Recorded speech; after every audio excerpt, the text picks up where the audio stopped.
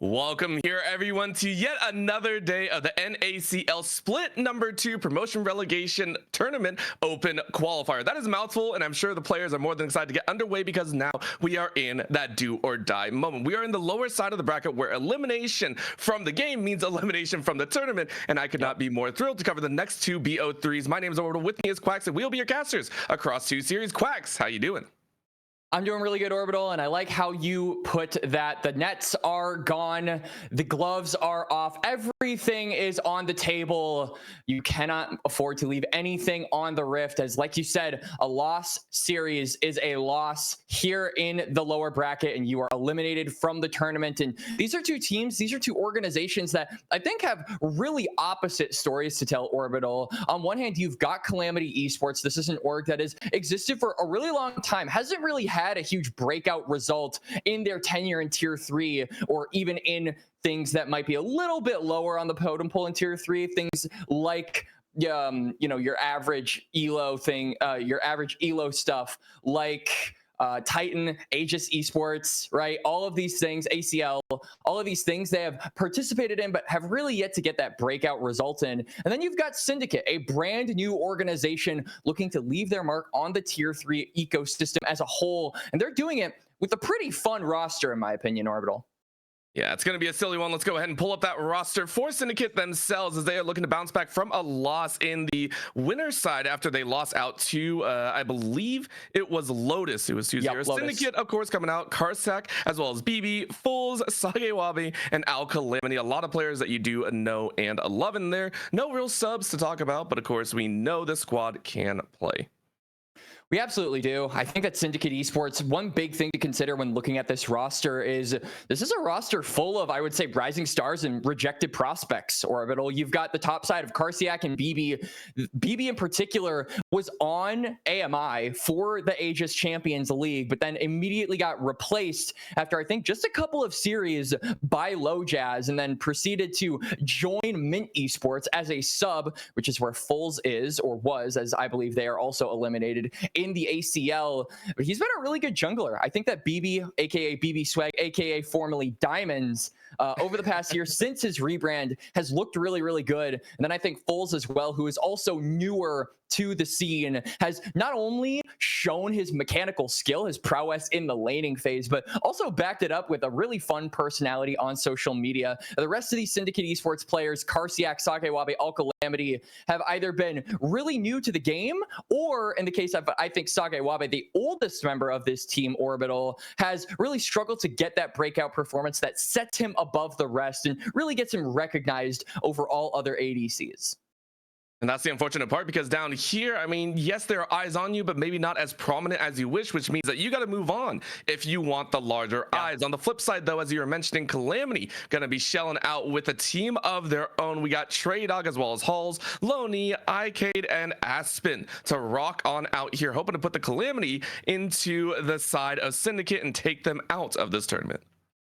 Calamity Esports, like we said, an organization that has really struggled to make their mark outside of the lower end of teams. Probably not favored to win this series, as I think a lot of these players individually have not had the pedigree that has been shown by the Syndicate players. But, you know, we've seen upsets happen in the open qualifier, Orbital. One really exciting part about having 64 teams, or not even 64 teams, 47 teams, more teams, I should say, is that upsets are way more common, way more frequent, especially with best of threes. It can happen. So I think a win here over win here over Syndicate would be a really nice thing for them to add onto their rising stardom as an organization. It's just going to be about those individual performances against these really mechanical beasts on the side of Syndicate.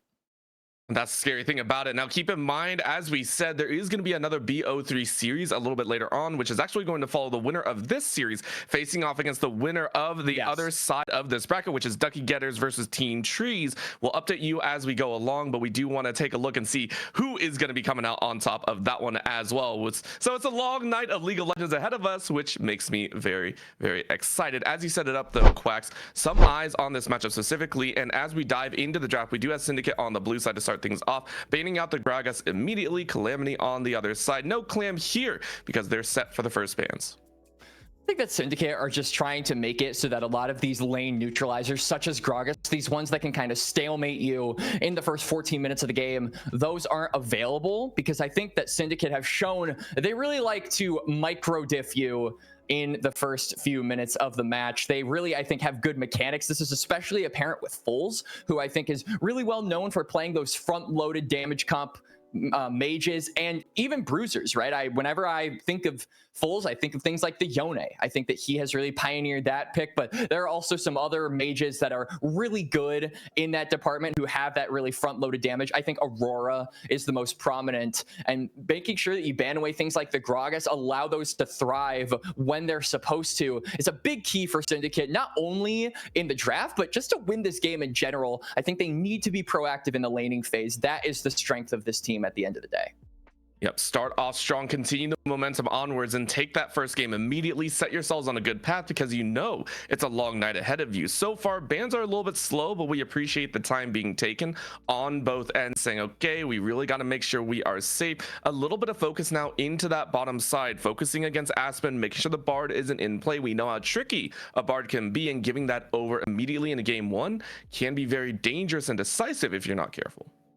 One thing that I think Calamity might have over Syndicate in this game, and one really underrated aspect of competition, Orbital, is being warmed up, right? Having that momentum going forward. Calamity obviously have been in the lower bracket longer than Syndicate, but Syndicate haven't played for like a week. Their last loss was to Lotus. That was in the first weekend of games, and Calamity have been able to take down Meow. They have been able to take down Timu Gold. They have the momentum driving them forward. They played yesterday. Their hands are all warmed up. This might be an aspect that gives them an edge in this first game. I feel like as Syndicate ramp up over the course of the series and potentially over the course of this night, Orbital, we should see them look stronger and stronger. It's just a matter of if that threshold is good enough for Calamity to take a win here on the opening game. And that's the big question in my mind. As we are finished with the ban, Syndicate are on the blue side, Calamity are on the red side. There's a lot of front-loaded damage here for Foles, but I also think that Syndicate have been really good at giving BB over that first pick, so that Pantheon is still available, that Xin Zhao is still available. But if they want to give something over to Foles, I wouldn't hate it, to be honest, Orbital. I mean, also, you take a look at the target bans, right? Calamity were really focused on those high priority damage aspects. I mean, the Draven in the early game, we've seen Ziggs and Azir both do really, really well in terms of being able to scale into that mid, bring out that damage source. So I wouldn't be upset to see, as you just said, Foles being given that reins, but also just the safety pick. We are going to figure out what that B1 pickup is, because we do see the Taliyah on the other side, Calamity making sure to get that zoning potential. We know Taliyahs aren't exactly the most damage impactful until mid to late, but they have great sectioning when it comes to the team fight. So I can only assume that this is a keep the opponent away on that right pacing. Oh.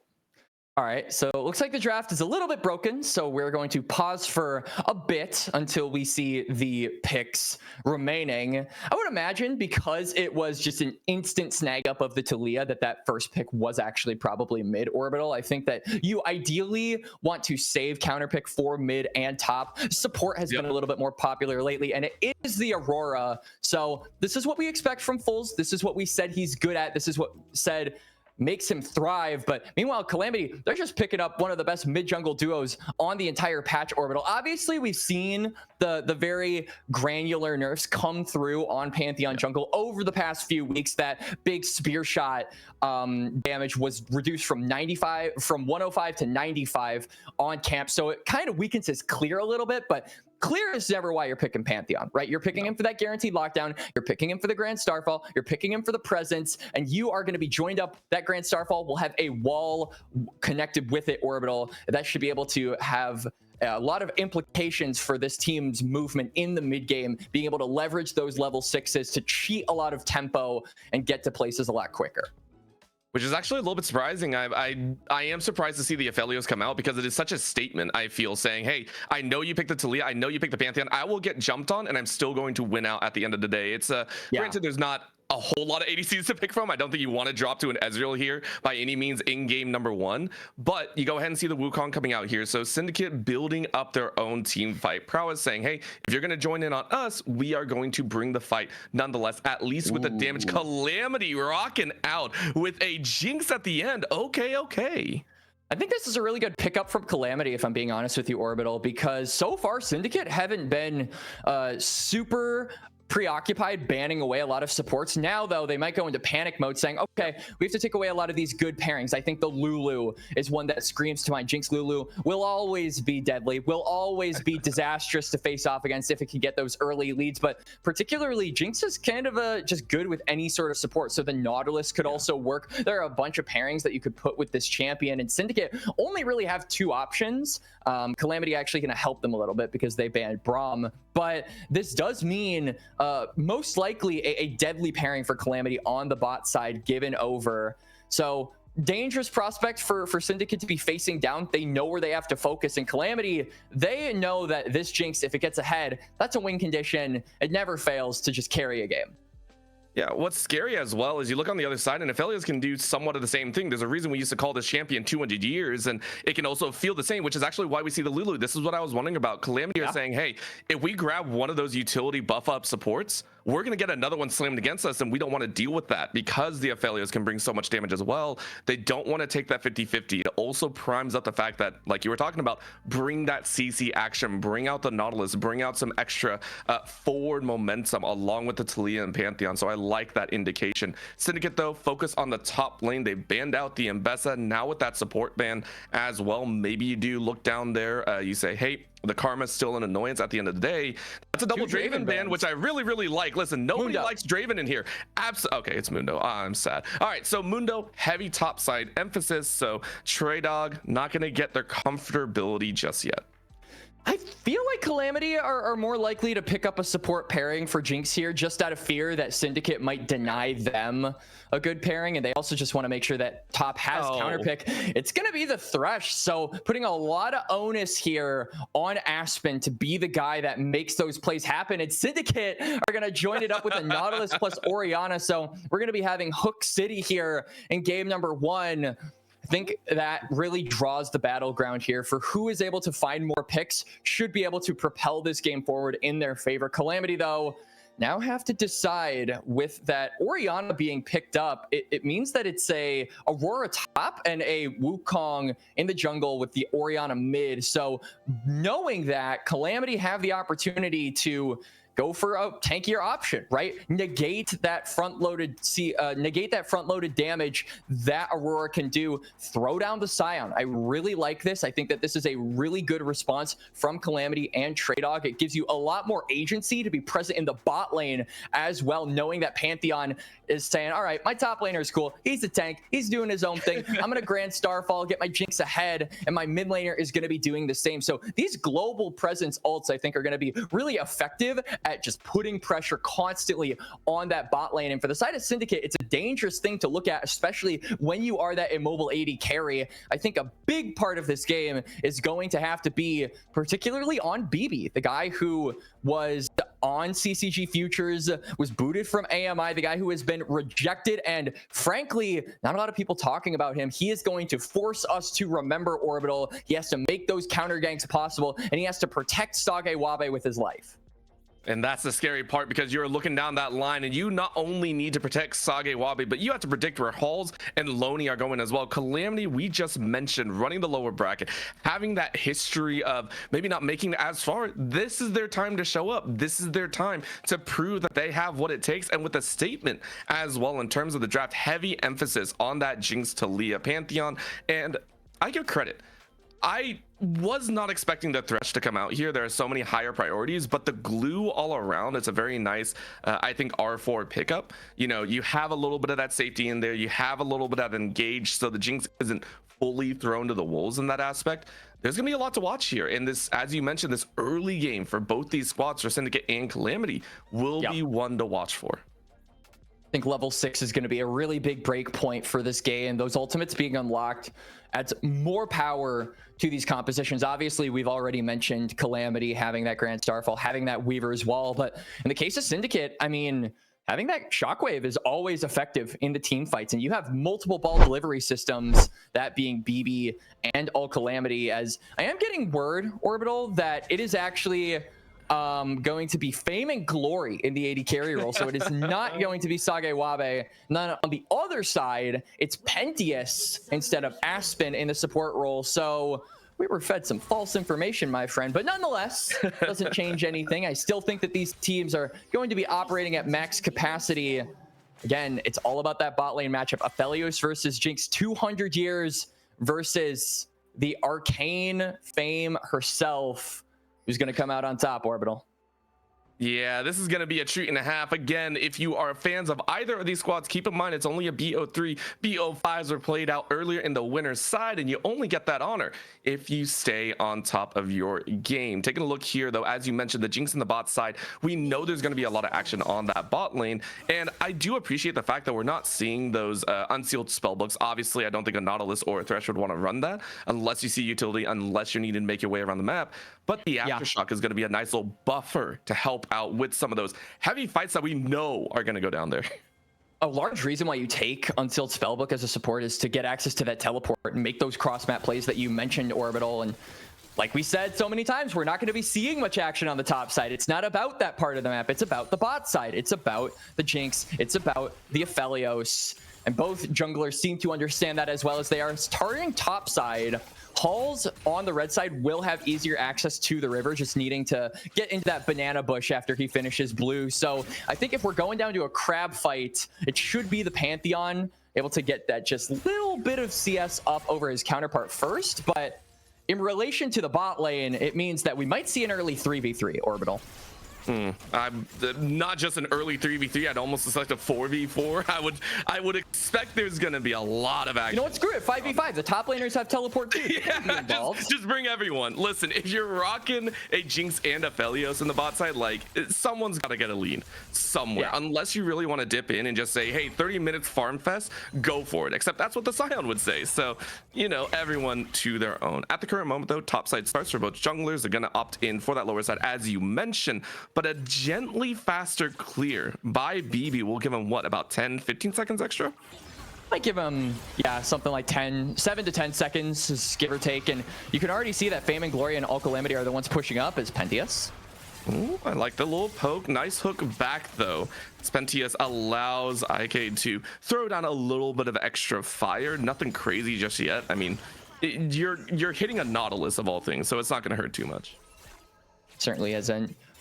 And before we get into any possible fighting here, Orbital, it is worth noting that Calamity's bot lane might legitimately have the angle in the 2v2. It's Arcade rocking the barrier, whereas Fame and Glory opted for the cleanse. So that combat summoner spell advantage goes over to the 2v2 of Calamity Esports.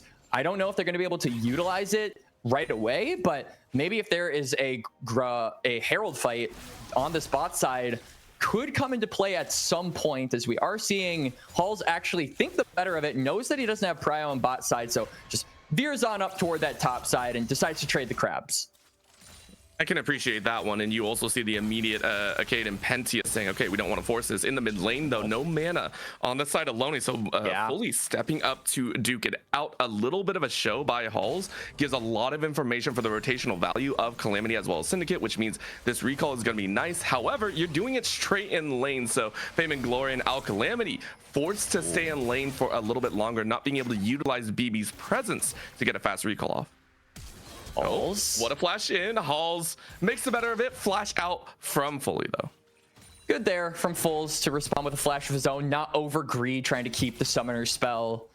So it will be that trade. Pretty impactful for Halls, I would say, just not being able to cover that distance. Relying on that empowered E means that you can't use that empowered W to get the longer stun and subsequently stack up your passive a little bit more. I think it really messes with the Pantheon in the most pernicious of ways, but can be a thorn in his side at certain times. As we are seeing, because of that, it is going to be BB Swag with a slight tempo advantage over his counterpart. That means he'll get to the bot side sooner.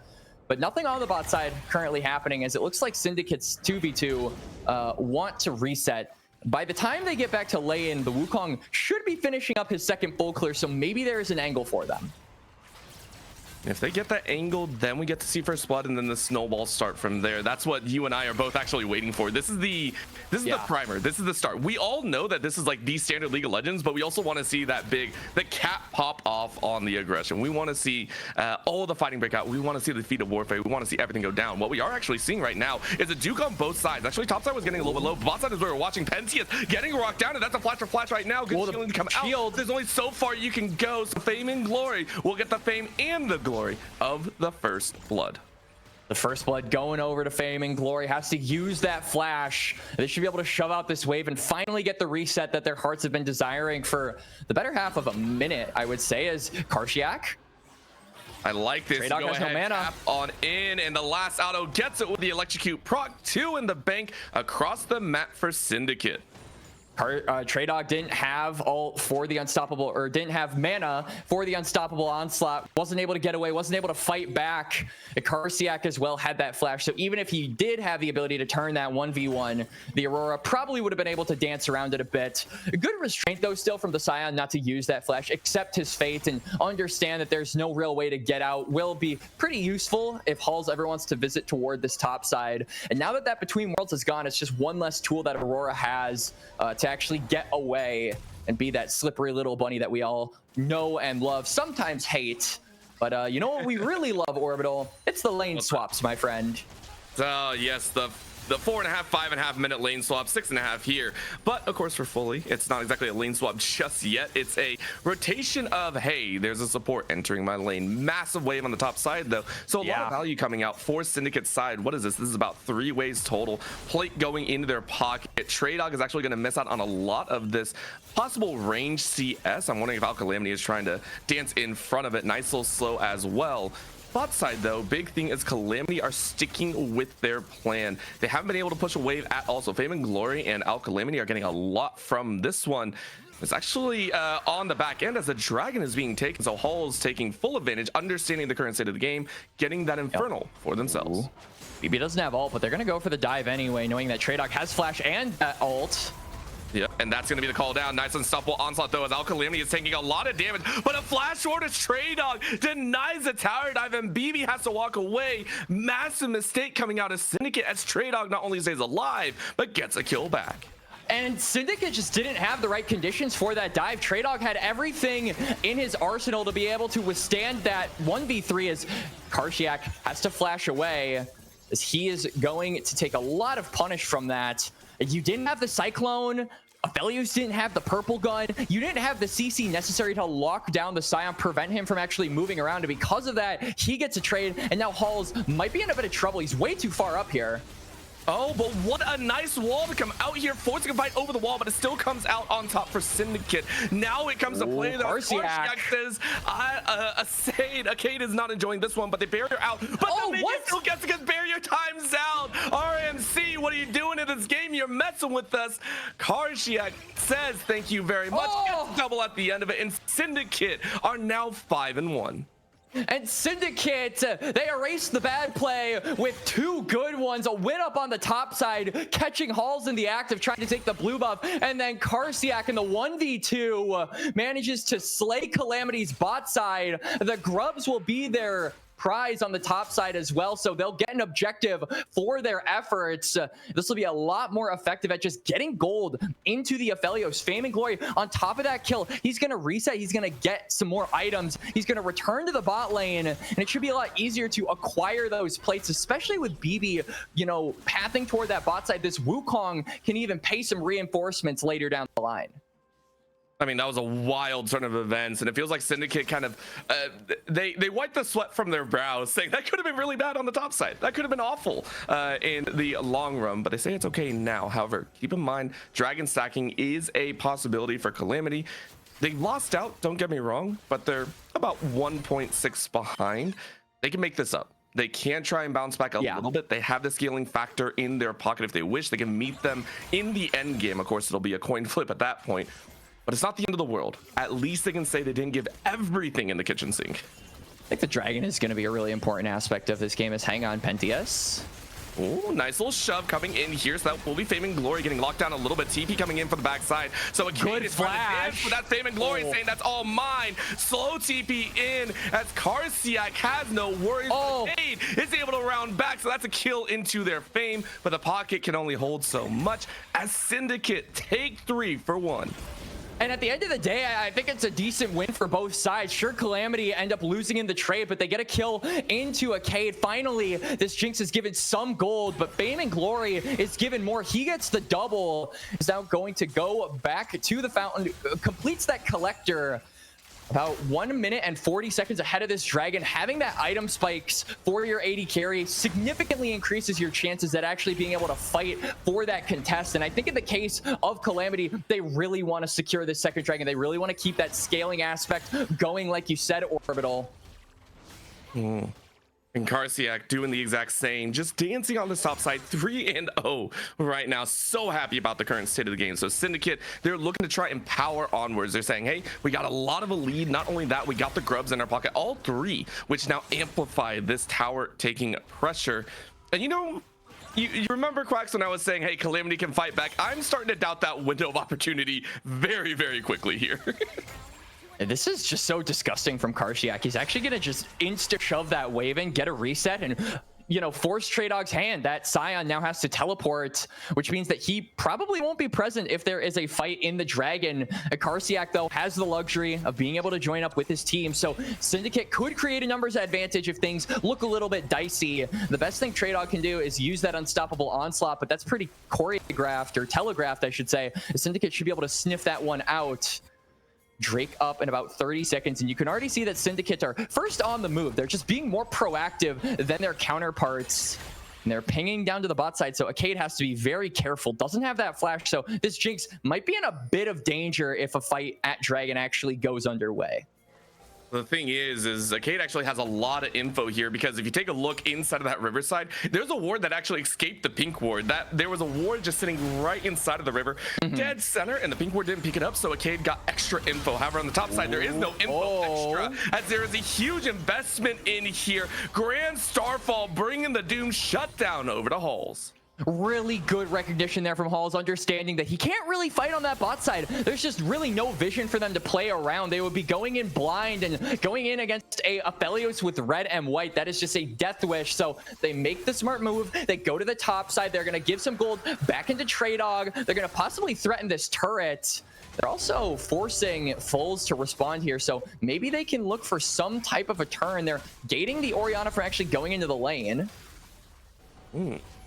And I like that attempt. As you said, gated out of that top lane, but at least able to throw down some more pressure, meaning you don't get a force on that tower that you were talking about. It was an ability for Karsiak to get back to lane, be able to stay on top of things, especially because we do have a Hextech Soul to play with, which means a lot of those rotations are going to come in even faster. Even if the TPs are down, expect the Scion and the Aurora to get back to lane a little bit faster. Expect everyone to get back to lane just a wee bit faster for the fight. And I'm looking at the builds right now. Something really interesting caught my eye, Orbital, and it's the fact that Foles actually has the Symbiote Souls, the upgraded Symbiote Souls already. So this man is just instantly going for the roam option. He's going to say, I'm going to clear waves. I'm going to get around the map. I'm going to link up with all Calamity. And this is the style that we really want to see. This goes back to what we said in the draft, where it's all about focusing that bot lane. It's also a good way to, I think, match the roaming of Taliyah, because unlike Taliyah, you don't have a wall that you can ride to get to the bot side. So you got to get some turbojet boosters on those robot legs of yours and match Lonnie in that department. And it seems like it's paying dividends, as Syndicate will actually take the first turret here. This will be big for future priority that they might need ahead of these Drakes. And I think they lost out just shy of the last play, but it was so quick that they were able to take it down. As you mentioned, now on the top side, we're watching that same kind of play go down, and Karsiak needs to be very, very aware of this one. BB coming in to try and help out, but you kind of roamed in on the wrong person. Karsiak, though, saying this is freedom. Loney is a little bit loony as they go down. Tower falls in the back end, but the resounding fight is huge. Shockwave lands onto 3 as Syndicate say, get out of our town. We rule these streets, as Summoner's Rift is there to claim in game number 1. And it's a disaster for Calamity as the two-man shockwave from Bulls comes through Orbital. They find their fight, they find 4, and Syndicate are just running over this game, my friend. They should be able to trade these turrets. You can see Dog is likely going to take that bot side one, but gold will be injected into the Orianna on the other side of the map. So even in the win that Calamity get on the cross map, it's responded to by Syndicate. They will get nothing that isn't already had by their opposition. I mean, insane work here as Syndicate once again showing that they might be new here to the scene, but they have the skills. You mentioned this was almost a micro matchup, saying, hey, can Calamity actually stand up to the unique factors, to the skills of Syndicate? And right now, I mean, Syndicate are kind of saying, we got this. We got a lot to be able to play with, I think, here. And for me, my eyes are still drawn to the fact that Fame and Glory has been getting almost shoved the gold of this bottom side. We're talking about 3-0-3 for BB. You know, Fully is sitting in there as well. But 3-2-1, this hasn't changed for Fame and Glory, and yet they have gotten so many plates in their pocket. They are currently sitting with an item and a half. Like, they are still amping up just as quickly as the Orianna and the Wukong. And now that the laning phase is over, I think that the strongest point for this Calamity squad is really passed. When you were able to leverage those 2 cross-map ultimates and get that toward the bot side to get Arcade ahead, that I think is when this comp was at its strongest. Now, though, the lane assignments are all jumbled up. Syndicate are joining with each other. They're grouping up as 5. They're making it really difficult for you to actually find an angle as Calamity. And I feel like a large part of that is partially due to the lane swaps, but it's also just that Calamity weren't proactive enough. And because of that, their main win conditions are suffering, Orbital. The most gold efficient member that they have right now is the Scion, my friend. Whenever you hear the tank is the primary shareholder of your gold, it doesn't feel great. I don't think anyone enjoys that factor. And it hurts to say because we just saw Loney go ahead and try and gather a little bit more for themselves, but with Drag It Up in just a minute, I mean, that's like the bare minimum that you needed to be able to challenge for the upcoming Drake. Syndicate, of course, they have all the gold in the world. You can see Karsiak already going back and believe completing their second item here already with 2 5 stacks actually on the Dark Seal. I can count, don't worry. They're set to go. Actually, they went back and just straight up bought boots. They're saying, hey, we know the fight's coming. I need a little bit extra speed, and I'm going to be jumping between worlds and between lives. Now we're going to be jumping to the Dragon Pit. That'll spawn in about 20 seconds. Syndicate, again, first to the river, first to that part of the map. Halls has really no opportunity to look for a cross-map play like he did on that last dragon. Karsiak is perfectly healthy under his own turret. They're going to try and use this Herald to force a response from Calamity on the mid lane, which I really like. This will just allow them easy access to the river, basically uncontested. I just watched Trey do like negative damage to the tower. That feels so bad. And that also means a fight in the mid lane is gonna open up. Oh, it's shut down. The doors are closed on your life. A second charge from the Herald as well means that Calamity not only lose their tower, but lose any initiative on the dragon as Syndicate so wish to take that. But at the end of the day, Arcade gets 2 wards, Orbital. You're forgetting. It's a worth it trade for the side of Calamity. And they place the worst to try and block the lantern, but it's under the tower, so it sees it. And Jinx gets all of the sweet, sweet yum yum gold that you could possibly desire. 1v5 angle now for Arcade. If he isn't able to do it, it's a letdown.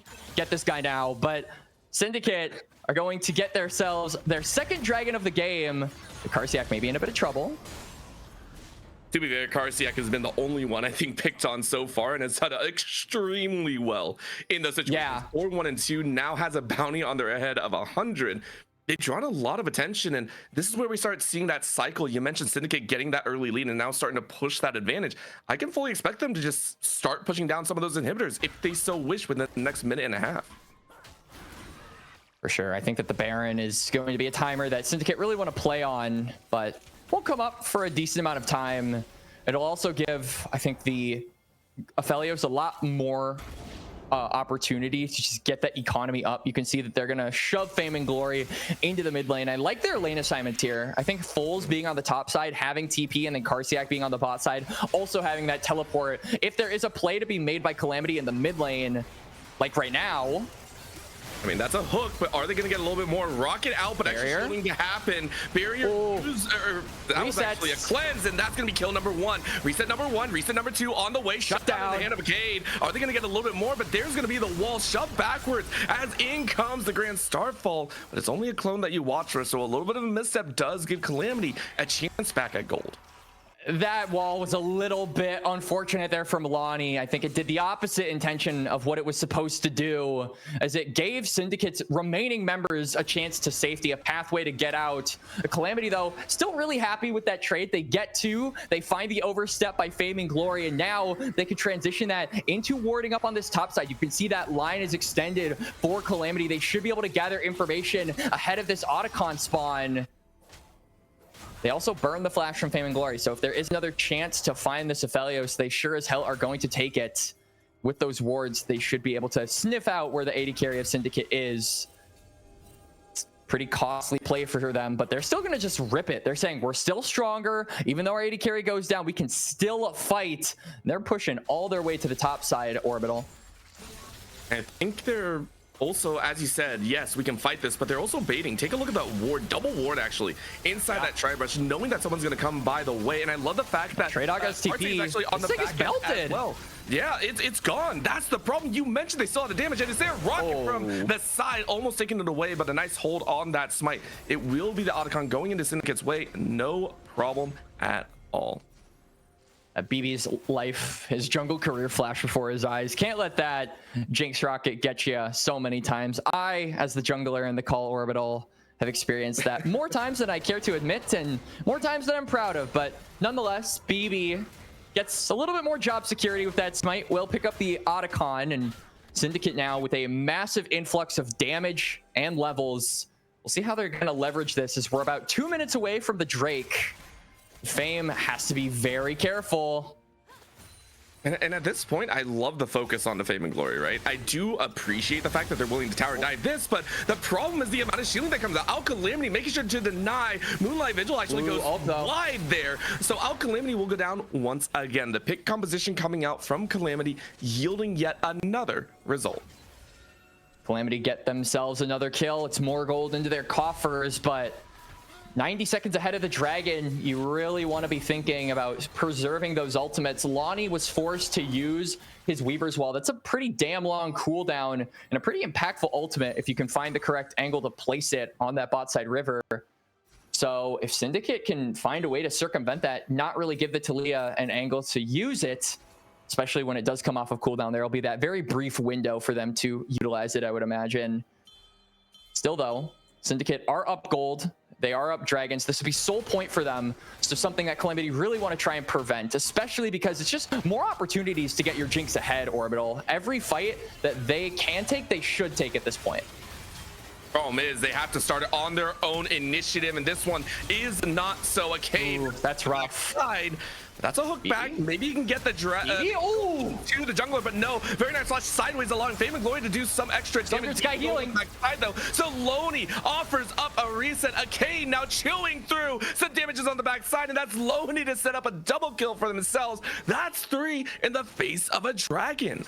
And BB was forced to use that clone. He was forced to use that flash. And because of that, the moment Calamity closed the walls in around this Wukong, and they find that kill, they should be able to deny the soul point from Syndicate right now. Drake gonna be up in just a few seconds, and all the members of Calamity minus Halls are there. But Halls, he has the Hex Gates that he can use. He has the Grand Starfall if he needs it. They're gonna start it up. By the time it is within smite range, the Pantheon should be there. Oh, and Karsiak tries to go for the kill, but you're not going to get it. A Cade says, call an ambulance, but for you, not for me. That is a free dragon now for Calamity as they tie up the Drake count.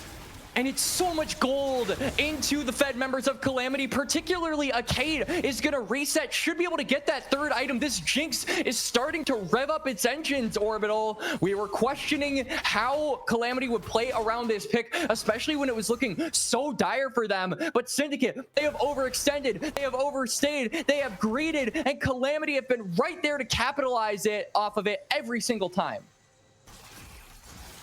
44.8 to 43.4. I remember a time when Calamity were down 4K.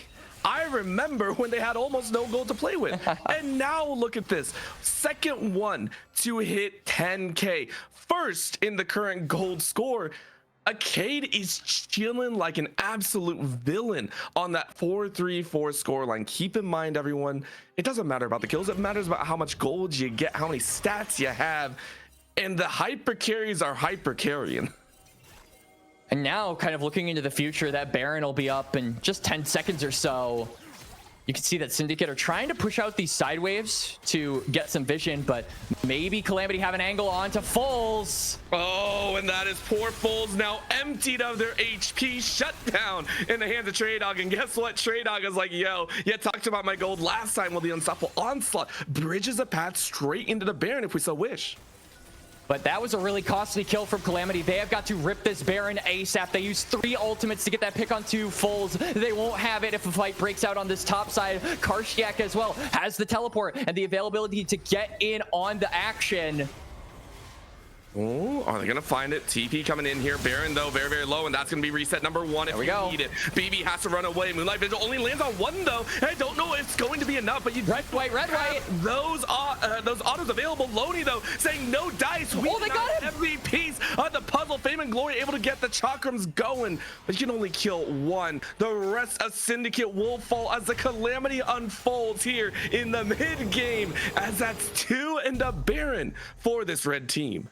The comeback is real. Syndicate overplay their hand in the 4v5. They get desperate to try and contest the Baron, but they walk into their own doom. Red, white, be damned. The resets come through. The Jinx is excited, and Calamity, they're getting excited, Orbital. They are so close to winning this game. The comeback has been insane, my friend.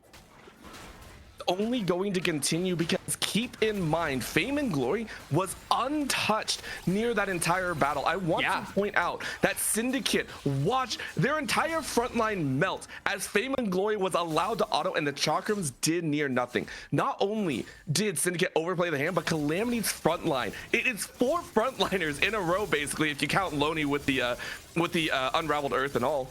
It's unreal. Syndicate not only overplay the hand, they're now struggling to break through the front line, and without a massive flank option, I don't see how the next 5 minutes are ever going to go in their way. You can see them now, they're just farming up. They're just trying to get any gold in their pocket. It's a front-loaded comp, Orbital. That's what we said in the draft. We said that they had great initiation, but if they're not able to burst them down with those initial cooldowns, Calamity can respawn. They can get the resets. The Jinx thrives off of just being able to survive the initial combo. And that is what's happened over the course of the last 5 to 7 minutes. Arcade has managed to absolutely decimate Syndicate because of the tankiness, because of the front line of Calamity buying that time for the Jinx. And now it's 4 members with the Baron. They're pushing down in 4-1. Foles is on the top side, so this numbers advantage that Syndicate think they might have isn't really there. Look at BB though. I don't know if they have the damage either. BB just goes straight to the back line, but who's there to help clone, out? though. No clone. Chewing through that Wukong, and guess what? It's a free kill. Out Calamity's gonna be next. Trey is running off the back line. Syndicate say, oh no, the cops. Here's though to round it back. Can they bounce off of this? A turn for a turn is a half and a half, and it looks like Calamity are on the run. Karstiak though says, do not over chase here. We do not want to overplay our hand yet again. What an opportunity as a match 2 for 2. And Foles comes in with a massive ultimate there to save the fight for Syndicate. He's trying to look for more. Traydog is at about half HP. They want to claim this turret despite the Baron buff worn by Calamity Esports. They will knock down that mid turret. They should be able to get push in mid lane, maintain that 20 seconds ahead of this dragon. This is exactly the kind of turn that Syndicate were hoping for. They have been gifted a miracle, but can they make magic happen off of it? The worst part, it's not a full miracle. It's about a quarter of a miracle. You weren't able to take down Arcade. You weren't able to burn the Jinx splash. Still getaway. It's still a getaway option. So I'm really looking for that sideline. Are you going to be able to find the opportunity to get the flank? And I'm looking at Karstiak to be able to do it. Everyone funneling in here. Here comes the Weaver's Wall. But that's enough to get the backside. That's one that you really, really wanted. And down goes the carries. Calamity strike hard. They strike fast, and the HP bars are going to be deleted. Pentia Prometheus gets their first kill of the game. Kane goes, give me my 6. And that is Calamity wiping Syndicate off the map. Karsiak will be the last to fall. Calamity with a shattering team fight after losing their ADC once. It doesn't really matter. What a call and a play overall for Calamity to strike back hot. And Traydog makes it happen. A beautiful, unstoppable onslaught from a regular on the Calamity Esports. He's seen the highs and the lows of this organization, but he's looking to take them to a new high as they're looking poised to take game number 1 off of Syndicate. Karsiak keeps getting his recall canceled. That is so sad for the top laner of Syndicate, but it's even darker, gloomier, depressing for Syndicate as a whole. It's soul point for Calamity Esports. 4 minutes, that is the timer that they have to keep in mind. This could be the comeback come true, Orbital. I'm terrified. And Quacks, if we're looking at this from the other side, I mean, Syndicate, yes, they've lost the last couple fights, but there is hope. We talked about the hyper carriers. We know that Fame and Glory can output damage. We know this. You just haven't had the opportunity. And honestly, you know, you were kind of done in by your Orion. I mean, Foles flashed away. You couldn't flash fast enough and you got hit. So, yeah, you know, take that for what you will. Foles really was the magic. Yeah. Foles really was the magic for this team to get that turn in the mid lane. He didn't have flash, he didn't have the resources, he didn't have the opportunity to really play his hand because there was a Scion in his face getting right up in his grill. That meant that the backline was essentially unbesmirched.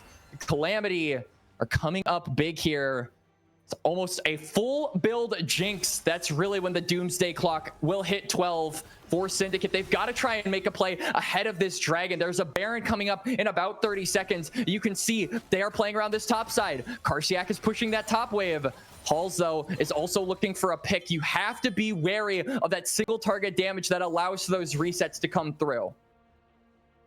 I cannot believe the fact that Fame and Glory is actively walking even close to El Calamity. Like, I would be like 10 feet behind my support right now. Yeah. With how carefully Halls is actually looking for those picks. Even though Halls doesn't have flash, I'm always terrified. However, Baron is now up. You're looking for a burn and turn here. If you can, Traydog is now stepping into the fog of war. This is going to get very close. Pentia stepping in as just well. Starting it. It's a desperation play. Karsiak ready to do the damage on the backside. Halls is down to about 50% HP. Traydog Get in there, Halls. This fight comes down, so it's helpful. But is anyone Karsiak on the back? There, Baron, but top wave on 5. That's what you want to see. Syndicate whip folds as we fully ace Calamity.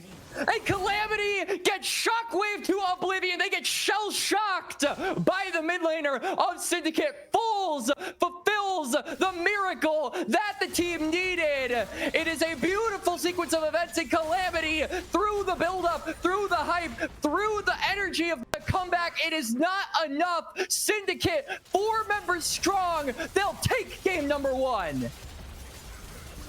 A true shock to the hearts of all Calamity fans right there, because you had everything. From minute about 25 was in your favor. Every single fight, every single objective, every single push. There was nothing you could not do except lose track of the command ball, except lose track of where Foles was. But for Syndicate, that is a we were so close to losing that. Yeah, Syndicate, although they win, they're probably happy about that. They're probably not happy about this. The gold graph tells a story, Orbital, in of itself.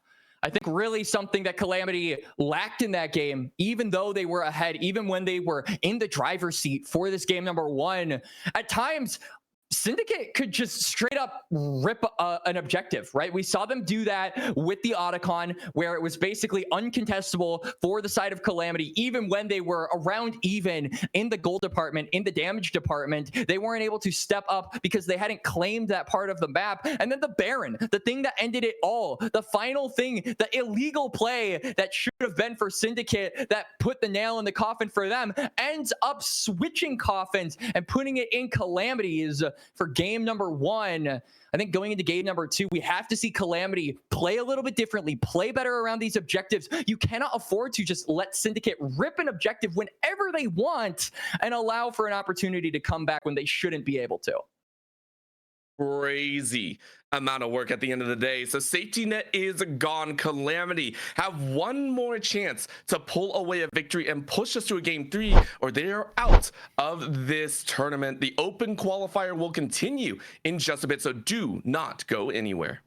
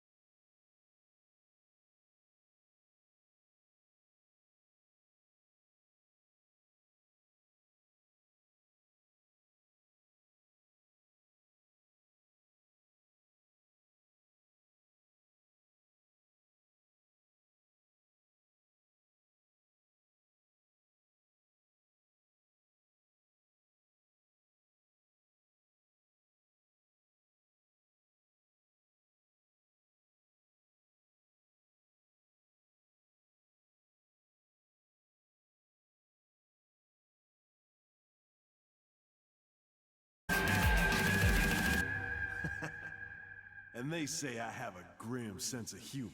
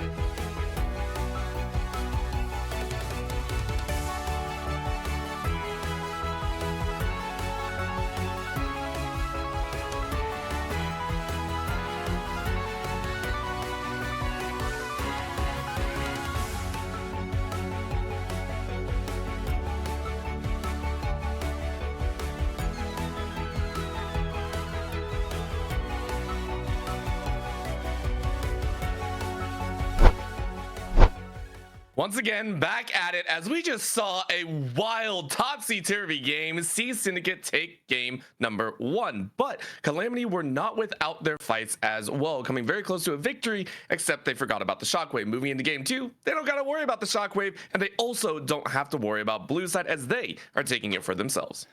Really good snapback around there by the side of Syndicate. When their chips were down, when the cards were against them, when their backs were against the wall, it was the massive shockwave from Bulls. It was the Baron force from Syndicate. It was them forcing Calamity into them that did the trick. And this is a problem that we said Calamity are going to need to overcome here in game number 2 Orbital. They need to be better around setting up these objectives. That Baron should have never been started by Syndicate for that first game toward the end. The play that really made it all happen should really have been just an illegal thing done from the winning team. But Calamity, they didn't have vision around it. They didn't have presence around it. The jungler as well, Halls, did not have flash. So all of the things were going wrong for Calamity in that last fight. And it was the thing that spelled their doom.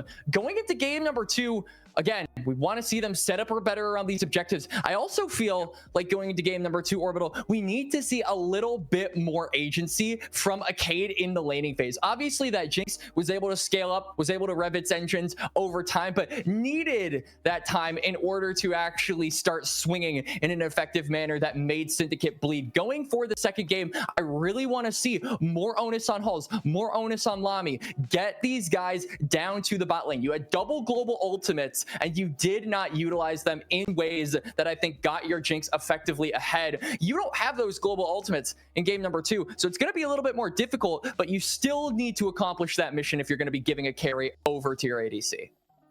Taking a look at this game number 2 as we dive on into the draft already, Calamity have solely focused on a few champions that they don't want to deal with, namely the Ziggs and that, wow, my brain, Lilia. I remember that champion.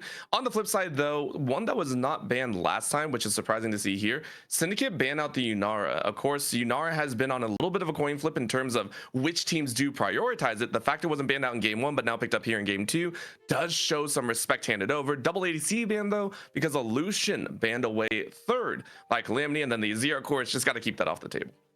A lot of AD carries being pinched here. Ziggs as well is kind of half of an ADC, has really been an effective flex for so many months too.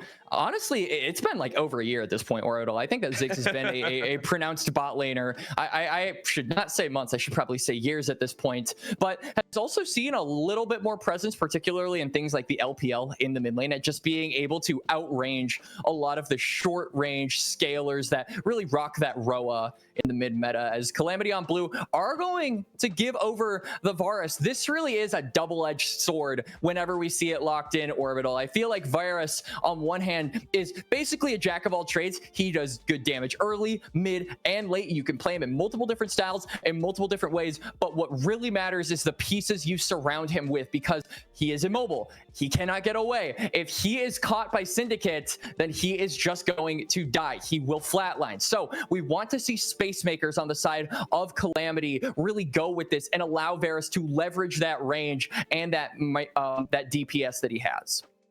If he can bring it out, then he can go ahead and fire away, and Cade can also have a very nice game if given that opportunity. The Rumble, though, on the flip, this is very focused towards that top side. We were talking about Karsiak last time, and Karsiak did very well, I think, on the Aurora. Now flip into the jungle. BB going to be lining up that Vi, making sure to have that easy engage, have that ability to lock down the very immobile Varus, like you were talking about. I think this is really good. I think we saw BB on multiple flank attempts throughout game number 1, and he was constantly able to find his mark onto the backline. Sometimes it would net a kill, sometimes it would net a fight win, but sometimes it wouldn't. I think that Vi is way more consistent with that ultimate and just being able to find those stragglers, being able to find those immobile targets, the Varus, like you said, Orbital. So this plays into BB's strengths, this plays into Syn's strengths, and this is a good champion in the current meta. So good read here from the Syndicates. A Calamity, though, going to go with the newly stylish. I see some of those silver strands of the hair, Zinzao. You're rocking a little bit of age, but age never looks so good. Calamity going to bring that one out for Halls. And again, you have the skirmishing potential on this champion. It's all about how proactive you are in those first few minutes of the game. And honestly, I'm a little bit worried about, Calamity. They did so well to rebuke in that mid to late game that I think that Zinzao might get a lot of action in there, be able to show that strength of denying the follow-up behind that Vi. Rounding out, though, the victor in the mid lane makes sense. I mean, we're talking about Loney. Loney actually had a very nice time with that Talia, but the answer of the Syndra, this goes back to what you're talking about, Foles yet again, very powerful mid lane champion with a lot of burst, a lot of oomph behind it once again. Yep, front-loaded comp, scaling. This is exactly what we wanted to see Foles on for game number 2. Similar to the Orianna, the Syndra not only is good in the team fighting, not only good in the scaling department, but she's good at finding picks, right? And I think paired up with the Vi, this is a really potent combo that should be very dangerous for a Cade if he is left unguarded or if he is mispositioned in any of these skirmishes. They're doing a great job at punishing the main keys to success that Calamity had for game number 1. Going into the bans, though, I feel like the big thing we need to see from Calamity is something that can stop that damage, right? Something that can block that damage. Braum is a champion that really comes to mind at just being able to kind of tank up the damage and dish out some peel in return. I think you need someone that can buy space, not just for this Varus, but this Victor lock-in as well. This is another immobile carry on Calamity's side. You need something that can get those guys away from the damage that Syndicate have drafted here for game number 2. Yep, and we've seen what happens when Syndicate quite literally are given the opportunity to free fire on that point. As you called, though, the Braum is one. There are a few others, though, that can deter. I think those engagements, one that does come to mind, the fact that we actually haven't seen another ADC, is the fact that Syndicate could go for another hyper carry. Obviously, the Aphelios had a good time, maybe not a great time, especially towards that mid game getting caught here and there. It's a bit rough, but the fact that we are seeing that Jhin band away shows that if you're looking at Calamity, there might be some shakeups. We have also gotten word that we do want to talk about here. Syndicate, I do believe, have a chance to actually play Sabe Wabe, which I want to reconfirm. We had confirmation in our ear that there were some mix-ups in there, but if Sabe Wabe is coming in, this ADC ban does make sense. I think it would be really smart for Syndicate to probably just go something a little bit more low economy, weak siding, because this is a very strong top side here for game number 2. I think that the damage profile of Rumble, Vi, and Syndra is immense. And if you can get something that can support it from the backline, maybe in a little bit more pernicious ways, it could be effective. I'm looking at things like Sivir right now. I think that that could be really good, especially when Syndra and Rumble, they're immobile. If they want to try and keep up and catch up with the Vi, who will be engaging almost all of these fights Orbital, I think that the On the Hunt could be a really effective tool at doing that. Calamity, though, again, you need those space makers. I honestly would not hate if they went for something like a Poppy support here, especially if Syndicate decide to give a counter pick over to support, and there is another mobile ADC Tron up here by maybe Sage Wabe. We again don't have confirmation on that. But I think that could have a lot of really nice uses in this game. Though I will say, for the side of their top laner, we saw a lot of effectiveness be drawn out from that Scion for game number 1. So I hesitate to say that they even need to do anything different for Traydog in game number 2. Maybe just stick him on a tank and we'll see what happens. Ornn is obviously the other really big tank in the meta at the moment. Yeah, I would actually agree with that. If we're going back to game number 1, I'm sitting there going, I don't actually dislike anything about the composition. Both comps actually in game 1 had a very clearly defined, definitive win con, and they actually played to it. It was just that small mistake at the very end. And yes, they leveraged a lot of losses in the early game. They weren't able to get the momentum for the Jinx. But I do like the fact that you pointed out Traydog had so much fun. The whole reason that we kind of behind on Fame and Glory was the fact that they got hit by like 3 unstoppable onslaughts. There were moments where it was just like, oh, you can't really do anything. So huge props there. What do you want to mix them with? As we actually see the Bard come out here, it was banned away in game number 1 against Calamity. So this is a steal away right now against, I believe, Calamity. Against Pentius. I'm so sorry. Yeah. So Pentius does like his Bard. This is also, just kind of furthering that indication that the ADC we're likely going to see here by Syndicate is going to be one that's weak-sided. Bard is known for his roaming, known for playing up toward that top side, getting everywhere, being omnipresent around the map. So you do need to stick a champion down in that bot lane that is comfortable with 1v2ing. I think anytime you lock this character in, this could be something that Calamity try to hammer home. Maybe they go for a really, really aggressive 2v2 bot lane and go for something crazy that can rock Ignite. Maybe you go crazy and do something like Pyke or Leona, just something that can really say to Bard, you're never leaving this laning phase, as they are going to go for the Lulu. So this is more just to buff up the Varus, but I don't think that this is a particularly strong 2v2 that Syndicate can't just stick an AD carry and do a 1v2 with. I like Sivir here. I mean, if you want to do Ezreal, that is also an option, especially if this is in fact Sage Wabe playing. That is one of his best champions. That champion is synonymous with his in-game and competitive performances. So comfort, style, I think it points to a more weak-sided ADC, but we'll have to wait, as that Cassante orbital is going to be the last lock-in for Calamity. And I actually like this. So I was taking a look down the line when I see that Lulu locked in. Yes, it helps out the Varus, but it does leave Xin Zhao a little bit high and dry on who's actually going to follow up behind. Everyone else on the side of Calamity is a little bit mid-range. Yeah, he doesn't have secondary engage. Yeah, and so Cassante isn't exactly engaged, don't get me wrong, but the ability to dive on in, get in the middle of the fight will help a little bit, especially when you take a look at Syndicate. They're fairly squishy. You don't have to worry too much about any hard CC coming out, except for the Bard, except for the Scout of the Week. So maybe you can play around that one. And yes, I didn't forget about the Vi. The Vi's a whole other aspect, but I just like Xin Zhao having a friend to go into the battle with. However, this last pick, like you were talking about, Quacks, will be the final linchpin. Is it Sabe Wabe's Ezreal? Are we going to see something else? Or are we going to get a surprise and actually have, for some reason, the Syndra into the bottom lane, going into that APC role, and then try and shift out, try and catch something that'll find the victor? I do like the idea of an ADC. It is the Corki at the end of the day. Still some safety, still some punch to it.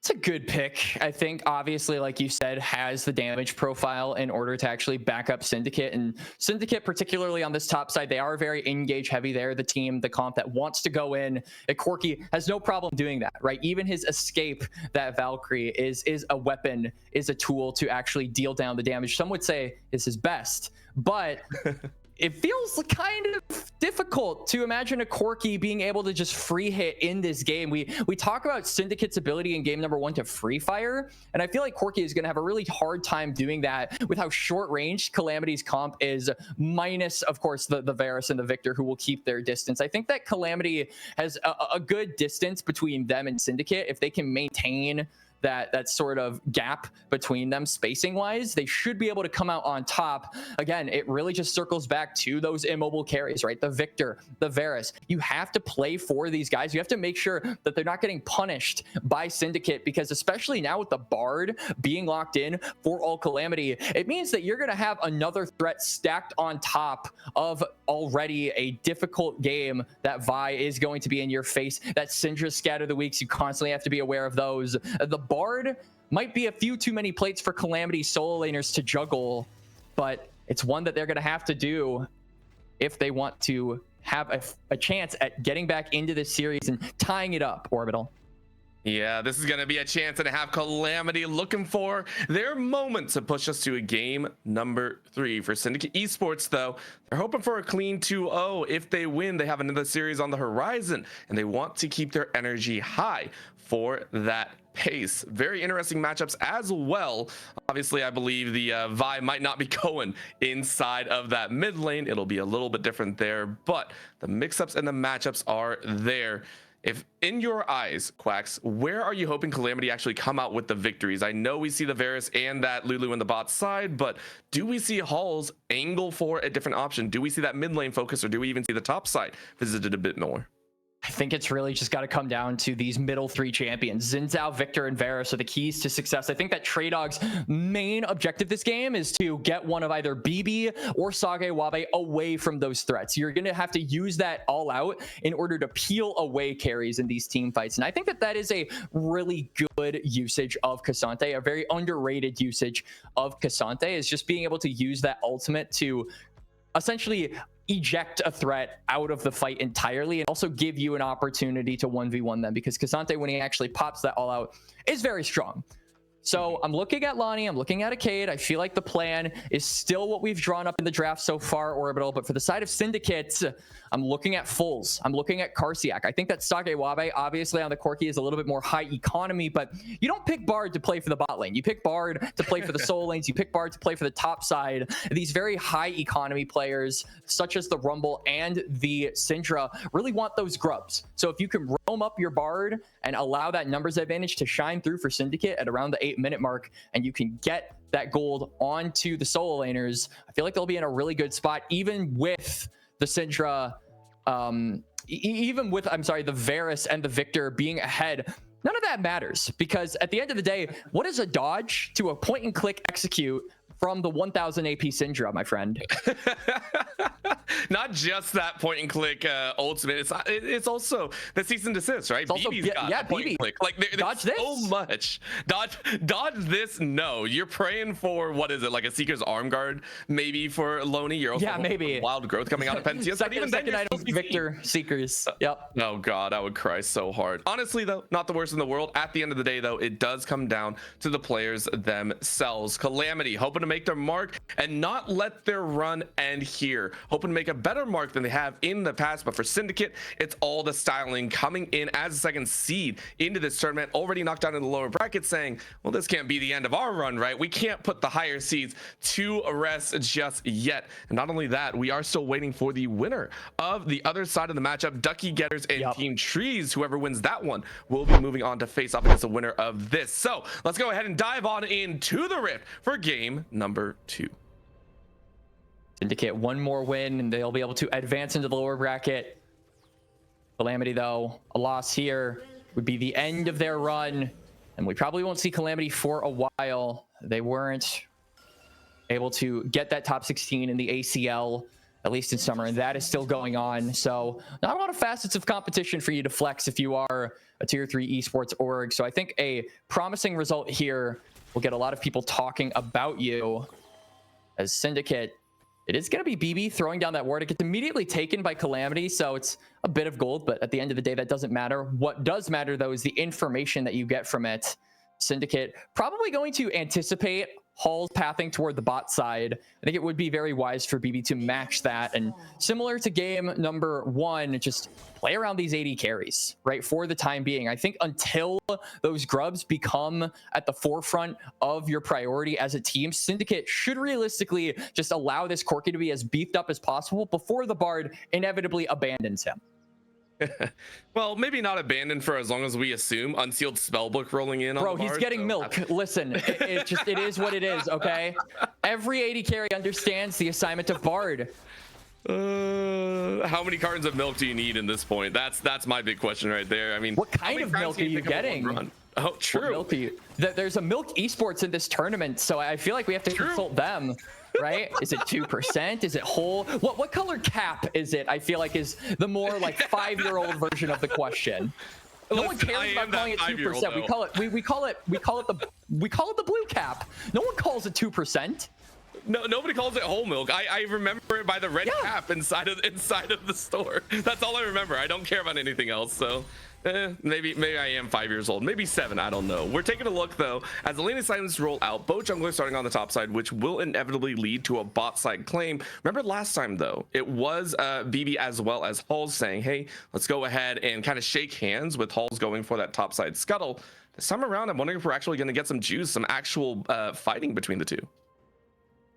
Yeah, as I have a freeze on my screen. Hey, okay, we're back. We're back. Okay, good. But I think for the time being is another freeze.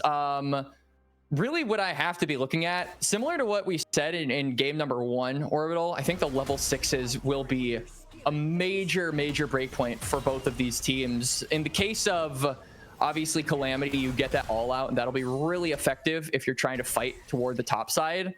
And then we talk about the point and click ults of this mid jungle duo of Syndicate. That really has to be when they turn on the Jets. I think until then, though, you don't have to see too much aggression coming out from Syndicate Esports. I think they're just very fine with being cordial in these first couple of levels and not really doing much at the same time. Just scaling up, taking farm, and playing some Stardew Valley or something in the background.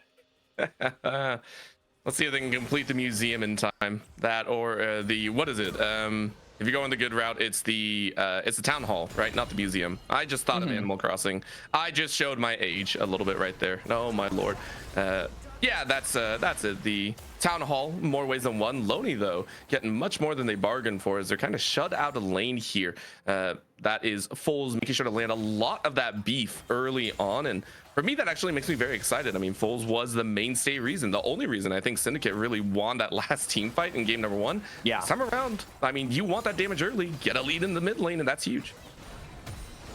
You can see similar to game number 1, Halls is up on that bot side. Maybe gonna look for something onto Foles, but he'll dodge out on the wind, become lightning. You really want to get action in on this top side though, as Karsiak may be in trouble. Oh, but the resets are there, and that's going to be the burn. The cook is so real. First blood to Karsiak as it gives Traydog a little bit too much of a scare. Its flash is traded, but Karsiak is going to win out on the 1v1. He should be able to reset and help push in this lane. He has the teleport too, whereas Traydog is going to have to use his own 2 legs. Instead of that teleport being used, though, that is a good timer, at least according to Syndicate, to actually go for the lane swap. So they are going to be going for the 1v2 lane now. Actually, Calamity are going to be lane swapping too. So both of these teams reading each other's minds. This should be at least an early indication that neither of these squads are going to be taking Dragon on spawn. Obviously, you have the junglers pathing toward that area, but I feel like part of the reason why you lane swap is to give more shove to a lane that you want to own, and that leads to an objective. So I think the grubs, like we said in the draft, are going to be the main focus for both of these teams. I mean, they're already kind of angling for it. You can see the wards going down as well. A little bit of a pink ward, very deep into defensive territory for Calamity, but Karsiak and Traydog, they're not worried about that. They're worried about the fact that they are going to do it once again in a not so flavorful pattern. Of course, in the mid lane, Foles getting a nice little stun out, and that's actually been, I think, 90% of the stuns landing so far. Foles has had full control of this mid lane, and it's yielding a lot of results. And because of that forced recall on Lonnie and the fact that the wave is in an advantageous spot for Syndicate in the mid lane, the BB just feels completely comfortable starting up that dragon. There's also Karsiak who has prio on bot, so that Rumble should be able to roam if there's any trouble, but Foles might be in some trouble. Yeah, and the worst part as well, you just recalled, you just TP back, and now Dragon is being started by BB. BB's been on it for about 30 seconds now, getting some help from Karsiak, so they should be able to clear it pretty cleanly. But I was scared there for a second. Hulls was completely en route to take out Foles if Loney was there and available. So Calamity starting to make moves of their own. I appreciate it. Like the proactivity here from Hulls. It hasn't netted them a kill yet, but it is burning some flashes. We really have to keep our eyes on that, as in about 2 minutes, it is going to be the grubs spawning up. I also think it is worth talking about the leveling. We really want to see both junglers hit level 6 at that time. Particularly BB needs to have that cease and desist if they actually want to go for the grub exchange. Until he has that, I feel like it's a very difficult world for Syndicate to actually try and take that topside objective. If they don't have that initial engage, it's a rough way to actually, close that gap. Well, what we're seeing here as well is Hull's getting caught out a little bit with the equalizer down, but the mid lane is really where it's at because Foles gets chunked out. The Chaos Storm will zap one last time, but it's not full enough. No cease and desist available, so Loney will get out scot-free. It's a nice push, and that's the power of losing a flash early. Loney and Hulls don't lose a life. It's not super consequential, though, as Karsiak will actually hold this mid wave, bully out Loney in the meantime, until the Syndra can get back. They're sending Syndra to the bot side, which means that we probably won't see Foles in action around this Grubs. That means no Scatter the Weak available, no true Power Unleashed available as well. That could be a lot of damage, a lot of pick potential just lost for Syndicate, which could be an advantage that Calamity tried to use, just having more prominent pick tools and damage dealing spells in their arsenal. So we're still about 30 seconds away from that happening. So far, the push, the shove is favoring Calamity. As you can see, the wave state on the top side is shoved in for them, and then Loney should be first to mid to clear out that wave. If you're able to get there, maybe you get bullied out by Loney as well. You can see Karsiak saying, okay, I'm here. I know I'm a mage, melee versus ranged. It's a deal all the way through. But what you called out earlier, Void Grubs up and available. We're ready to dance it out as neatly as possible. Everyone collecting on this top side. I think the only one that's not is Trey Dog. Go ahead and take a look. I got scared once again, but it is going to be Calamity first to actually put 3 on the board. They're going ahead and starting up these Grubs, a lickety split, taking one in tow. Trey Dog has teleport advantage, so if they need the Cassante, they can just call him up. You can see he's actually sitting in that bush on the bot side, ready to get involved here. Syndicate don't want to pull the trigger. It's a dangerous game that they're playing. BB will actually use the smite, so they're just going to claim one, and I think try to back out. They bait out the teleport in response, so it's not all bad for Syndicate at the end of the day. Sure, you don't get the objective, but you force the Cassante to respond. This will allow Karsiak to push in this wave and use that one grub that you claim to maybe get a plate and further this Rumble's lead and gold. I actually really like that. Yeah, I don't think Syndicate really wanted to actually go for the Grubs. They were like, it's an opportunity, and we loaded up that top side. Yeah, and then they're just okay take with the one. it. Now it's not a, it's not a full push. It's not that worrisome. And as you called, Karsiak gets a little bit of a lead. Now the question is, will Trey Dog be able to recover? Because now you're an offset timer, and we've seen how quickly Syndicate are willing to lane swap as well. They're willing to push a lot of these rotates into the forefront of the imagination, and it's a minute and a half on this Dragon. This now leads me to believe that Syndicate will have advantage on Dragon, considering the top laners are back on top. And because of this, they might be able to use that to try and, shove that TP advantage now gained by Syndicate in the faces of Calamity. We've got this Dragon coming up in a little over a minute. So now that the top laners are back in their rightful place on the top side orbital, no more lane swap shenanigans available. As Trey Dog looking for a trade, but he's not going to commit the all out. Ooh, good dodge. Oh, dang. You could equalizer this 100%. You can, okay, no, you're not going to do that. Still, though, that's a run out. That's a pure run out, and Trey Dog can't hold. So we were just asking, how well is that lead going to work?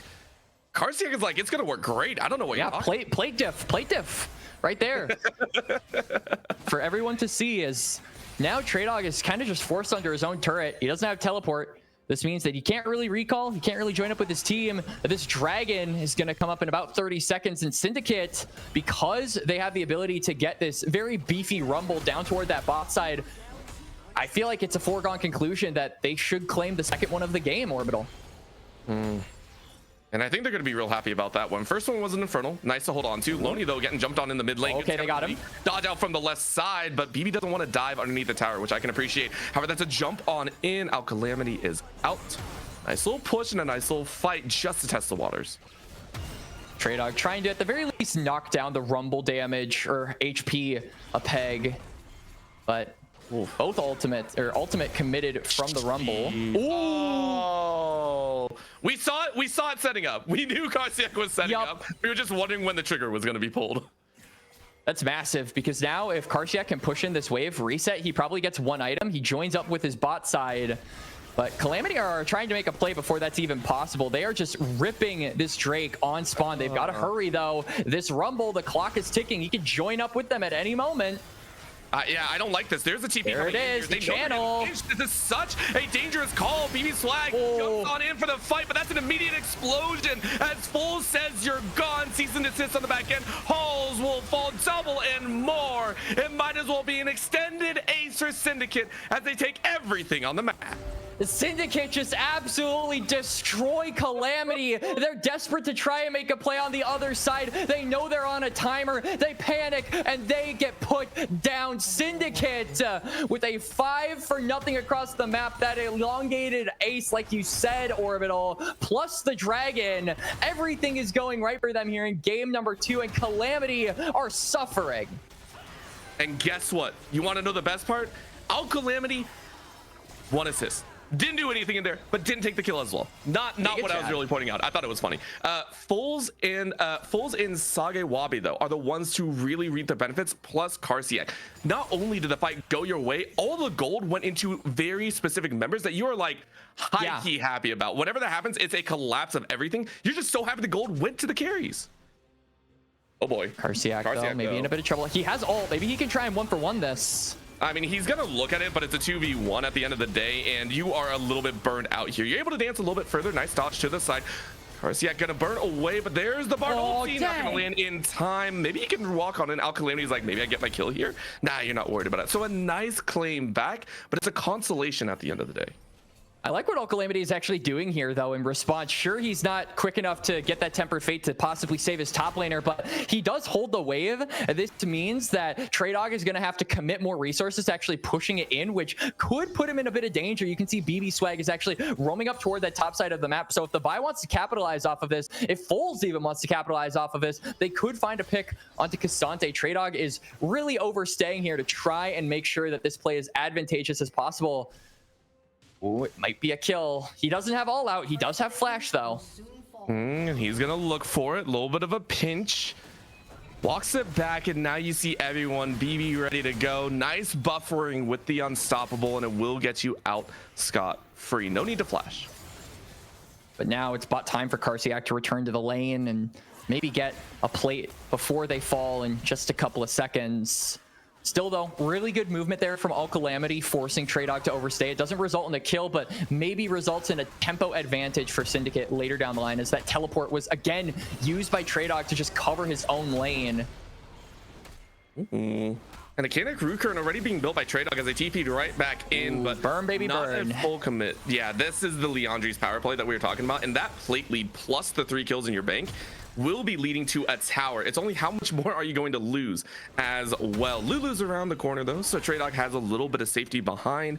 And with it being 14.5 minutes, no plates to play for, you're not overly worried about it. Back away by Syndicate, saying we'll get first brick somewhere else. Karsiak now, I think, has just complete permission and authority to run wild in this lane, right? Because Dog is really behind at this point. Obviously, like you said, he has that Rooker in, but they want to try and capitalize off of that. Maybe they look for something. Calamity actually top side. This Bard never leaves. I love this. Forcing the flash out. Halls is a beat too late.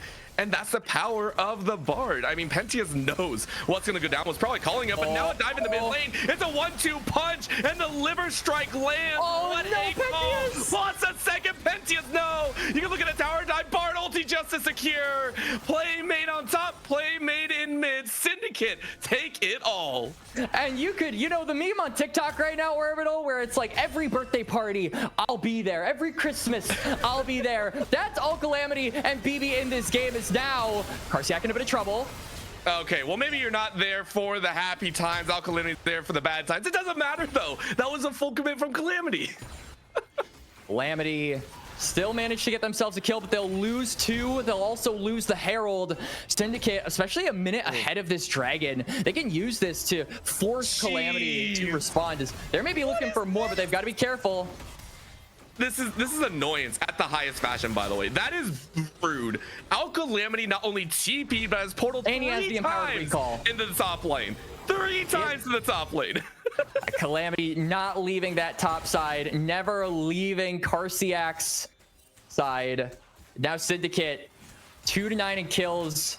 Drake coming up in about 20 seconds, but because BB Swag managed to secure that Herald, this should just mean that Syndicate can place it in mid, force Calamity to respond, and then overtake this bot side river, because we haven't seen a lot of action over this part of the map. I think that Pentius in particular has been able to establish some vision control over this part of the map. So if they can get Calamity out of that area, they should be able to reclaim it. I think this is just what they need. This is really good macro coming out from Syndicate, and it's essentially leaving Calamity with no other options. They're saying, we can't fight this dragon. Maybe that we can look for a pick onto Karsiak, who will claim that turret. So it's not all bad, even if they can get this rumble kill. The thing is it's still a two-piece combo. We knew this was going to happen, but they're able to take so much. You called out the macro, and it ties back into what we saw in game number 1. The fact that Syndicate were allowed to start Baron at that time, that opened up the opportunity for Fools to get the shockwave. They've done it yet again. They are consistently finding 1, 2, 3 things to do at the same time, and Calamity are being pulled every which way. Yet again, we're seeing BB rotate in to the enemy side jungle. We're seeing Fools push on the bot side. Everywhere you look, Syndicate are laying the groundwork to take something, and if they're not taking it, they're at least attempting to.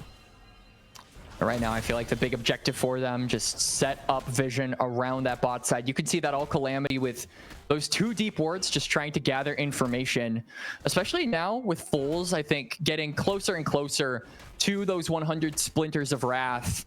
That means the execute is active. So if you get found, you get picked, you will not survive to tell the tale, as TreyDawg maybe won't survive to tell the tale of how he got this top lane turret. In fact, he's not even gonna get the top lane turret. Nope. He's squishy. He's only 1 item. He hasn't recalled yet with any of the gold that he's really been playing with. He just died and was like, okay, I can't really do much. And now he dies for nothing. He got nothing on the top side except some CS. You're still behind about a wave, and it's a freebie over to, yet again, Karsiak, 4-3-0. Respect to TreyDawg for putting on his best Karsiak impression, overstaying to, maybe try and take that tier 1 turret. But his impression is false, Orbital, because he doesn't take the turret. It's another kill over to Syndicate. BB still has that Herald. I wonder when he's actually going to try and channel it, as I imagine it will expire when this next dragon spawns. So what could be the reasoning for just throwing down that Herald? Because at the moment, it's not going to instantly kill that mid turret. I think maybe you could use this to try and gain some vision up on that top side, as there will be an Otacon spawning in about a minute. But look at where all the Syndicate members are. They're on the bot side. So are they looking for something on that part of the map? Because there's nothing really there, Orbital. I almost feel like they're just fishing at the end of the day. They can, don't get me wrong. If they're fishing, that's fine. I just hope that's what they're doing. And Pentius might be maybe the it is. and a half. Yeah, there it is. Flash not available. Poor Lulu. Pentius is deleted, and Sage Wabe gets their 4th kill for free. And there's the Herald. It's a 4v5 advantage for them. So even if all the Calamity members group up in the mid lane, they won't be able to stop Syndicate, as TreyDawg might be able to stop Fools. Doesn't have the all out though, so I mean, the Syndra with Flash should be able to get away from this, surely. And remember, when there's a play being made one area, you can see the fight on the other. Hull's taking a little bit low. Tower is now going to expand. Crescent Guard being used to drop some extra damage. Cade flash forward. Comes on out though, so there might be some revenge in the cards. Cade trying to burn away, and it will be a fall as Syndicate run the show, but get caught up a little bit too far. Yet again, they overset their bounds just a wee bit, allowing Loney to get a shutdown. So Calamity pay them back, at least in the 2-for-2. And now it's saving Private Bard. Calamity is going to escape with his life. Should be able to survive. But Calamity, for all their struggles, for all of their efforts, they do manage to get some kills. Like you said, they take down BB Swag, they take down Sage. So at the very least, they get some gold ahead of this Otacon. But it really feels rough for them at this point, because look at the current state of the map, right? I mean, your tier 2 in mid fell, your tier 2 in bot is under siege, so TreyDawg is going to have to respond to that. That means that Fools can reset, get back onto the top side, establish push in that lane as well, and force Calamity around. They're just chickens chasing, they're just dogs chasing their own tails at this point, Orbital, and it really feels like the guy with the leash, the guy with the laser pointer is the mid laner of Syndicate. He's really good with it. I don't know. He is, and not only that, making sure that you know, the dog never claims that laser pointer. 2-0 and 2 as well. Been dancing all day long, going for a very utility heavy, which is understandable, but having that boots upgrade as well to play with, immediately bought that one. Chance on the backside though, as Karsiak now getting the full treatment here as Trey Dog is ready to battle, but recognizing the battle's not in their favor. Level 13 to none. Trey Dog is gone, and that's the second solo kill in the row. They got a tag!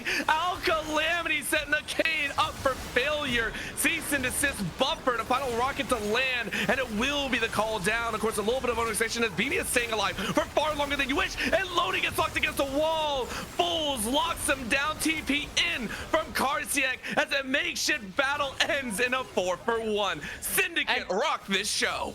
And Halls was fighting for his life. That is not metaphorical. That is not proverbial. This man wants to keep Calamity alive here in the open qualifiers. They are down, but they are not out. But Karsiak wants to put them down. He wants to burn them down. Oh! Karsiak gets another, and Calamity are falling apart. At this point, you are just a minor problem. Syndicate see the finish line in their eyes for their move on here in the NACL Split 2 Open Qualifier Tournament. That'll be soul acquired. They'll be able to reset with all the gold that they amassed in that mid play, and they'll just move up towards the top side. The game is playing itself for Syndicate at this point. After the Otacon, they can look to just carve out that top side and maybe play around that Baron. Anyone from Calamity that steps on up will be met with some dark balls to the face, and who knows, maybe possibly a Bard horn to sing them to sleep, as Calamity are really suffering in this game. Karsiak looking for another solo kill, dodges out on Vision. Oh no, Lonnie. Oh, Lonnie. You're gonna speed away and get that redemption.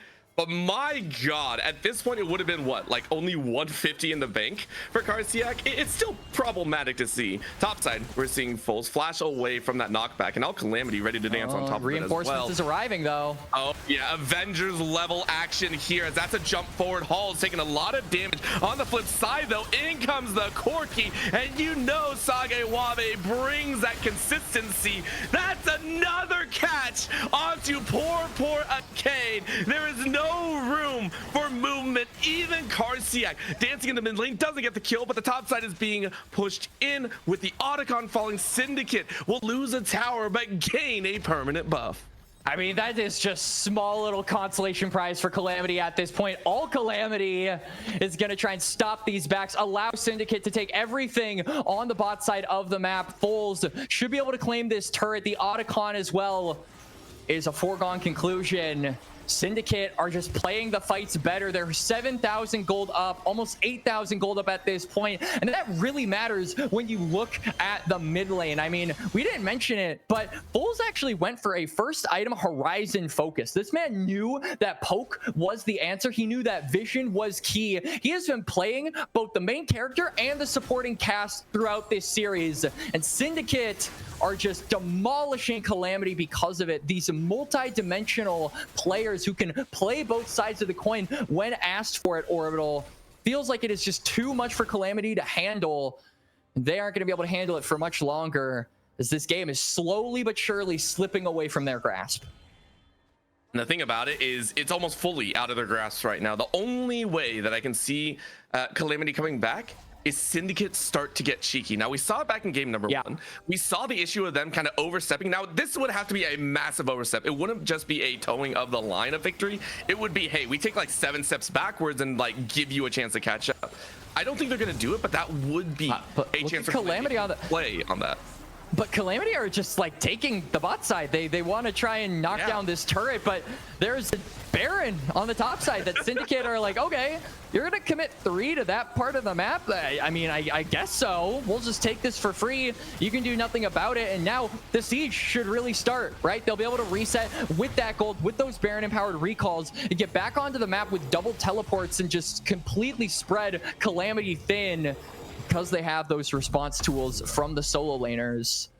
Congratulations, Calamity. You got a turret. I think that's what we said about the last 2 fights, right? Hey, you got a turret. Hey, you got a turret. That's it. And another problem with bounding here. The Ocean Soul, nothing to deal with it. Only Pentius has a poor Grievous Wounds, and we know what Grievous Wounds does to Ocean Soul. Really not much at all. Especially Grievous Wounds in Season 15 Orbital is... We're all depressed about that, let's be honest. We're looking at Syndicate bottling up, but Calamity bottling harder. They're looking for a Fnatic Death Brush here if they can pull it off, and they know it's a Hail Mary and a half. BB has flash as well, so if they're not able to get the insta one shot on the Vi, oh my god, BB, don't do him like that, man. BB now Calamity's gonna ult them. No? What? No reason. You can see the push on the bot side. You're going to have a better option here. Everyone grouping up in the front. Nice got to the weak right back. Opportunities abound, but you just want to push. You just want to make sure your team can play this right. Most likely using that Bard ulti as a safety mechanism, because look at this tower. It's getting chewed through. There's another catch on the back, and Halls is denied. Quick scout of the week, and the Crescent Guard going to keep you alive for a little bit longer. But it's a slow burn. Tower inhibitor already felt inhibitor soon afterwards. Mid lane now chewed through, and Syndicate are taking everything that they deserve. Yep, Syndicate double inhibitors claimed. The top side tier 2 pinged by those members on the red side. And they should be able to Bard portal their way into the action. It's always really nice when you just see the Bard portal utilized like that. It's so cinematic, but it's more gold over to Syndicate. Now at this point, feels like one more pick, one more team fight, I was gonna say, but honestly, just one more kill should do the trick and just getting that number advantage. But that Baron buff is going to fall off soon, so they do want to be expedient with their win condition. Though another one is going to pop up in about 30 seconds here, Oradol. I mean, I know we say there's a challenge to it, but I don't really think there is. Pentius now getting locked out of their HP bar.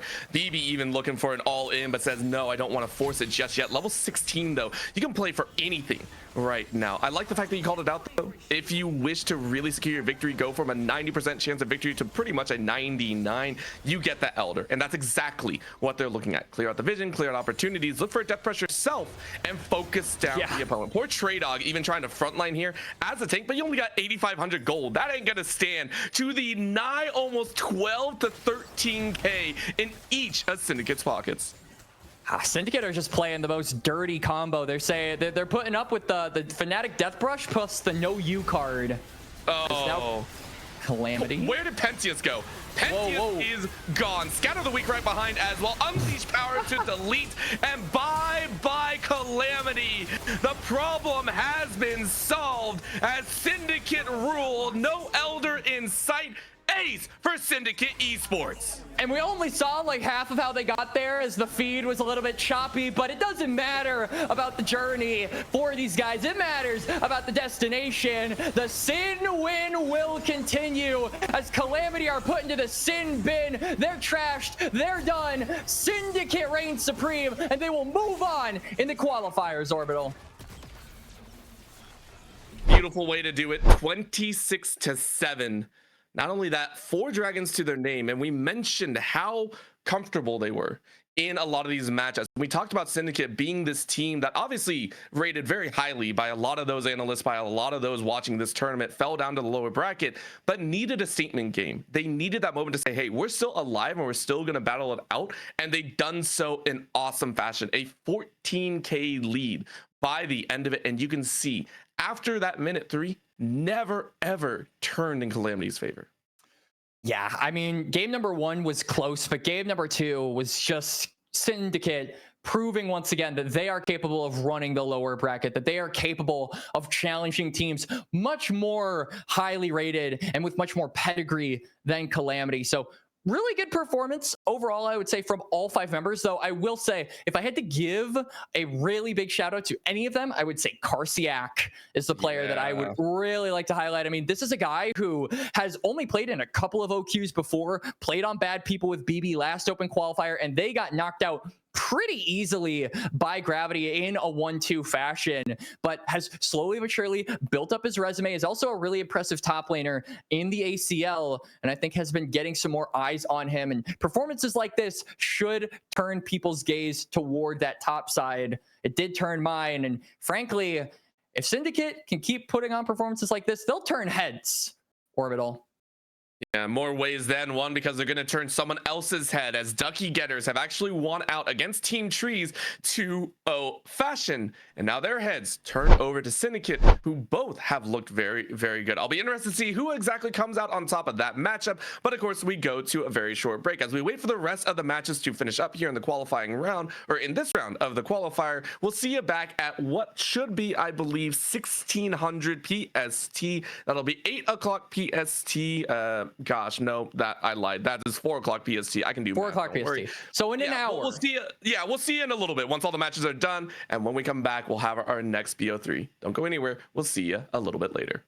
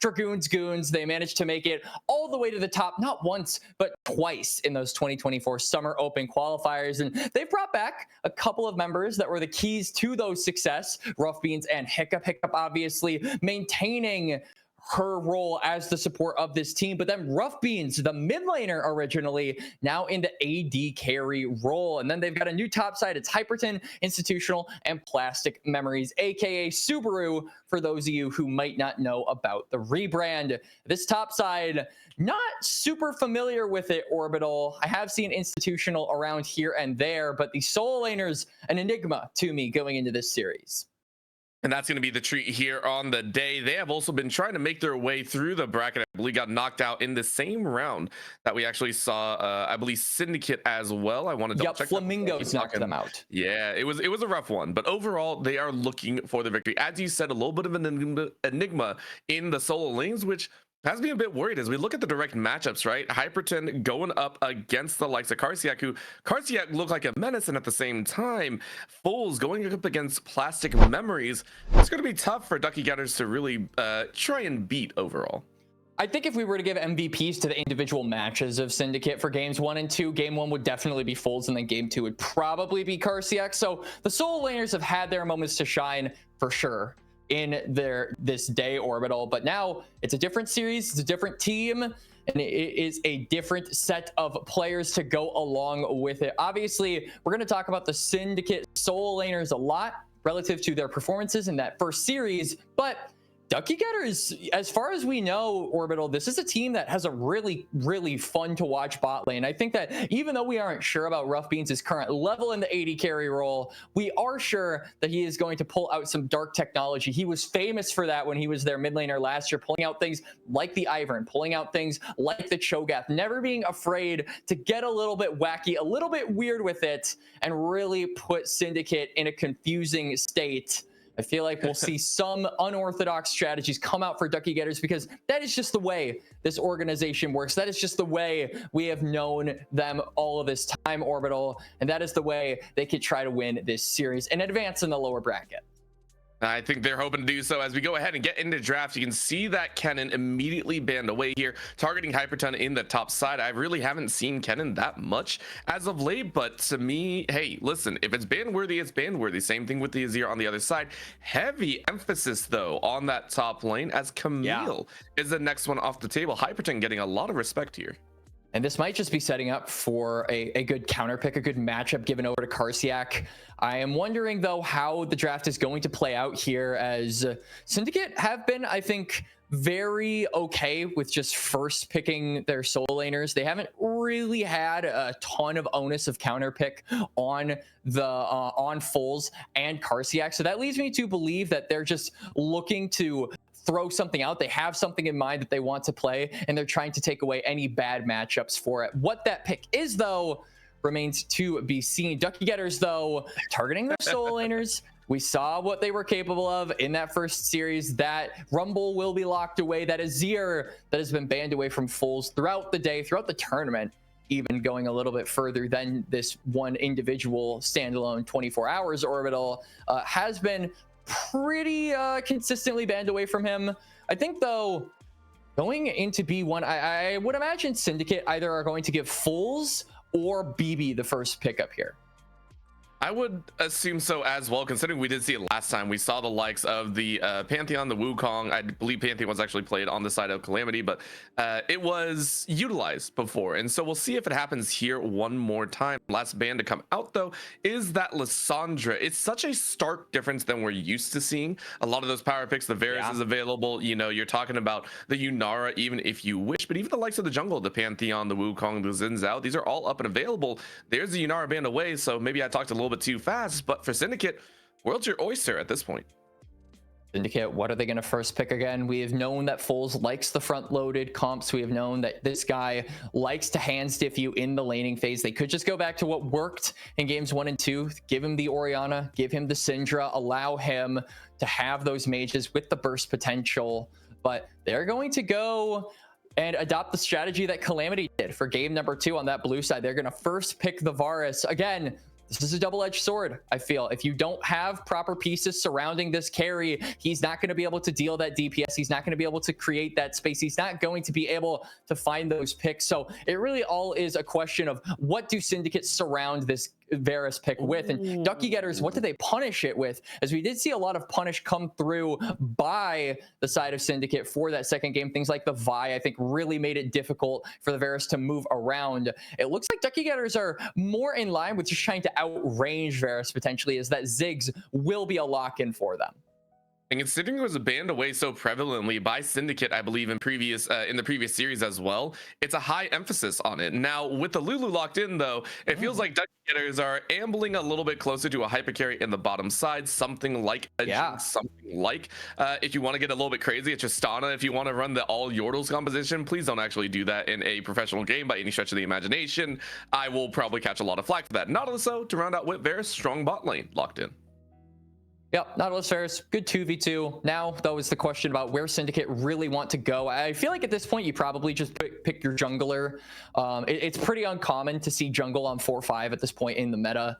I think if you want some of that engage to go along with the Nautilus and the Varus picks, you could go for something like that Xin Zhao, right? You could even go for things like the Wukong. Those are definitely popular. Those are definitely prevalent in the meta. We saw them in the last series. Even if you wanted to go a bit crazier, you could do something that capitalizes off of that lockdown, like a Viego, if you need a hyper carry that you want to give to BB. Like you said, the world is Syndicate's oyster. They have a bunch of different directions that they could go, but we'll see what road they take, as both, I think, have equal amounts of merit. Yeah, I mean, I think taking a look at what you opt for, you're going to go for a little bit more all-around standard. I think the Xin Zhao, and if you're looking at the Pantheon, they have very niche moments. I mean, Xin Zhao is much more defend against what's coming in. You had the Pantheon, which is very much go forward. You get the best of both worlds with that Wukong. However, Ducky Getters are throwing down saying, look, if you have a tank, that tank is gone. We've seen what you do before. We're going to go for the Trundle. We're going to go for a little bit more beat you over the head with a stick, and I like it. And going into the second phase of draft here, Orbital, I feel like Syndicate's comp is pretty well rounded. The biggest thing that they lack is obviously that magic damage threat, which I'm assuming is just going to be there for fulls.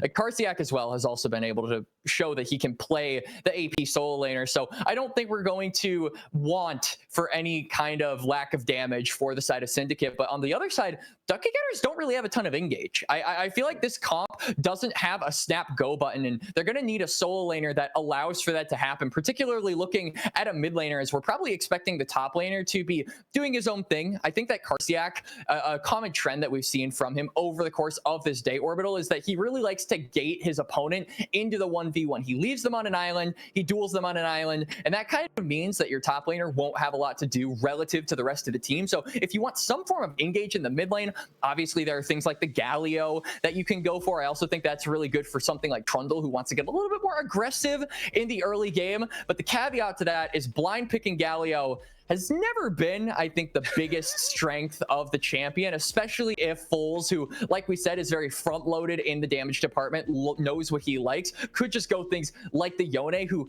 don't really get countered by Galio in the grand scheme of things.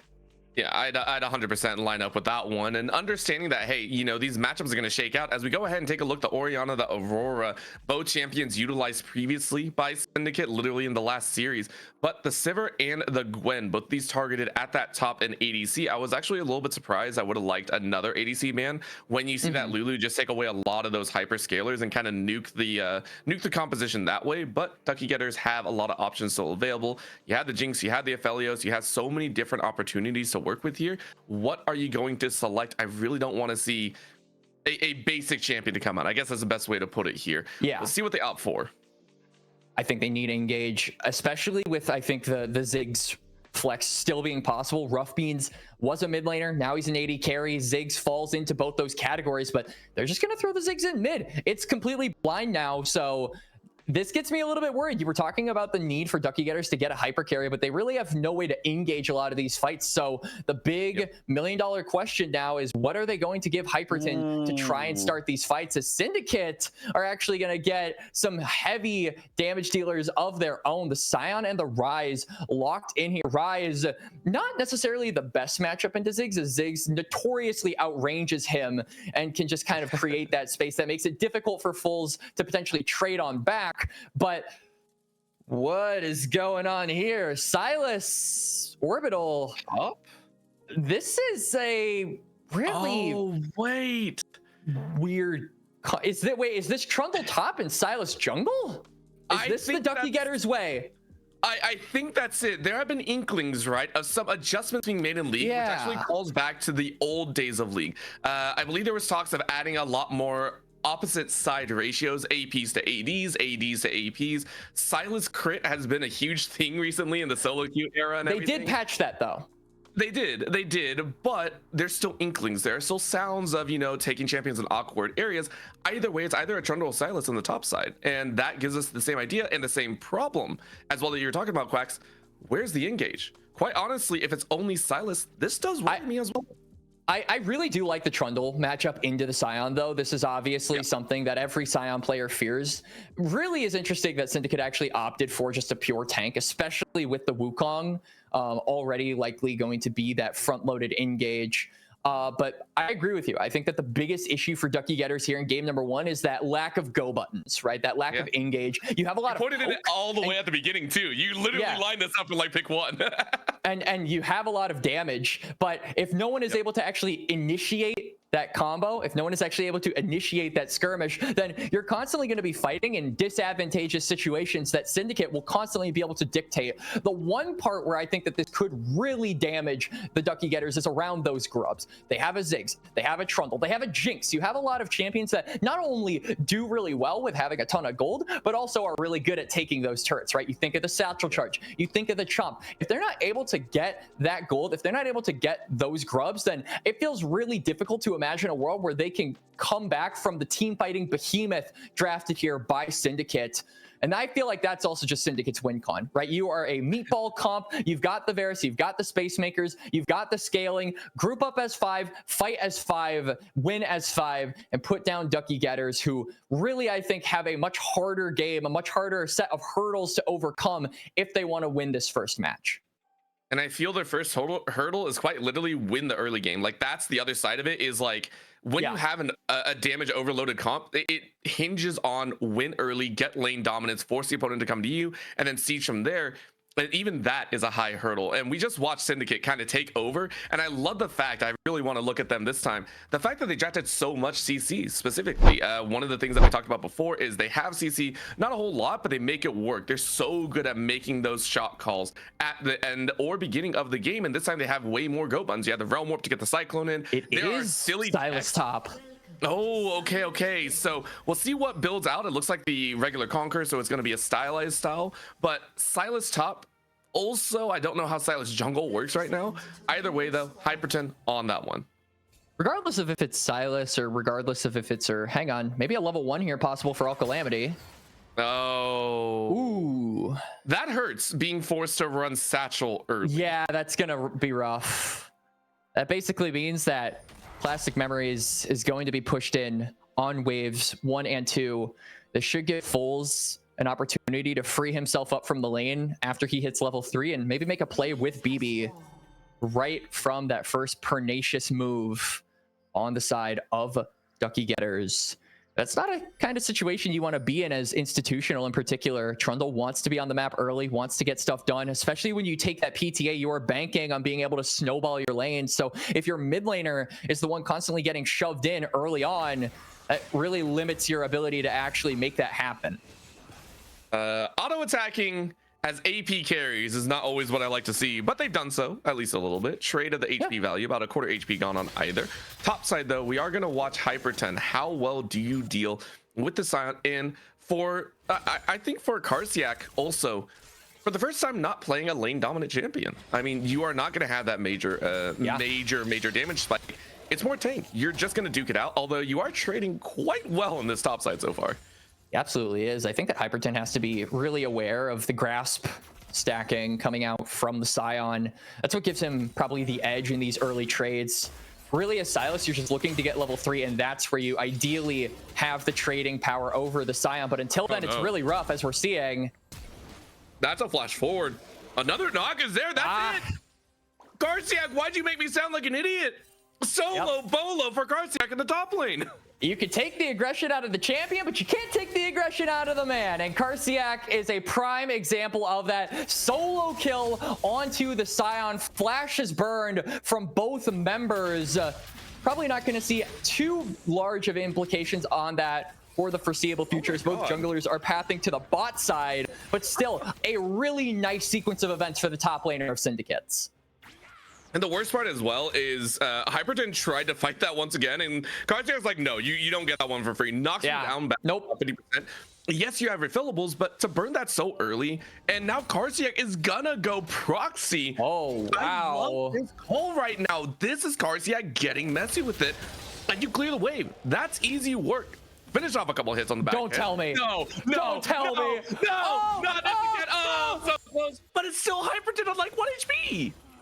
I mean, Hyperton misses some minions as well. Garciak will be able to die, reset with a Bombi Cinder, and should be able to go up toward that top lane. We saw how low that plate was as well. So that early plate gold, that's basically half of a kill at this point in the game. That is a massive advantage for the top laner of Syndicate, especially because, as we've established so many times, he's not the primary focus of this game, Orbital. We're looking at the bot lane. And that bot lane already is seeing that trade out as quickly as possible. Hiccup, though, got hooked and immediately allows the team to rough on back. Well, Calamity having to walk away here. Mid laner's low on HP, but so far it has been Rough Beans and Hiccup to do quite well. Now we're just watching this happen again. Oh, my Lord. This is a really rough situation for Hyperton to be in. He is up a creek with no paddle. This man now forced to play under his own turret. He's the one that wants to get aggressive in the laning phase, wants to put the pressure on the Scion, but it's going the complete opposite way that he hoped. Institutional is in the area, so if the Trundle wants to try and make something happen, the ability is there, but it feels so difficult to imagine a world where they actually have the burst. I mean, we saw how difficult it was for the Sylas to trade initially, and Institutional only has a Sheen, so not really like a damage dealing item, more so there for the elongated trades. He's going to pass up that opportunity in favor of pathing toward this bot lane, and we haven't checked in on them for a while, but so far Rough Beans and Sage Wabe pretty even in the CS department, which I think is good for Ducky Getters, especially with how rough the top side has been. You need that security in the other lanes in order to be those guys that can pick up the slack later on. 100%. You just want to kind of set the building blocks. You want to set the foundation, and that's what we're seeing here. Of course, for Plastic Memories in the mid lane, Subaru really getting the better of these trades. Actually lands a minefield at the very end, forcing Foles completely out of lane. That one hurts a little bit more as well, considering Plastic Memories had a little bit of trouble in the early stages. Really has bounced back. So Foles is going to be forced to reset without ult and without teleport. This should allow Plastic Memories to shove in the wave. And again, Foles has been really loving the Symbiote Souls. This man has built them in almost every single game that we've covered so far. This will not only be good for roaming, but also good for getting back to lane. So the way that crashes, obviously it's going to escape him this time. BB is going to have to pick up the slack, but ooh, hang on, Garciak. Good shield to come out here. Hyperton walking away, recognizing that you can't deal with that just yet, but it is Hyperton starting to recognize their power spikes and power moments. So Garciak has to be a little bit worried about that one. Quick recall comes out. Dragon, though, was taken on the other side, so Ducky Getters making sure to forego the lane swap. Well, now they're going to it, but getting the Dragon before any shenanigans occur.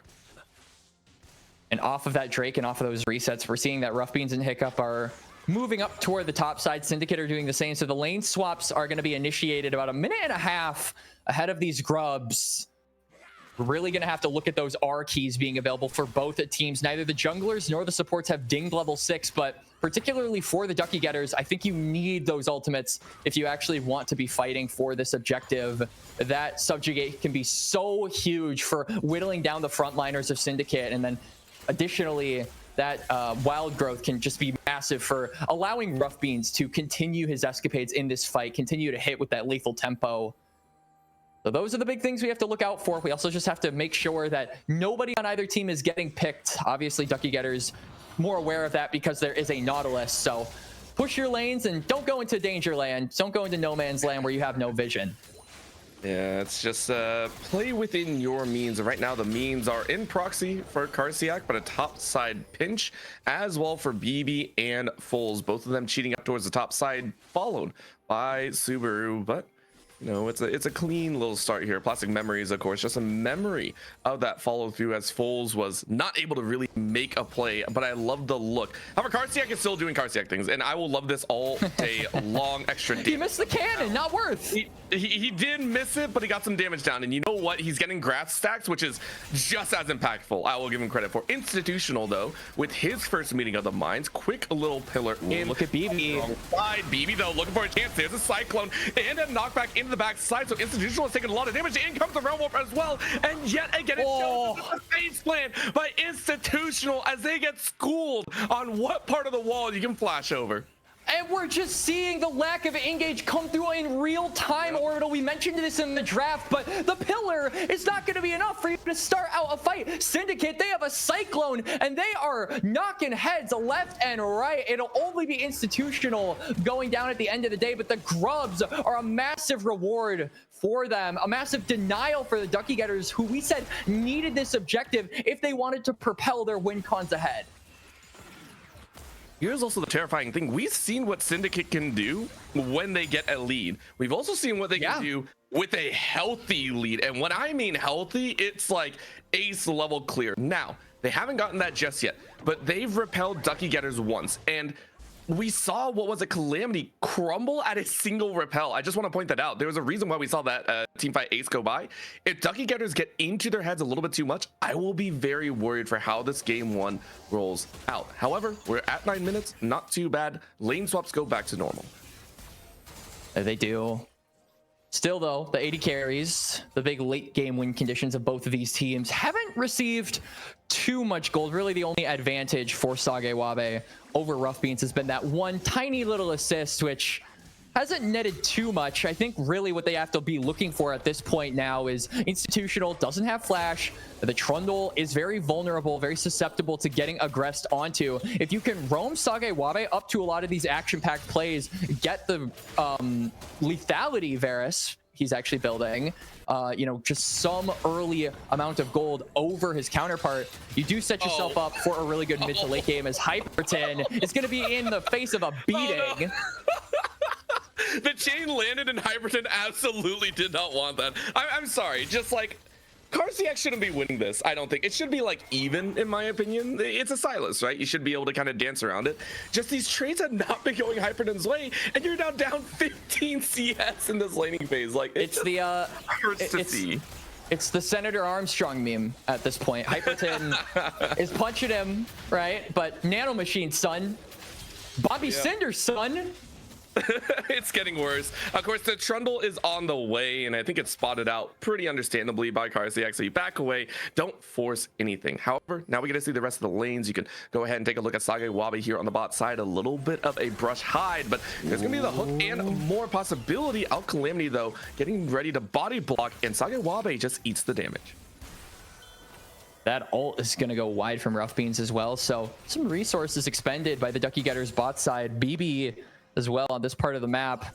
Because that wild growth though was not expended, I think the Wukong doesn't have an angle to go for this dive. Instead though, they're going to go for the safer option. The Dragon will be the play. I really like this awareness from Syndicate, probably understanding that Institutional is on that top side as well. Those camps are still there for BB Swag, and now spotted on a ward, so another objective claimed by the Syndicates. Their first Drake of the game. They're going to even up that timer and... No. Wait, did he get it? He got it. 80 gold to Karsiak. This is just a mental test for the Ducky Getters at this point, Orbital. I'm so done with this game, man. I'm so dude, Karsiak is like gotten away with like okay, let's you know those videos where it's like if villains were charged for their crimes? Yeah. Okay, Karsiak, larceny, murder, assault and battery, trading when he is not able to. Hyperton, what are you doing? It's just when the police are thwarted in more ways than one. When we're calling the escapee the police there for Hyperton. I mean, even Silas is like, I didn't even do this much to get put in jail. Karsiak is doing so much work, and obviously it doesn't look like it. Yes, we're still at 2-1. Yes, it's only like 700 gold difference, but it's adding up. And right now, we're seeing another addition here as Hiccup is not having a good time. Depth charge is going to land onto Rough Beans, but another charge plus institutional will bring Sagewabi to 1.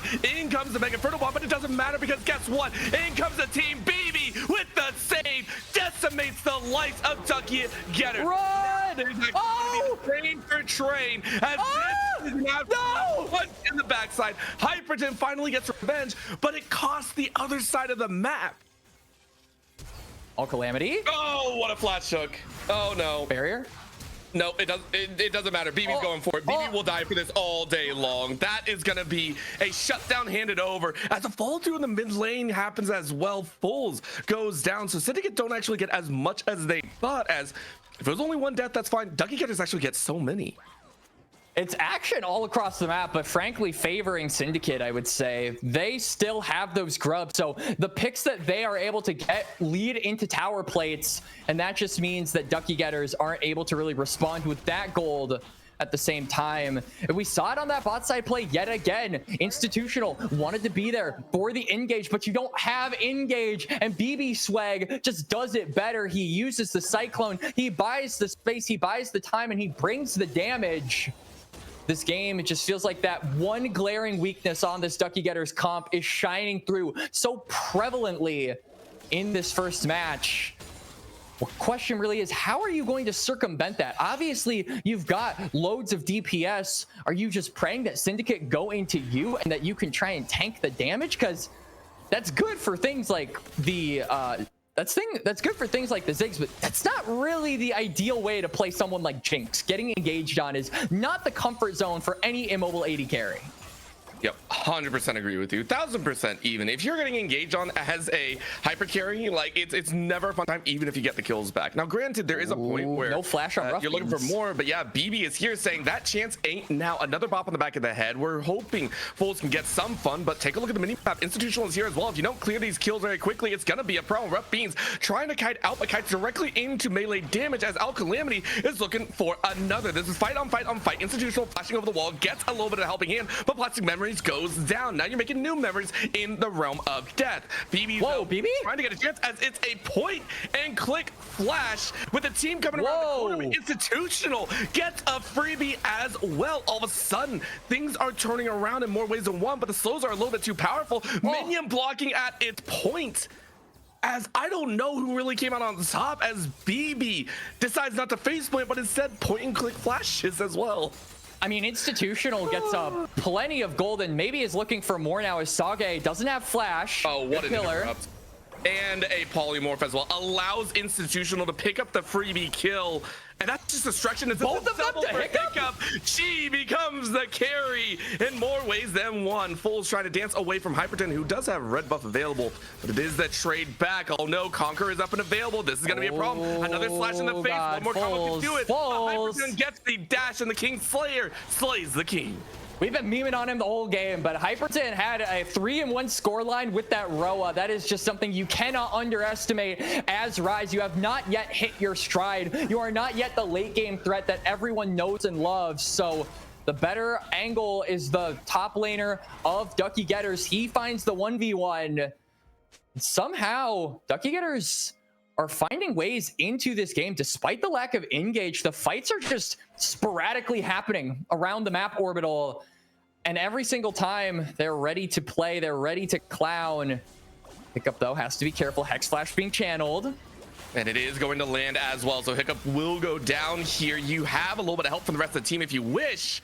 No way, man. Actually, it is enough to deter. I was wondering if they were going to pull all in, but they don't. Hyperton is alone. Relport going to hold on to the edge, and that's going to be the collection. No flash available, so it is going to be a death. This time it's Syndicate not playing for the fishing expedition, but it is enough to get the kill, and the dragon just on top.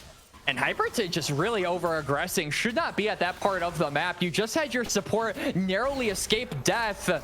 The Syndicate managed to pick up the top laner instead. That shutdown going over to Fulls as well is absolutely massive for Syndicate, as he should be able to take this bot side turret, reset, and get second item. But now our focus is on the top side. And it's objective for objective here. Herald held on. First tower, first brick might be falling into the hands of Fulls. I don't think anyone else is there to challenge. So yes, I will turn my maybe into a definitely. Fulls gathering a little extra gold, 150 versus the 180 in the CS department, but made up for that fact. So gold itself leaning into Syndicate's favor as first brick goes their way. Should be able to reset, get that second item. Probably won't be able to flex it for a long time though, as like you said, it's a trade of objectives. Dragon gone, Herald gone. No real reason to force either of these squads to skirmish with one another. The big thing, both of them missing though, I would say, is that mid lane turret on both sides is still standing. So that Herald being in the pockets of institutional could give the Ducky Getters a way to, if they find a pick, knock down that turret, extend that vision line ahead of these dragons, and stop the stacking cold in its tracks on the side of Syndicate.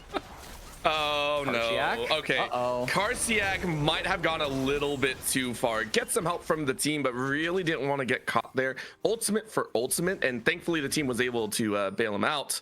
Still though, time given to Fulls on the bot side.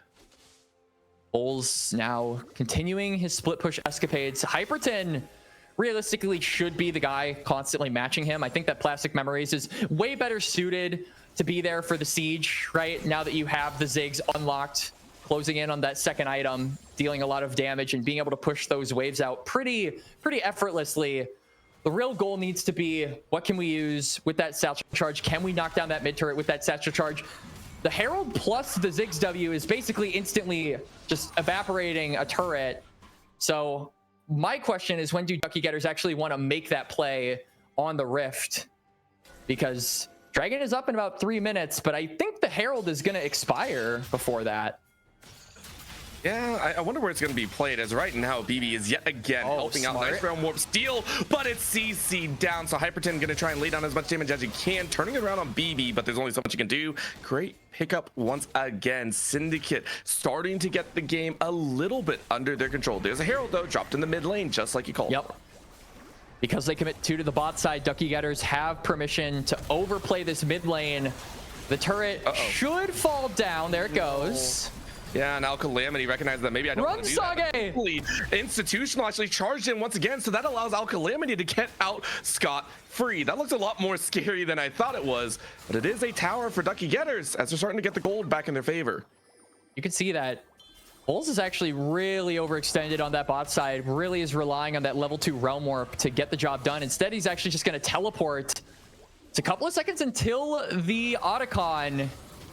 That's exactly what Syndicate are doing. They are the team that loves to take this guy on spawn. But the question is, will this trick work the second time around? It worked against Calamity, but Ducky Getters are a different beast. They also don't have as much time to go. Look at this. Institutional just goes right on in. Quick little punch, and that's just BB. All of a sudden, Syndicate are like, dang, we made the wrong choice, and we had to try and find an opportunity. But look at the damage being output. The Jinx is doing so well. Unstoppable Onslaught does some damage, but it's poked Varus. You don't have the sustain, and it's collection upon collection for Ducky Getters as they are go-getters in this game number 1. The game has swung in so many different directions. Fulls is having a time, but it's still the overall objective. And more double kill, turning it around. Dive by Institutional, and I would say a lean to Ducky Getters as they get the Otacon buff. And they have control over this topside wave, and with Ziggs, they should be able to knock down this turret. Fulls is going to do the same in the mid lane. He should be able to claim that one for himself. Rise gets a ton of money into his pocket, but realistically, that really is your only fed member at this point, as Syndicate cancel the resets. Hiccup. That's a chase and a half. We saw the TP coming in from Calamity as well, and this is gonna be Karsiak just saying, please give me a chance. No ult available. A little bit of a swing. Nice pillar. Take a look though. Fulls is on the way. Fulls is 100% on the way with the symbiotic. A Q of the wall not gonna land though. Institutional pulling off a mysterious way of getting away with those kills. Sure they don't get the trundle, but they do force him all the way back to the base. This is plenty of time for Syndicate to establish themselves on this bot side river ahead of the Dragon. This would be sole point for them. They threw at the Otacon. They gave Ducky Getters a way back into this game. Can Ducky Getters capitalize off of that? I feel like with just how little time they have to prepare and how little initiation they have, they're not going to chance fighting for this Dragon. They're going to give the soul point over. But still, Syndicate really overplay on that topside objective. It felt like it was so in their control, but they just make a very severe lapse in their judgment. And once again, Orbital, I feel like this is the billionth time this season that it has happened, but a team throws at Otacon, my friend. Orbital, can Otacon vote? Because he seems to be able to dictate who just wins or loses the game. So is my man capable of you know, participating in the 2028 election, or? I don't know. I hope so at some points, but right now this is going to be a chance because of the fact that even though Otacon can dictate some of those fights and the outcomes, Syndicate are starting to hit their stride. I want to point out that Fools is about to hit the finish Roa. Not only that, you have the Sarah's Embrace, so Fools, who obviously has already gotten kills, do not get me wrong, now has a little bit more oomph behind the pocket, which now means that consistent damage that we are looking for doesn't land on Wabi, it lands on top of Fools. So Syndicate, even though all that fighting went down, even though they lost Otacon, it is still about 42 to 42k between the two of them. However, mid game is here, and we get to see how the teams balance out, not really having any global objectives to go for. I feel like the score lines wouldn't tell the story at the current moment, but it really does feel like a protect the president kind of situation for Syndicate at this point. I think Fools really has been the most consistent member of this team throughout this match. To be honest, throughout this day, I would go as far as to say.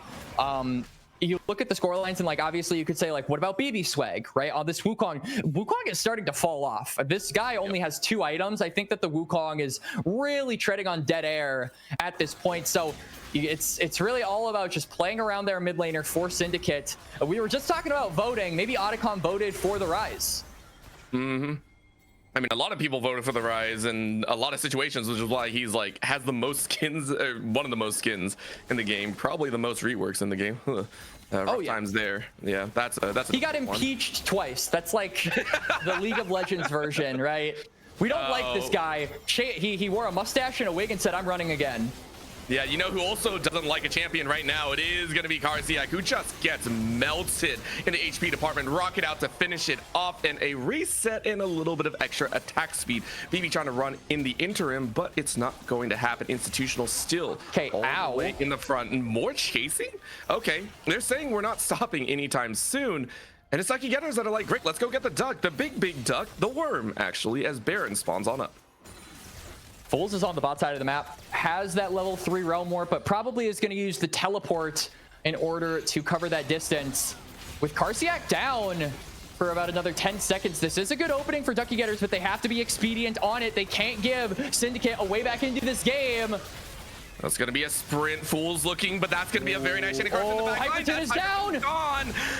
Fools is knocked up though. Fools is caught. Fools is trying to bank for the got him. Not gonna have a lot of time for Calamity to get in for the mix. Another TP in from the side, but it's only Karsiak. Karsiak is solo. Karsiak isn't on the damage aspect. Great flash over the side, allowing ruffians to kite away and free fire. Plastic Memories gets to live as well, and it's Ducky Getter saying we might not have engaged, but we have disengaged, and when we can disengage, we can re-engage, and when we re-engage, we take the engagement. TP coming in as well just to seal the deal, and Ducky Getters had Syndicate on the ropes. This fight went from harrowing to somewhat okay to absolute disaster.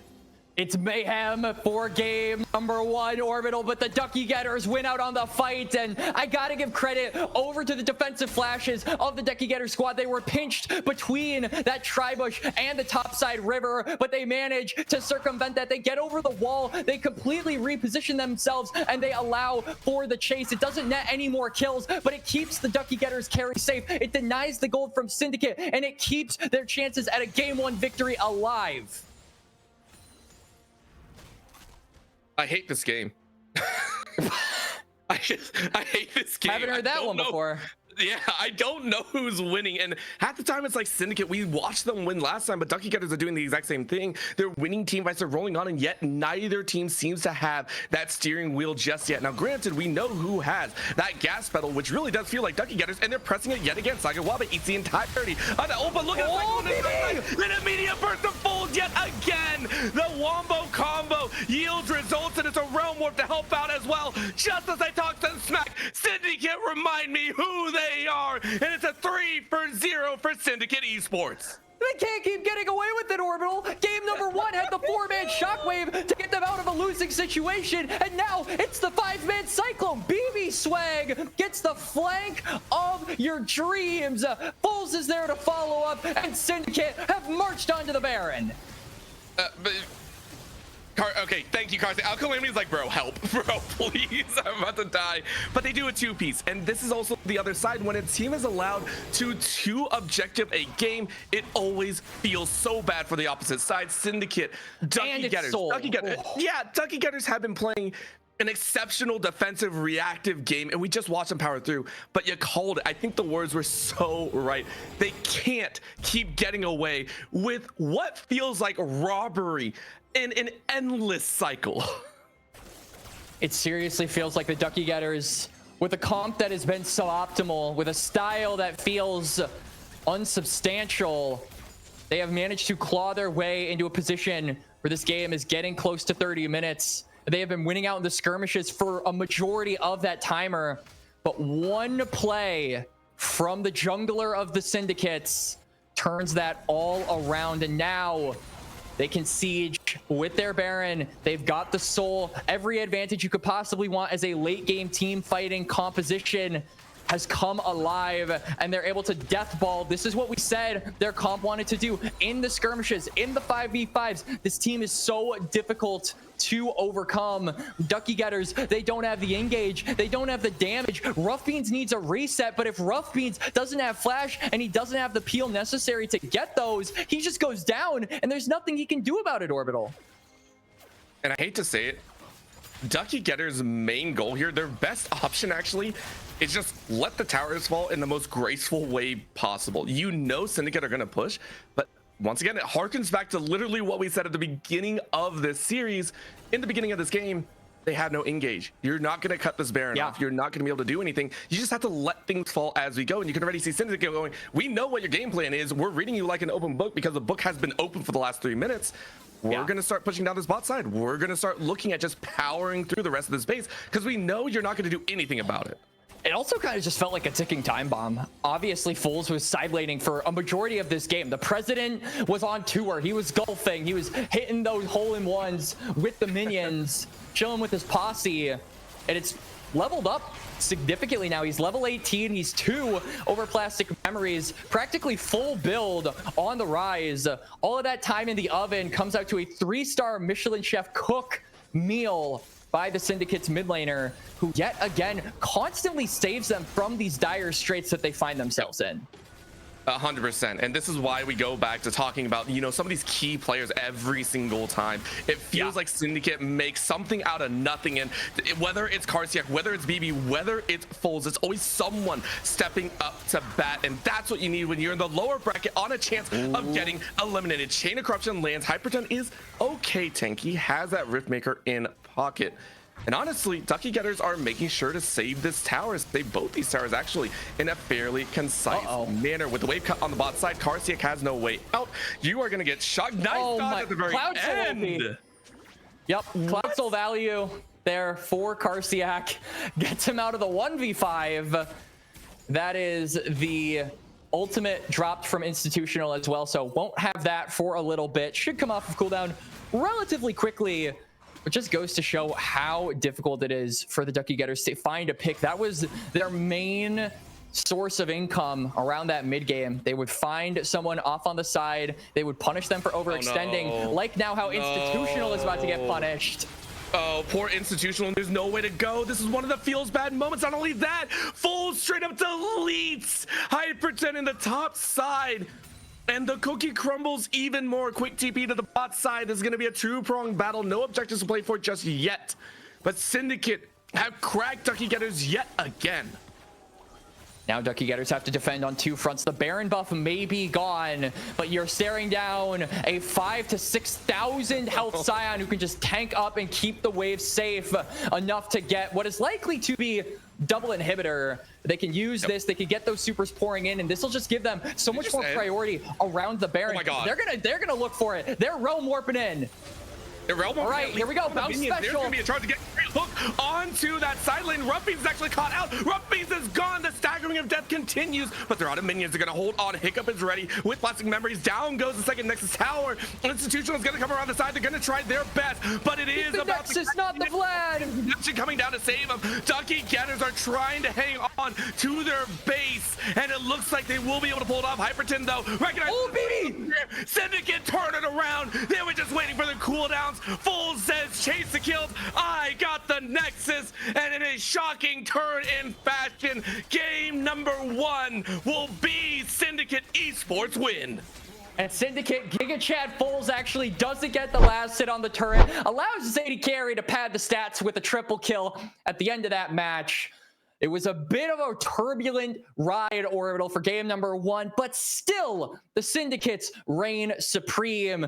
The Ducky Getters, they had a game plan. They had a way back into the game, but it never really felt like they were able to fulfill those. The win cons that they created weren't ideal to the comp that they had drafted. They didn't really get Rough Beans ahead. They didn't really get Plastic Memories into a position where he could be poking them down to a significant degree. They didn't get the grubs, and they didn't have any engage. So even though they had a lot of fight in them, even though they made the Syndicates work for it, it just felt like none of the pieces were the ones they wanted. It's like if you really wanted, if your wife really wanted like a diamond ring, but you got her one that was like topaz instead. Like, yeah, it's still cool, but that's not what you want, right? That is a dangerous statement to try and bring up here, but I feel a lot of people would agree with you on that one. It is a dangerous spike, and you can see even there, it's a 10K lead at the end, but it was by no means easy. Very specific team fight wins enabled the likes of Syndicate to take the victory, but on the flip end, huge shout out over to Plastic Memories in that mid lane. 31,000 damage, was trying to do a lot of work there. And I like the way that you put it, though. At the end, even though the pieces weren't exactly what we wanted, they made it work the best that they could. And now for Ducky Getters, what do we want to see them do next? Because that felt like your best shot. Now I'm worried about what comes afterwards. I feel like the thing that they just have to do is fix their comps, right? If you had replaced any one of Silas or Ziggs with some form of engage, some form to be able to snap your fingers and start up a fight, I think the comp would have flowed a lot better. This Jinx wasn't really able to get resets that mattered in the grand scheme of things, simply because they weren't able to focus down a single target. They weren't able to dictate when those fights started. It was always Syndicate saying, okay, we fight now. And Ducky Getters more or less just had to take it. I feel like that is a super unhealthy style to play when you have a hyper carry on your team. Well, let's see if they can change it out for Syndicate. It's looking like a 4-0 on the day, but I don't want to jinx them just yet. They need to put their heads down, and they need to recognize that yet again, it was a very unstable game number 1. We'll see if they can stabilize once again for game number 2, take it all the way and move on yet again in the NACL Open qualifier here. We'll see if they can pull it off. Don't go anywhere.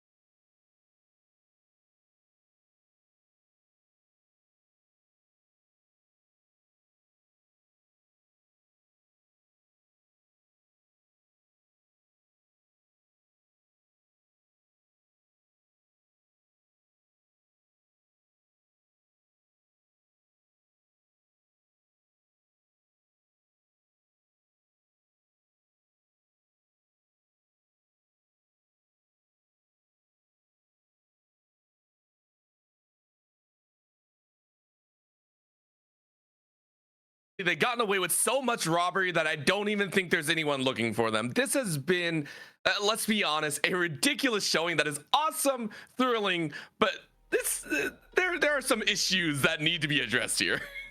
Yeah, absolutely. I think that the mid game so far for the side of Syndicate has been really questionable. They've gotten a lead early on, but then they've always found some kind of way to give gold over to their opposition. I can never really say that the games we've seen from them so far on the day Orbital have been clean through and through. And they've had a good early games, they've had good mid games, they've had good ways to bounce back from deficits from time to time, but they've never been able to, I think, maintain control of the game, monopolize that grip on Summoner's Rift and really drive home a clean win. So I'm hoping that if they are going to take this game, it will be in clean fashion. We can really see the potential of this team at their best. And for the side of Ducky Getters, we need to see them pull out the stops. I think that we said it best. The draft just didn't work. They didn't have any engage. They didn't have any go buttons. When you draft a hyper carry, you need somebody that can be the person initiating the play. And they just we're lacking that for game number 1. So game number 2, if you have a similar strategy, you've got to make sure that you keep those in mind. Both of those things, I think if the teams keep those to heart, if they take them to heart rather, we should see a pretty turbulent game number 2. I think that game number 1 was entertaining, to say the very least. You could ask yourself a lot of questions, but was I not entertained? Was I bored? Was never one of them Orbital. You know, I may not have been bored, but my heart was beating 1,000 beats per minute, which I don't think is healthy by any stretch of the imagination. We are here in game number 2, and when we talk about the fact that for Syndicate, you know, they didn't have clean wins, their game 2 last match was clean, yes, but that was with a massive lead. I want to see that generated from almost nothing, but right now they're going to generate it without the rumble. As we're into draft number 2, Ducky Getters are on the blue side, and Syndicate are already saying, okay, let's keep banning out the simple. The Lyssandra's gone as we lost our Azir. And we saw those second phase bans by Syndicate be targeted. Obviously, we had the Lysandra, but then we also, I believe, had things in the mid lane, right? Things in the top lane rather. We had that Kennen, we had that Camille. Those were taken away from Hyperton, and I feel like that might have shown its effectiveness in the first game. When you're resorted to Sylas top lane, I think that might be a little bit concerning. Obviously, the Sylas did have its angles. Most notably, it was good at putting a blanket over the raging fire of Foles, but that only lasted so long. Foles eventually outscaled the Sylas and really was just the main carry that drove Syndicate to a game 1 victory. As all the bans have been finished up, those top lane picks that were banned for game number 1 are available for Ducky Getters. So if they want to pick those up here in game number 2, that is an option. It goes right back to what we said, comfort for Ducky Getters, but also the unorthodox nature of this organization always shining through in the draft phase. And for me, I'm also looking at the fact that this has been a heavy mid lane target focus. The Lysandra, the Talia, the Orianna, the Azir.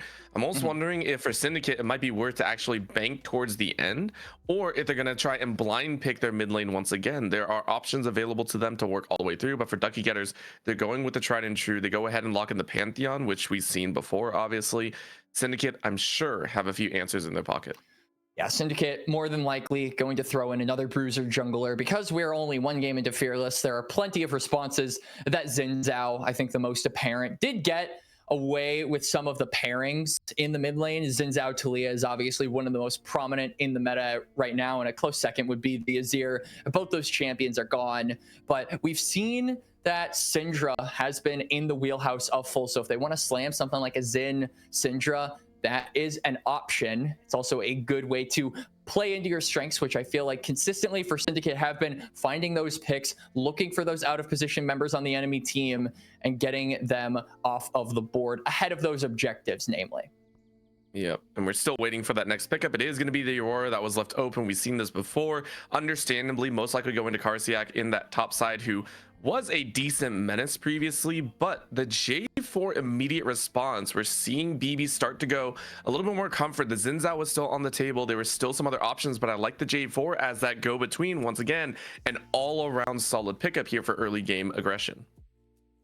Yep, also good with the Aurora. I think the Cataclysm plus the Between Worlds creates a really interesting site, as you know, obviously the Aurora is going to be there to bounce between the edges, but then the Jarvan can also keep people in the center. And this is going to be a Karma lock-in. Now, Orbital, this has been a pretty consistent favorite of Hiccups, who has really enjoyed going more battle energy with it, right? Rushing that Malignance, just going around the map and taking names. We saw the double kill from the Lulu in game number 1. It didn't work for that pick. If it was the Karma, though, we might have seen Ducky Getters actually claim game number 1. I'm going to be completely honest with you. Hiccup knows this champion inside and out, and I'm really excited to see her back on this carry, as Ducky Getters are going to take advantage of the lack of Kennen bans besides game number 1, and here in game number 2, going to snag that one up. And again, if this is in fact an Aurora top lane, it's mage on mage action here, Orbital, which is really exciting. Very different from what we saw in game number 1, where it was just a wet noodle fight between tanks and bruisers and whatever Silas is. Silas is something. That's what we're going to call it. But the Kaisa, a little bit of a dive in. We saw this banned away back in game number 2 of the previous series. And the fact that Syndicate are willing to run this into a Kennen, the Slicing Maelstrom is nothing to be scoffed at, but it's a follow-up, a direct follow-up to the J4. So now we're going to see those ADC stagger bans to come out here. Syndicate have left it very much open. I was curious if they were going to pick up their mid, which Foles has been given a lot of priority in that. We were mentioning it before in the game number 1. This time around, left to their own devices, so focus down that bot side, see what they can pinch and deny away from Rough Beans, who honestly was playing okay in that game 1 as well. Should be given a little bit more brevity here.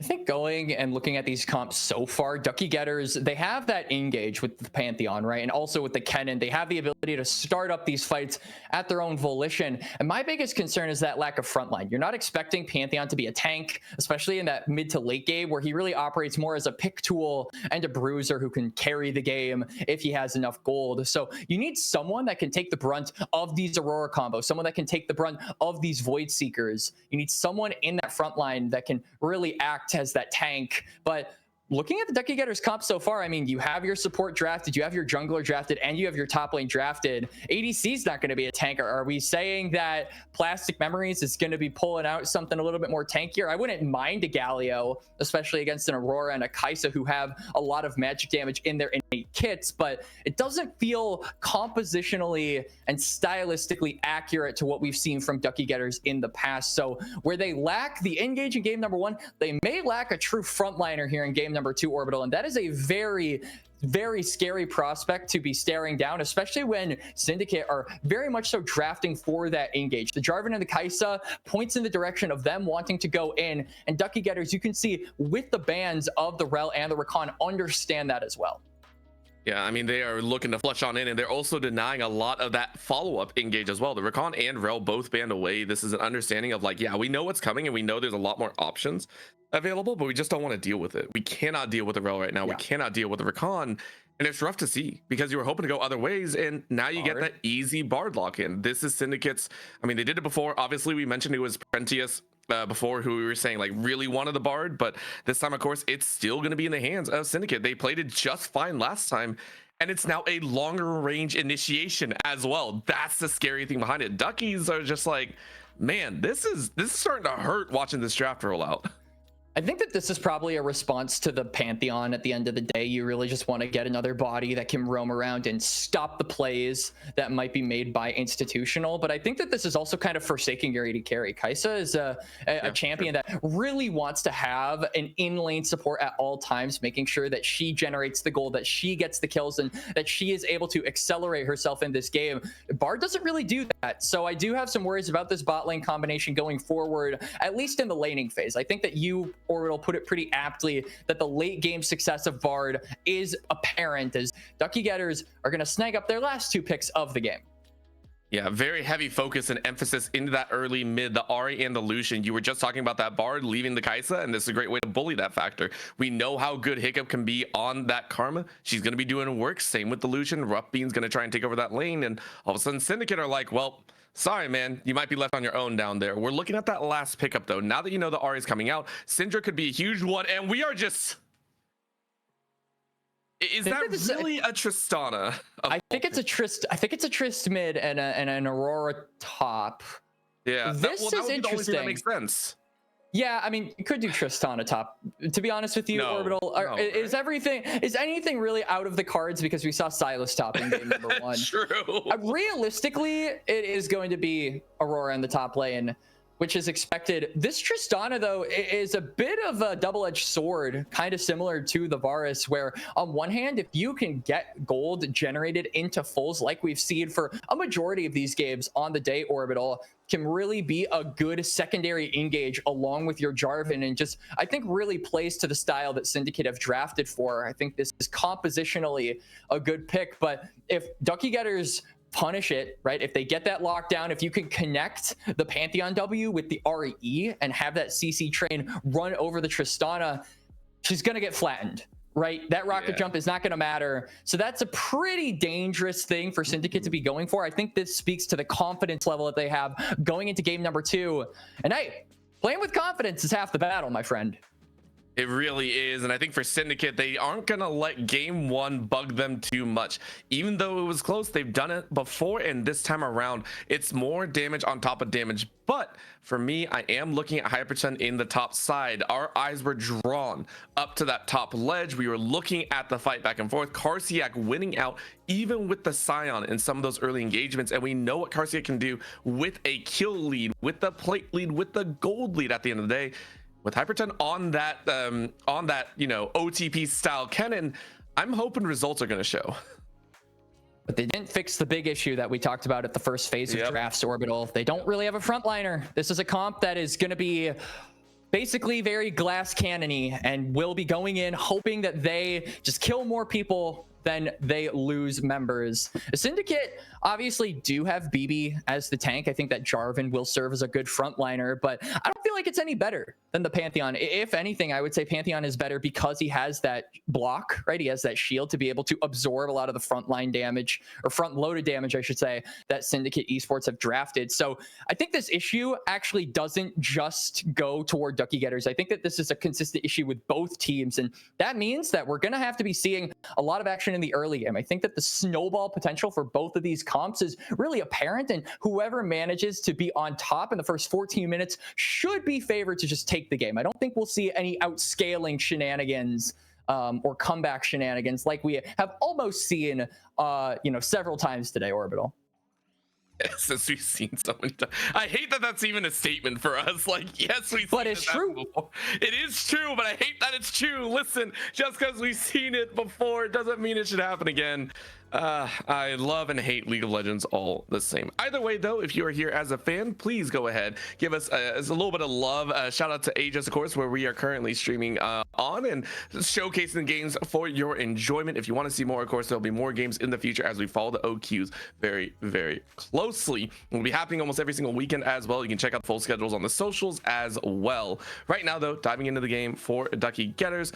Curious exactly where they decide to go, and for Syndicate Esports, I wonder where BB decides to go. BB has been such a mainstay player in all these series, and we mentioned before that they're able to do a little bit of work. My curiosity is abound of how are you going to influence this game as well? I mean, you're the sole engagement outside of Calamity, and I mean that J4 can get squishy if you build a certain way. Yeah, J4 especially can be very squishy if it doesn't have any follow-up. I think that the onus is going to be on BB to recognize the current positioning of his teammates, if they can actually go in with him, or if, because you have double marksman and they're not nearly as tanky as you, they don't really have that angle. They would rather stay back and stay put. So that decision making, I think, from both of the junglers on both of these teams is going to be key when starting up these fights and dictating whether or not the backliners can actually follow up and get that damage on the board. Let's hope they can do so. We are loading into the game right now, so if you're a fan of Ducky Getters, you better be putting all your hopes into this game and possibly the third. Syndicate Esports, though, if you're a fan of Syndicate, make sure to show some love to them as well. Here we are onto the Rift, just possibly one more time on the night. Gotta reorganize everyone, gotta make sure everyone's in the right spot before we hit the ground running for game number 2 of this series. Looking across the board, really got to be paying attention to the bot lane. Kai'Sa versus Lucian, late game versus lane phase. that is the story of game number 1. We've got some action in the solo lanes as well. Obviously, Foles rocking that Tristana. You should be paying attention to that if you are BB Swag.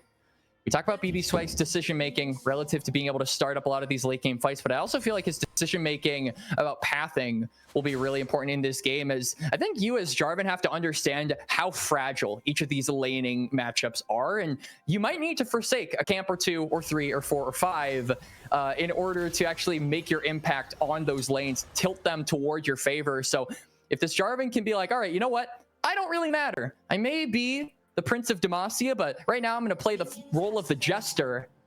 That certainly is a good mindset to have, I think, as the Syndicate jungler, knowing that this game is being played on a knife's edge in not one, but every single lane. Oh, and now I'm curious because you were just mentioning, you know, that pathing, understanding that the lanes are very fragile.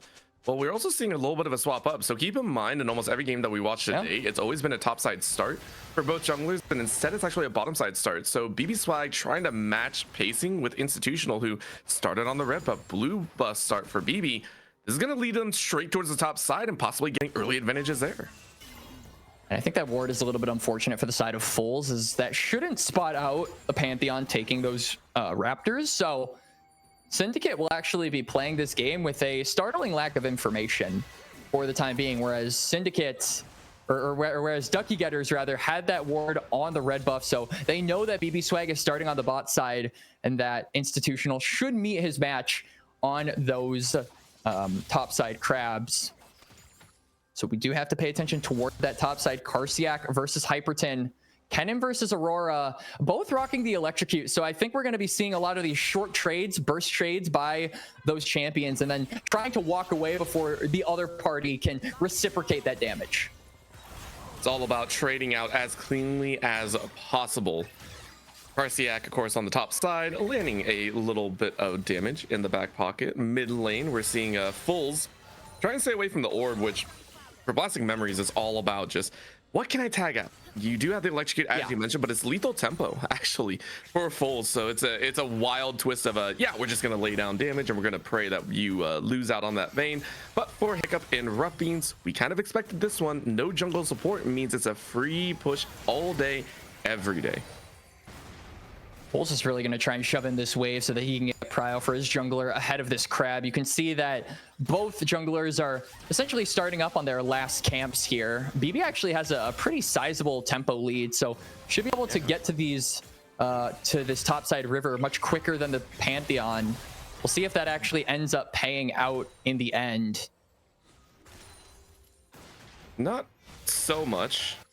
As you can see, a lead in BB is just off on the wing, so Karsiak isn't really well known, but here's the media that we were talking about. You can see a walk around on that. Oh, he flag and dragged. In though, BB Swag already used a flag and drag, which now means Hyperton is going to come around the corner. No shuriken to land, but instead it might be a twist. Nice little stun root. No mana on Karsiak, which means that you're all running for dear life, but it's a flash for flash between the junglers. No dice on there, so Ducky Getters are starting to win out on the pressure game around the map.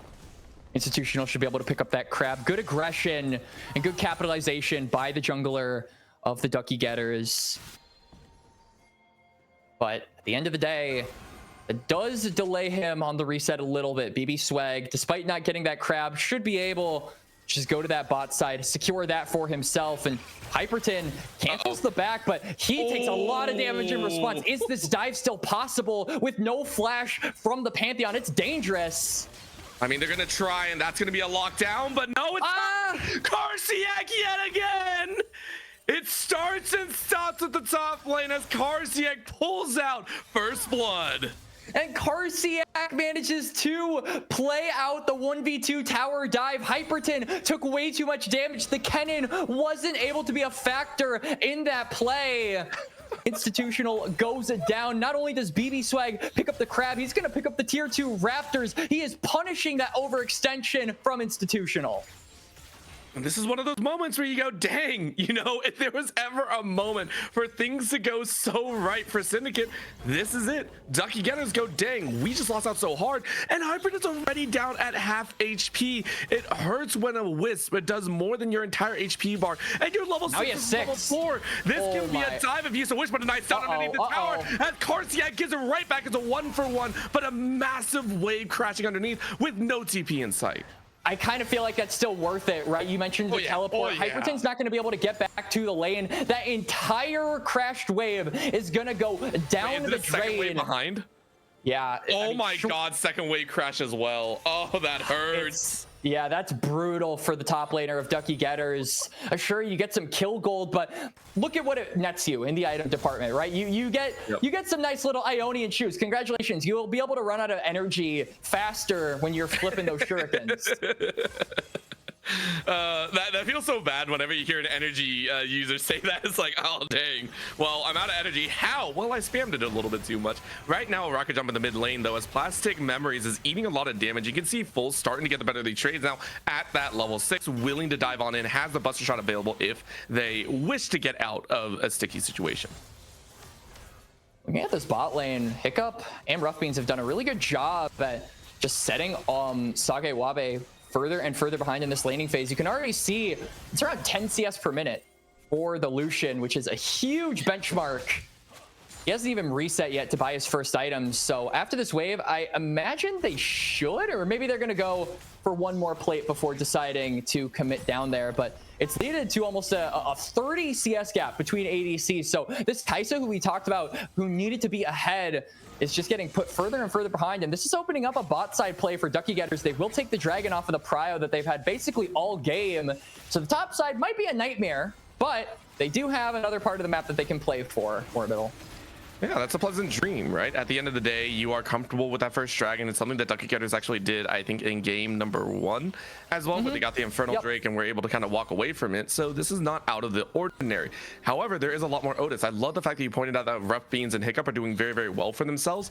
They need to continue this, though, because eventually there's going to be an unleashing of Carsiak, and I don't think Rough Beans is going to be able to stand up even with that barrier. So that's what I'm really looking at, is how well are you able to maintain that position? We're seeing some of the recalls come in. There's that lane swap, but Fulls goes ahead and takes a plate for himself. Hyperton saying, hello, I am here, and I think you're just kind of dead in the water. Nice chain CC. Hyperton gets a kill up in their pocket yet again. Good roam from Hyperton. Gets the kill as well. So even though that CS is still pretty disparaging between the two top laners, they are able to make up for it with the kills. Oh, nice rotation. Ooh, good charm behind, and that tether is going to reach stays so far away, but it sets up the Cataclysm so cleanly. Sage Wabi can do some extra damage, but it's not enough. Remember, Sage Wabi hasn't had the fun, and that's going to be a claim. Plastic Memories creates the opportunities and collects the feat of warfare for Ducky Getters. And Plastic Memory stands strong. Cataclysm be damned. Pressure by Syndicate be damned. He picks up his first kill of the game. And now Ducky Getters, even though they went out on the fight, they don't have the health bars to continue taking advantage of this top side. They aren't able to secure the grubs. Syndicate are going to revel in the chaos and actually pick up that top side neutral. So it's a one fight, but they don't get anything for their troubles. The best thing that they get is some gold into the coffers of Ahri, which is good considering that Malignance is a huge break point for the champion, but you definitely would have liked to have gotten those grubs alongside it. Now, this will just mean a lot more pressure is able to be dictated by Fulls. This Tristana is loving having the two grubs. Not just loving that one, but the understanding that this Tristana now has a massive target on their back. For Ducky Getters, you just recognize that Sage Wabi is not really that big of an issue. So who's next? It is going to be that Tristana. The range is starting to punish out, and Rough Beans is like, I can do some damage. I can try and chance this one. And we're actually going to see it here, as that's a burst on the back end. Another tether, no root though, as the Culling comes out to play, and just trying to walk their way back. Hiccup with a great assist on the back end to keep the ADC alive. The marksmen of Syndicate are getting really pressured. You talked about how Fulls would have a major target on his back just a few seconds ago, Orbital, and I feel like we're seeing that in real time. But these are the kinds of picks that need to be put ahead if Syndicate want to have a relevant late game, those marksmen really are the keys to that part of the map and to the part of that game. They are going to actually pick up that third grub, so this should help. I always think having the grubs is going to help just accrue more gold as the game goes on, but you as BB Swag in particular need to be active around the map. We said that it would be okay if he like sacked some of his CS, sacked some of his camps in order to help out his lanes. He's 20 CS off over his counterpart. Institutional has been playing that role instead, and look at the results that it has netted him. 2-1 Kennen, 1-0 Ari. His solo laners are better off because he is understanding, like we said, that these matchups are so fragile. A simple misstep or simple gain can really cause some havoc, and I'd agree with you, it is very fragile. It's almost, you can almost watch as the glass shatters in some of these engagements, or at least it vibrates very heavily. Karsiak now eating a lot of damage as Hyperden starting to get the better of it. Remember, there was a 20 CS difference, but Karsiak is still relatively squishy. Actually went with a little bit of that storm, saying, hey, we're gonna get that burst, we're gonna get that speed up as well. We've seen it do work, but you got to initiate the trade first if you want the proc. So it feels bad. Hyperten's still going to stay on the top side. There's going to be the roam in, no proc to go, and Hyperten's starting to outrange as they get placed right back. BB Swag, though, on the bottom side, answering back, but not having extra damage behind, and Sage Wabi obviously not exactly that strong. You can't fight it. Well, Calamity, though, here to sparge the dive. Oh, very beautiful nice ult. Back, and a Bard ulti as well. Collect the damage. Oh! And that's a double for Calamity. And I'll be honest, Ducky Getters, why'd you go for possibly the most fed at that time on Syndicate? You know, fool me once, shame on you. Fool me twice, shame on me. That's the second dive they put on Karsiak that has gone astray. This Aurora continues to make the Ducky Getters work for it, and now it's a fight in the mid lane. Oh, and that's the last auto. That's all you need. That is an ADC's wet dream there. That is perfect to be able to layer on. And all of a sudden, Syndicate are starting to get more advantages throughout the map. Ooh, Institutional has flash and speed he wants up. to go for it. He is, and that's a freebie there. But it still doesn't stop the fact that Syndicate got a plate, got kills, and got more and more. BB Swag is here to maybe punish Institutional, who used all of that. Nice ward over the wall, by the way. The ward to understand to get those raptors in play. However, a lot expended right there, right before the dragon, and this is where my eyes are drawn next. I feel like BB Swag maybe getting a little too over aggressive, trying to trade back with those kills, because now you don't have Cataclysm ahead of this dragon. That's more of a combative ultimate than the Grand Starfall. Grand Starfall is there to try and gank those lanes, to try and, you know, cheat some of that vision. It's not necessarily the best for combat. And I think because of that, Syndicate are a little bit hesitant to start up this dragon, at least until Foles gets back to lane, which he eventually will, but will have to regain some of that priority beforehand. Oh, and Karsiak, without much in the bank, Hyperten showing why this champion is banned out in a lot of areas. Last auto didn't go through. Are you kidding me? Another bop, one more Q can do it. Flash away. It's awesome. Karsiak lives. Karsiak survives the entourage of lightning bolts coming through from the top lane, as now Plastic Memories has to commit his ultimate in the mid lane. We talked about the lack of Cataclysm, but they're saying we can even out the odds. We can force Ducky Getters to use some of their R keys, and I love the aggression they're showing ahead of this Drake. Not just that, the expenditures are starting to create some hurdles in here. Dragon started up yet again, but keep in mind there's a TP available for Karsiak, and Hyperten doesn't have his, so they are waiting. They have eyes on this dragon. They're gonna jump on in, quick TP in, but a nice Bard ulti again keeps BB Swag alive, and they drew out Institutional. Dragon's down to about 1400 HP. That is what? Bard with the Unsealed Spellbook Smite takes it away for Syndicate. They don't even care that they lost BB, because it's all out Calamity. All Calamity is causing commotion game after game. This man is a menace on the Bard, and it's going to be the first dragon given over to Syndicate. Now Sage, he wants more, but it's a 2v3. You do not want this. Calamity is like, yeah, this ain't no Tristana. It's just Sage right now. 4.5k in the bank is nothing compared to what you're running into. But it's still ridiculous. Why? Every time this is Syndicate getting away with not just daylight robbing, but high noon. The sun's in your face. Thank you for finally killing him. Oh, Calamity, Bard portals to his death, and because of that, I think that the numbers aren't really there for the Syndicates. They have to catch that mid wave. They have to make sure that Plastic Memories isn't threatening their mid turret on top of the bot turret. Rough Beans and Hiccup can just stay in lane. They can probably knock down the first one of the game, and that's just more gold given into the pocket of this Illusion. He's going to be recalling with 1,600 gold. That's a massive break point for the 80 carry of Ducky Getters, who seem to be coming together a lot more nicely than Syndicate. Sure, you've got a lot of gold, you've got a lot of resources into this Aurora, but we talked about this last game. These kind of protect the president comps fall on one person to carry the match. If Karsiak missteps, if he makes a wrong turn, if he makes a wrong play and he goes down, and Ducky Getters claim that gold, they will be in such a winning position, and Syndicate will have to claw back with these advantages to try and have a chance at winning in this game. Not just that, Ducky Getters have been given another opportunity behind. I want to point out that they just completed 2 feats already, and so they have the upgraded boots in their inventories. They'll be able to play with a little extra oomph to their name. Of course, the Herald is starting up here. That's another one. Are you kidding me? Calamity is a star this time. BB will go ahead and sacrifice their life, pays tribute to Duckies, and I think they were also able to gather. They were able to grab the Herald as well. That is ridiculous. That is now 2 objectives stolen away. That's the Herald, and then the bot lane turret as well. Foles is just on the side lane yet again, doing his thing. And Plastic Memories will try and punish it, but he's actually not going to commit for the kill. That rocket jump is going to get the mid laner Syndicate away. That Tempered Fate, it locks up Institutional. Pantheon can't smite. This is like the most insane Bard performance I've seen in a really long time, Orbital. This is like Bucio levels of Bard.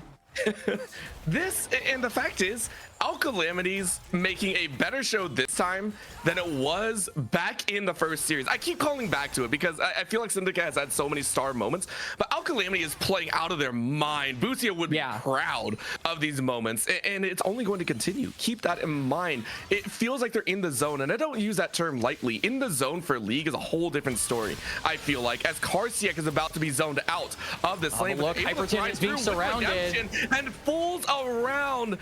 Calamity is here yet again to play, but right now it's a 1-2 gut punch yet again. Rough Beans getting caught out in the mid lane. Calamity now lost in the sauce. Recognize that, hey, I shouldn't be here. Rest of the team coming around to the side, but Plastic Memories was able to TP in to help. But guess what? It's the mid lane play that was all the action, and drift that all the way to safety. Syndicate yet again create their own space. Karsiak trying to run for their life. Institutional wins that fight, and even a win by Plastic Memories this time as the tower assists in a way.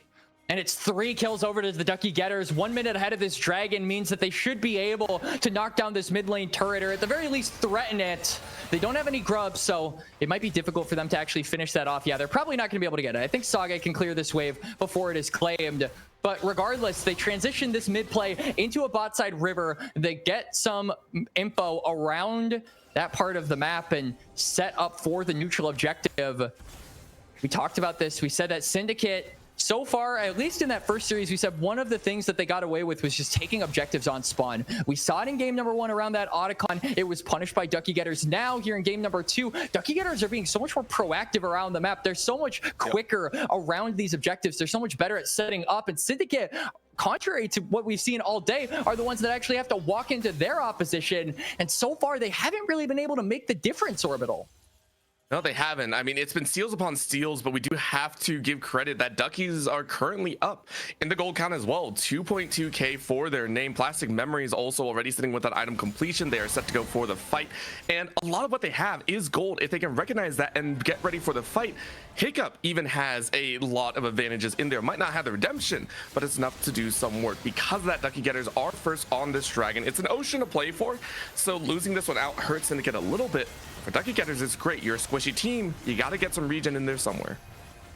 I like what Syndicate are doing. They're giving up this dragon, recognizing they don't have a foothold on this bot side river. They're too squishy to be walking in to a chokehold like this. So they go and they put Foles yet again on the side lane, and now they may be fishing for some stragglers on the side of Ducky Getters. They will run into Institutional and Hiccup possibly. Oh no. Yeah, and they run into a lot more than what they thought. Calamity is not as strong as you wish. BB having to get some help, but Sage Wabi dives on in. Quick killing between worlds, and then the rocket powered jump brings the auto attacks to a close, and Syndicate take their payment in gold. And again, Foles teleports in, makes the difference. The ult combination from Syndicate is enough to get them 2 kills on the board.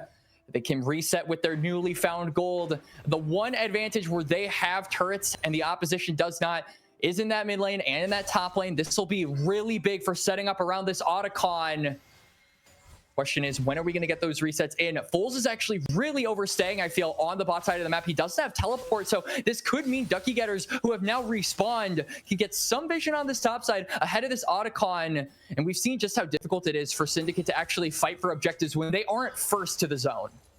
No, and it's been difficult. I also want to point out there is a pink ward that stayed alive for a majority share of that dragon battle. It's sitting there over on Syndicate's side, and I think I want to say Sagawabi walked over and was like, I can't really go for it right now, which makes sense, but it is still alive. So Ducky Getters, not only are they prepping for a lot of these objectives, their vision is actually sticking around quite well, meaning they don't have to reinvest just yet. So that gold is being put to very, very good use. But once again, I've used but so many times, we are looking at only a 300 gold difference right now. Ducky Getters, they lost that 2.2k lead and yet a flash. So for Syndicate, can't look at the scoreboard, gotta look at the levels, gotta look at your own itemization. Yeah, let's see what they can do here. This is kind of what we talked about. We said that the marksmen of Syndicate were so vital to actually the success of their late game, and because they didn't, I feel, set them up correctly early on, we're seeing how difficult it is for them to actually maneuver around the map, knowing that at any point, Ducky Getters with the superior vision, I feel, in this game could be right around the corner, ready to jump them, ready to make a play on them and transition that into an objective. It's really consequential now, though, as Otacon is something that you just don't want to miss out on, especially with that bonus adaptive force onto double marksman. That is a huge advantage for Syndicate, and if they don't get it, a huge missed opportunity for them as well. As it looks like they're just two-manning it. Wait, they're just gonna get away with it. Nah, the Syndicate special keeps striking. Oh, it hurts to see. Ducky Getters are like, bro, ain't no way. We coin flipped it last time and we let it go for free, and now Rough Beans is in the worst position of their life with their HP value. Quacks, how many times have I said I hate this game? Syndicate just keep getting away with murder. They keep looking at where Ducky Getters that's not aren't. Even murder. That's robbing. That's theft. That's heist. It's a war crime, maybe. It's treason. 100 to life, but nonetheless, Syndicate get that Otacon, and that'll just be a lot more damage into the department of those marksmen.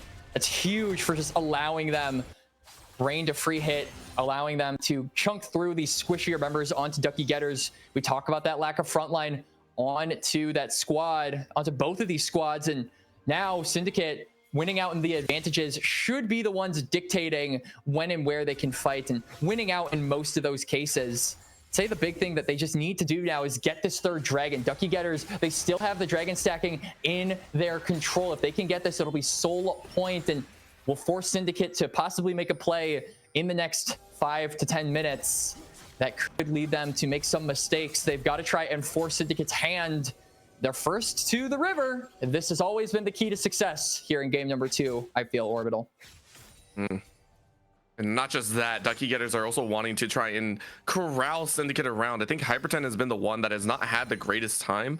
We know Slicing Maelstroms want to hit on like 4 to 5 players. You want to get the entire squad, but there hasn't really been an opportunity for so. But Institutional saying, we're going to go ahead and fire away. Beautiful. To deny.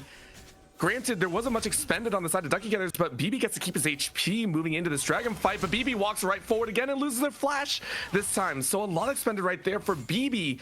And Syndicate all of a sudden aren't as sure about this jungle invasion. Ducky Getters are just trying to bait them to go to this bot side river, but they don't have any vision. They know better. They're going to send everyone to push on this mid wave, and now maybe they go in as Foles walks up. And Foles answers right back. Hyperton TPs on in. This is the first time that we're seeing battle lines actively drawn with all 5 members in every direction. Now keep in mind, Calamity doesn't have ult. Dragon is taking a little bit low. Hyperton's running interference. This is the spot. No smite available for Calamity, so it won't be a regular 2v1 smite for the Bard. Instead, it's a calling to back everyone up. Where is Karsiak? Karsiak's around the corner. This is going to be Dragon taking away. Look at Hyperton with a nasty slicing maelstrom. Catches 4 in a beaut of a fight, and it's Syndicate to run for the hills as they are finally jailed for their crimes. And Hyperton just electrocutes Syndicate, tears them asunder with the Maelstrom. They will get themselves soul point. They lose nobody in the exchanges. It's so quick that Syndicate can't even react. The Baron will be claimed alongside it. In this game, it's starting to smell like a game number 3 Orbital. The Ducky Getters have got knives out, and they are quacking away here in game number 2. Karsiak in no position to even challenge and look for a steal. And my God, Quacks, we knew that was going to happen. We knew that was going to happen from like a mile away, and yet Syndicate still took that chance. We're now seeing a 4K gold lead. Baron in the pocket of Ducky Getters. They have the world at their hands, and they just got to get that freestanding gold. 4 towers on the outers until you reach the inhibitors, and I'm sure Duckies are going to get every single one. Ducky Getters with the Baron now, really looking to put their foot on the gas Orbital. They've got the teleport there for plastic memory, so you want to probably try and put this Ahri in a side lane while the rest of you just look for the fight. Going back to that Dragon play, just can't overestimate, or understate rather, how good the flank was from Hyperton. Karsiak was looking for an angle as well. That Aurora could have very well done the exact same play, but the Kennen was quicker, the Kennen was faster, the Kennen made the play happen, and now Syndicate have found themselves at a deficit, one that they're not used to having, especially on the day where it feels like around the 25 to 30 minute mark, they have been in control of almost every single match. Even when that mid game has taken a divot, they've managed to come back. How do you come back from this? That is the question. Well, not this way for sure. Quick entry by Institutional makes a quick exit for Foles. Foles has not had that pivotal game that they've had so many times before. Not only that, that puts Sagewabe into a hole because BB doesn't get the chance to really engage. At this point, it is all safety mechanisms that you're trying to play for, and it just ain't working. A full court press in 2 different lanes allows Ducky Getters to clear the waves, get CS, get a tower, and more. Karsiak, you see, is in the back line, maybe looking for a straggler, or maybe looking for a flank angle, but there are plenty of wards that'll spot out this Aurora well before he arrives to that mid lane. Ultimately, Ducky Getters decide to quit while they're behind. They take down that tier 2 and go for the reset, just trying to get as much gold into their pockets as they possibly can ahead of this Dragon, which they are likely favored to win. Oh. And this is a solo ult. This is actually huge right now. Hyperton kind of setting a, I want to say setting a baseline and saying, hey, that early kill that you got means nothing. I am not strong enough to duel you, and you made a mistake by letting this champion through.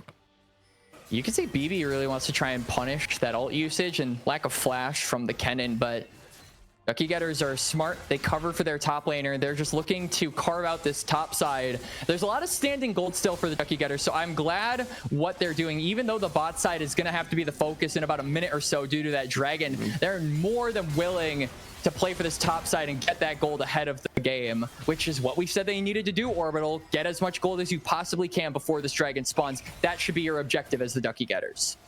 But of course, on the other side, Syndicate are saying the exact same thing. We got to get the gold where we can, and it's a quick push on this tower. You're going to sacrifice. He's not going to live to tell the tale here. He's dying for this. Oh yeah, 100%. You know that flank is coming. You're going to hop over the wall, and not even get the chance to hop. It's a quick elimination of this poor Yordle, and Tristana goes down for the 6th time this game.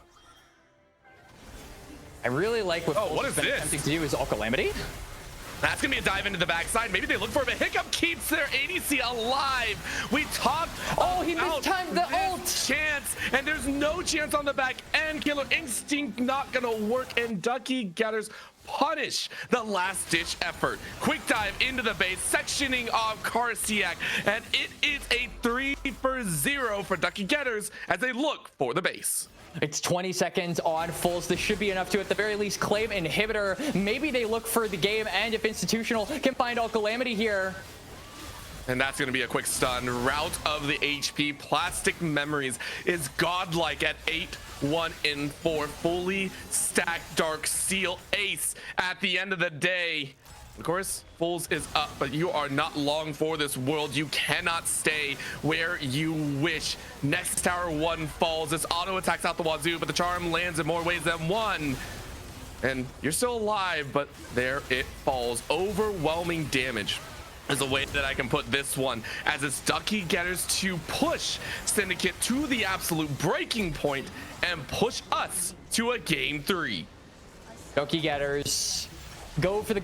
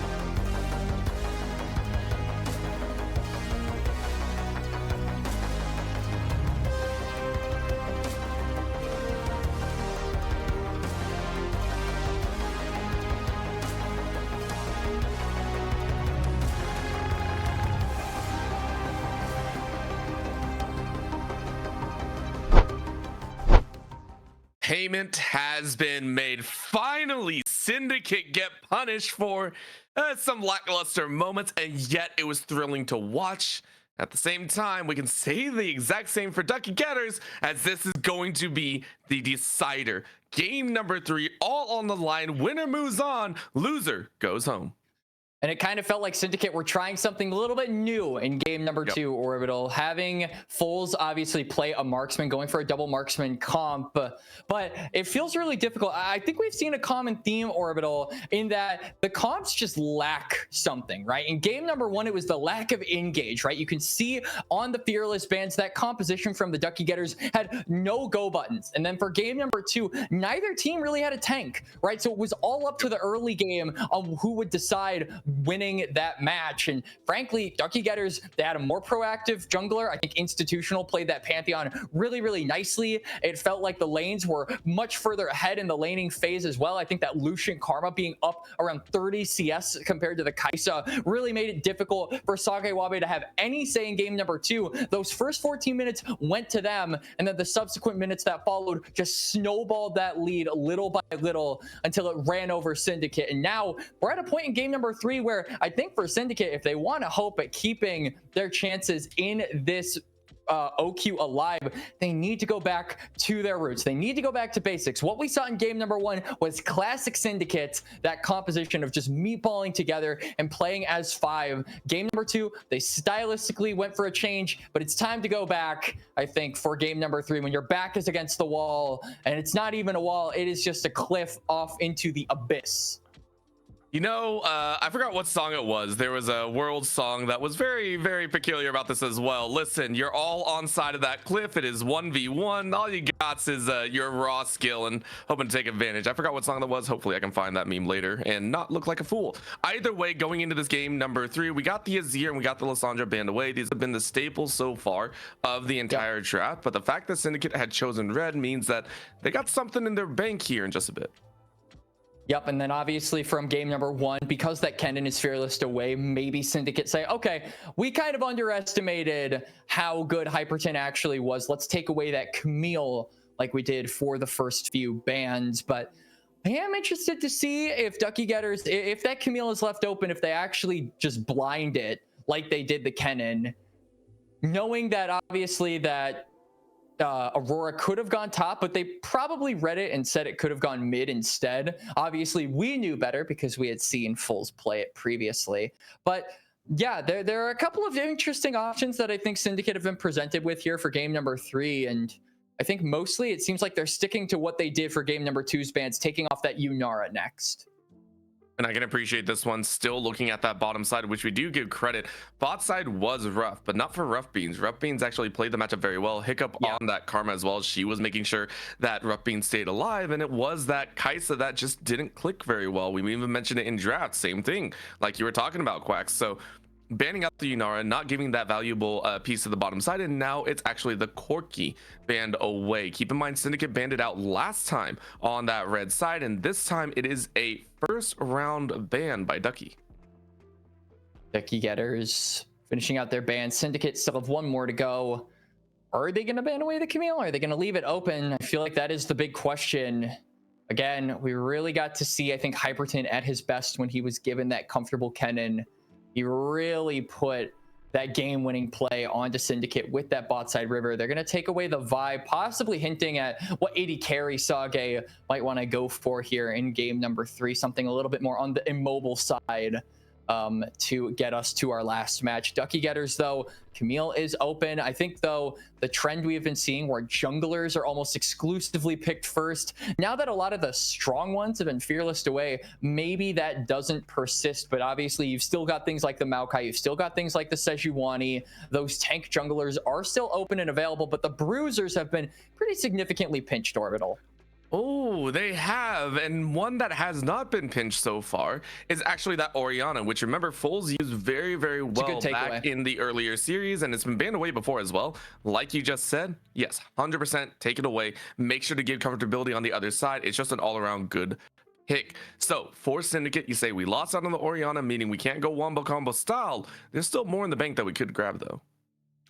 Yep, Xin Zhao is still open, so if Syndicate want to go for something like a Talia Xin, maybe go back to basics a bit, I wouldn't hate that. I especially think because Orianna is immobile, if you can land that CC, if you can land that rock shove, it almost certainly means at least a flash or a kill. I think punishing that mid lane is going to be a big thing for Syndicate going into this third match. Instead, they're just going to go for the Syndra. So the evergreen mid laners will be making their way up toward game number 3.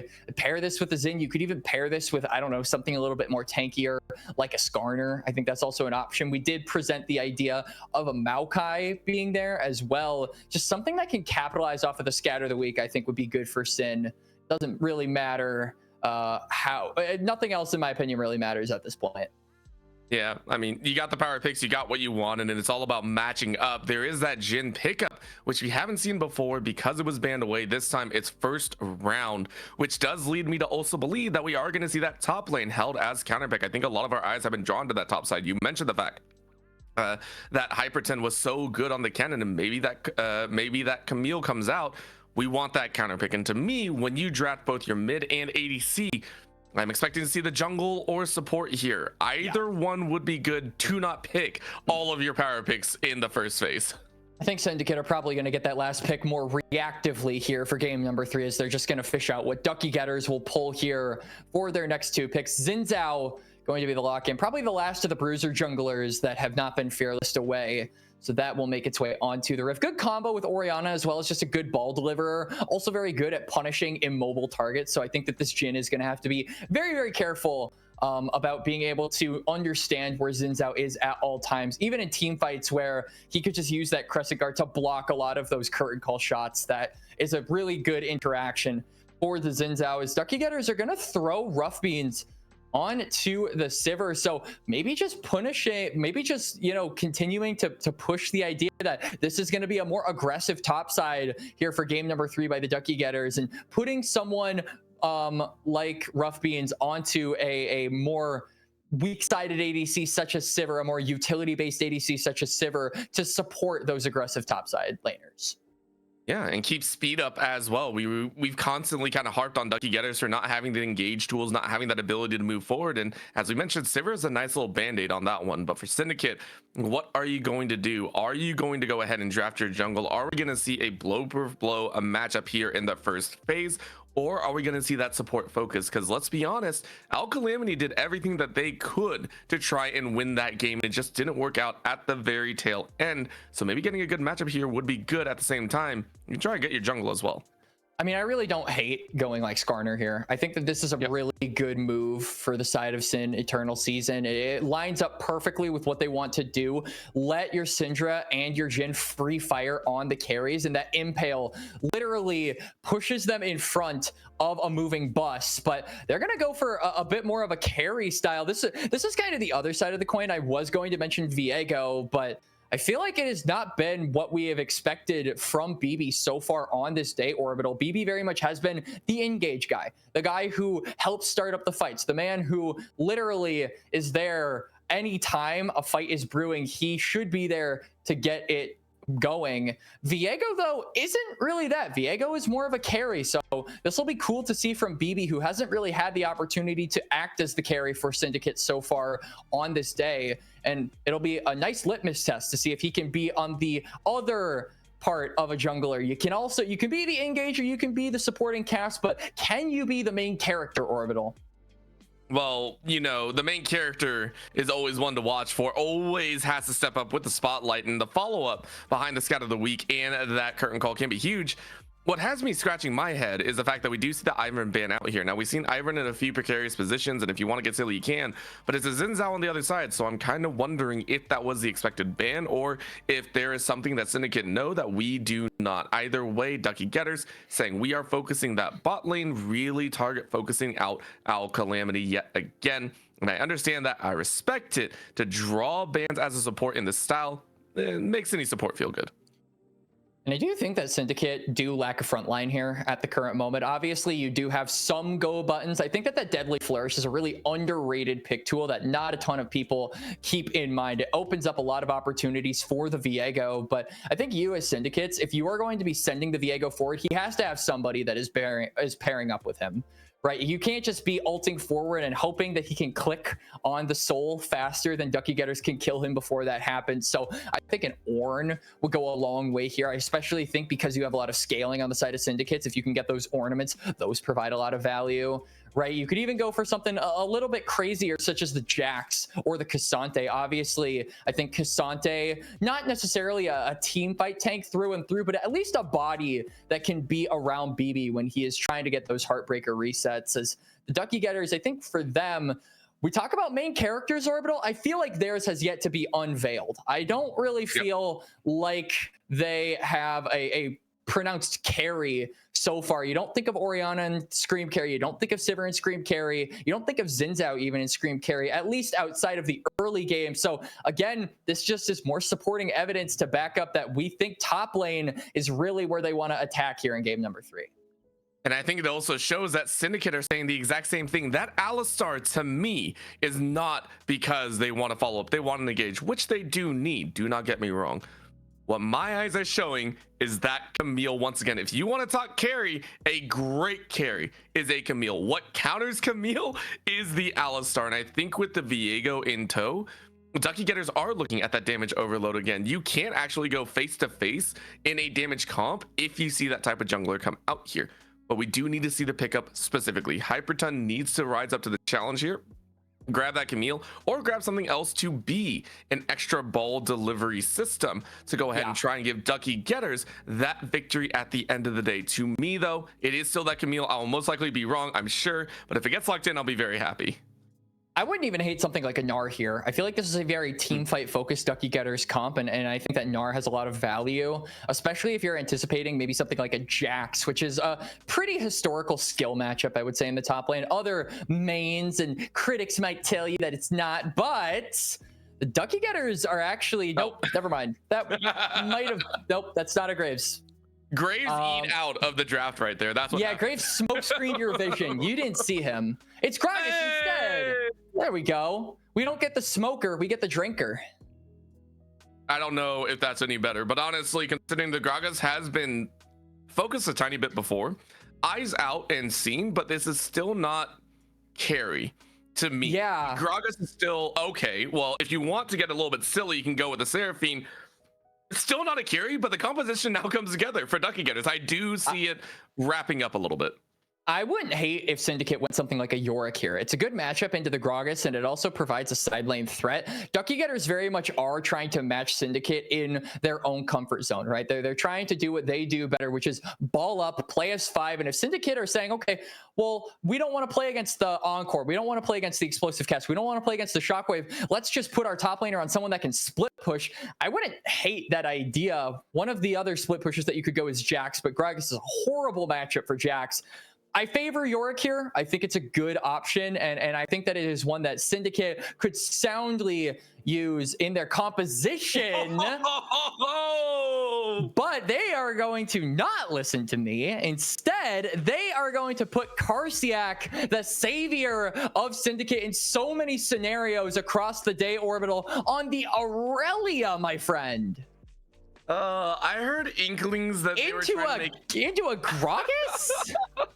Well, into a Gragas, into a Xin Zhao, into literally everything that's like, no, F you on the back end, because you're even running into an Encore, right? Like, if Karsiak does not play this to elevated levels, you are in trouble. And I love the fact that you have chosen it here, though. Karsiak, as you mentioned, has been playing so well. But this is that litmus test. If you are going all out, Cassante not in tow, you need to have a little bit of power. And now it is not just a triple threat composition, it's a quadruple threat with the Jhin, with the Syndra, with the Viego, and the Aurelia. The only problem I see, Syndicate are very feast or famine in that nobody is going to be really helping each other.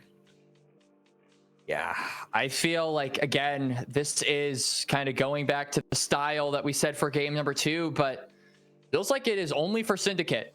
right? They were very feast or famine. I like that verbiage that you use, that saying that you put out there, Orbital. I think Syndicate are saying, all right, we need gold in the early game. We need to get BB and Karsiak ahead.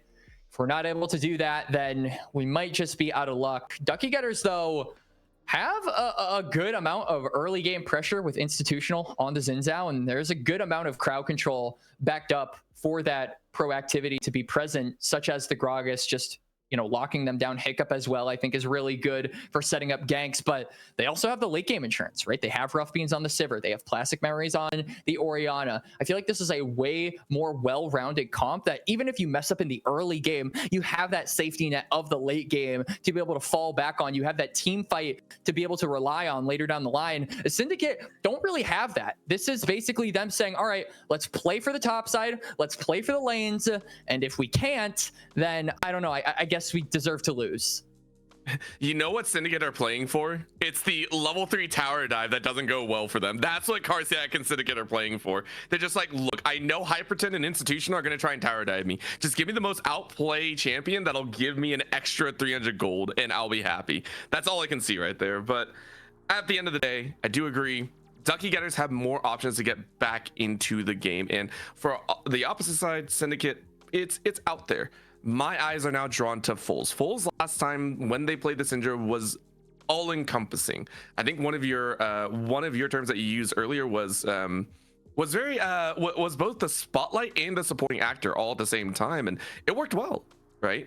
So for Foles, who did not have a great game number 2 on that Tristana, I am hoping the Syndra speaks out in volumes this time around. Yeah, I think that the Syndra, Foles was really good about playing against this, was really good about playing this against Calamity, really put them back from the brink. But in a game like this, where it is so feast or famine on the top side, you have to wonder what is going to happen if Foles can't pull out a miracle like this. Both of these teams are one loss away from being eliminated from the tournament. And frankly, for Syndicate, an up-and-coming organization who just really got their startup, is trying to make a name for themselves amongst other orgs. I think a lower run here would really, ending here would really be disappointing for them as an org, and for the players individually as well. That goes without saying. But then Ducky Getters, a historic org who has made it all the way to the grand finals of previous open qualifiers. This would be a really sad ending to their story as well, especially for 2 returning members in Rough Beans and Hiccup, 2 players who a lot of people really like to watch. Hiccup in particular has been so fun to watch on any team she's been a part of. The Ducky Getters moniker is always special to have in the open qualifiers. It would be a shame if the road ended here for either of these teams, but for one of them, it does have to be the end of the line. Bittersweet ending either way. So choose your own story, choose your own ending is what we give to both of these teams. We do have a couple complications going on in the server right now, so we are going to give a little bit of time for the lobby to get sorted out and the teams a chance to get back in and going. So when we come back, we will have game number 3 on the line between Ducky Getters and Syndicate Esports to see who will move on and who will be out of the tournament. Don't go anywhere. We will be right back.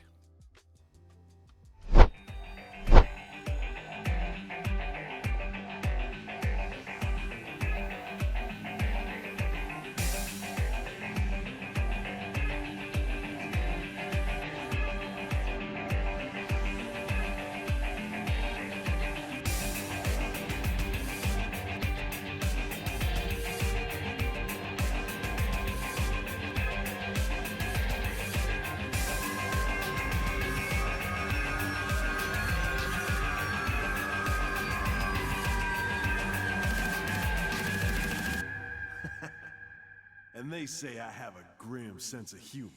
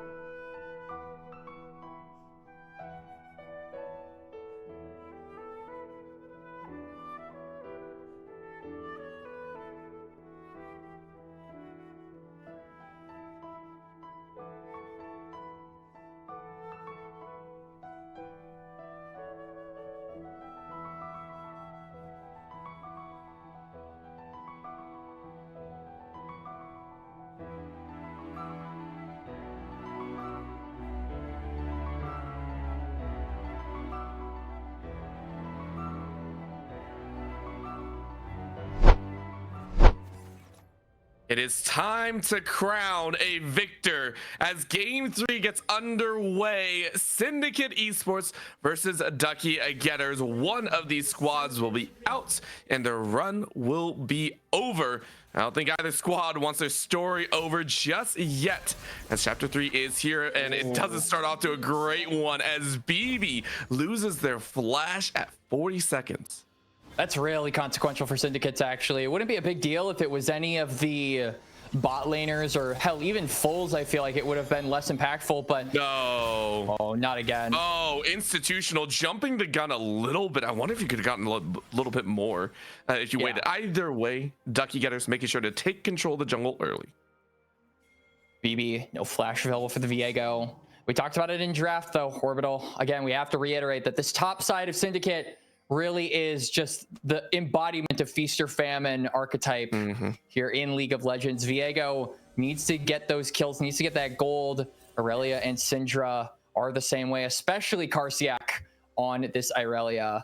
Really has to try and put the hands onto Hyperton, who has been pretty capable, I think, of showing high upside, but also has had some really low moments. Particularly we think about that Silas getting solo killed by Karsiak Scion. This game, though, really isn't about if Hyperton can solo kill his counterpart. It's just about if he can stall out and deny Karsiak any kind of kill gold in the laning phase. If that Irelia leaves without a significant gold lead over the Gragas, it'll be a winning scenario for the Ducky Getters, as they have essentially chopped off one of the arms of Syndicate going into that mid to late game. See if it changes up anything as well, as that's a quick little dash here and there. Both top laners obviously very, very squishy. Mid lane, we're also seeing Plastic Memories, who last game did exceptional work in the damage scaling following Hyperton on that cannon. So they'll be making some moves. Junglers, though, starting on opposite sides of the map this time, something we haven't seen in ages. It's been pretty much consistent follow through on bot side or top side. Calamity, though, feels a little bit bad. Granted, you have Hextech Flash and it's Unsealed Spellbook. Still feels bad to watch. I feel like it would be a lot less consequential if you actually had control of the bushes, though. Because you don't, there's a lot less ability to actually surprise the Ducky Getters bot lane. They'll see the Hex Flash coming from a mile away. There aren't a lot of avenues you can do to actually conceal your ability to get that summoner spell off. So for that reason, I feel like it's still really bad for the Syndicates. BB, though, could at the very least alleviate some of this stress. There is no ward on the bot side currently placed by Hiccup, so if the Viego has an opening, I feel like he's going to have to take it, but that opening seems to have closed as Sage actually had to reset. Oh, that's the second time now that Hyperton has been stuffed into a corner with that HP bar. First time was earlier games, of course, but Karsiak making sure to show that they know how to play the matchup, so I can appreciate that quite a bit. No gank to the bot side, though, as you were saying. BB not able to join on in, so instead just kind of walking their way up to the top side. A meeting of the minds, though, as Institutional also takes that scuttle, says no thank you, gets the vision, so it's recalls all around. Recalls, but feels like it's a really bad situation for Syndicate, as again, they have left the first 4 minutes without any kind of a significant gold lead. Hyperton, though, may be going to allow that to happen. And again, there's no extra out. You saw the belly bump come out, so Hyperton accepts their fate as yet again, for the third time in a row, top side is where first blood lands. And I'm really glad that they gave the kill over to Karsiak. I think that if it went over to BB, it wouldn't have been the worst thing in the world, but just allowing for that lane matchup to be more favorable for the Syndicate top side does so much more, especially because Karsiak doesn't have teleport available. Him being able to push this wave out as well means that he'll back and essentially lose nothing. Syndicate aren't going to get traded on. They're going to get that kill, and they're going to put the gold exactly where they want it, Orbital. It's almost an exact repeat of the earlier games, right? It's this lead-in for Karsiak, who we mentioned needs to be that carry. This R5 position is very, very necessary. And also because Sagewabi and Calamity have taken on the role of the weaker foundation. You take a look on the bot side already, Sagewabi is sitting on what, like 20, 30 CS deficit right now? It doesn't feel great.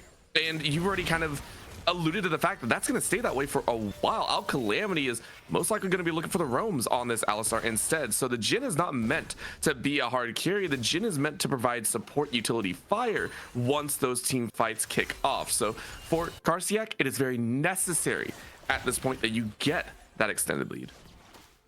It absolutely is, and I think not only that, but Cryo really hasn't favored Syndicate so far on the bot side. Obviously, because the resets from Rough Beans and Hiccups come through, it will be the Syndicate duo able to push in that wave, get their first reset of the game. But for the most part, I feel like what we've been seeing for a majority of this game is exactly what to expect for the future of the bot lane, where Rough Beans and Hiccup, with their leveraging poke, should just be able to bully them under the turret.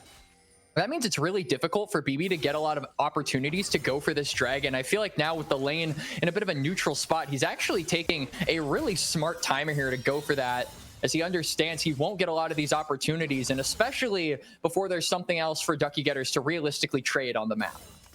Yeah, this is just the primer for what will.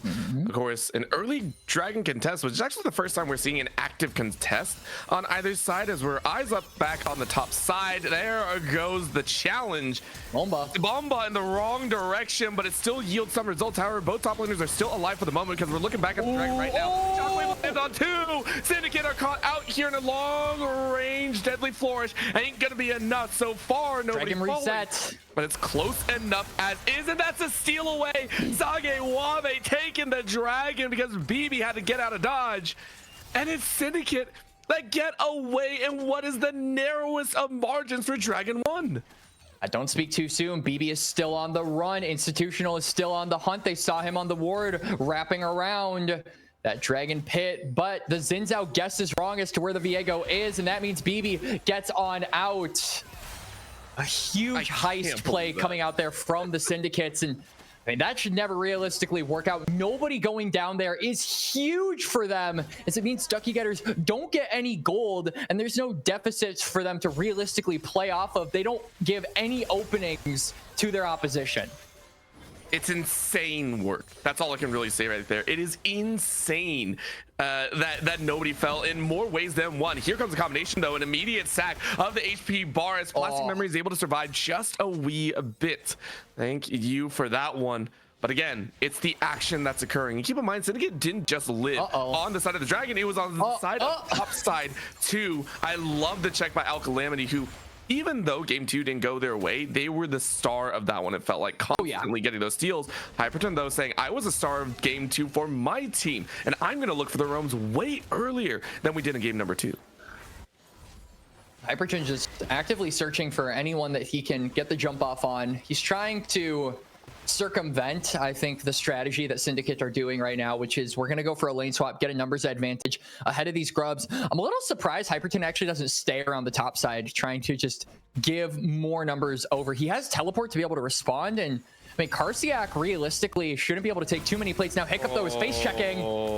And the face check feels so bad. And I will say it's an uncharacteristic mistake coming out of Hiccup, but it does happen all the same. Institutional, though, finding Sage Wabi, but not enough damage to finish, as that's a jump right on in. Great Crescent Guard to try and stay alive, but it is the feat of warfare as Syndicate get 3 straight with no answer. The Ducky Getters, I feel, really making a blunder there, not putting Hyperton along with his teammates on that top side to get a 4v5, especially because Karsiak didn't have teleport. You would have won that from numbers alone. Now, though, the Syndicates, they find a narrow gap. They take down Hiccup, and with that, they extend it one more kill in their favor to get those feats, like you said, Orbital.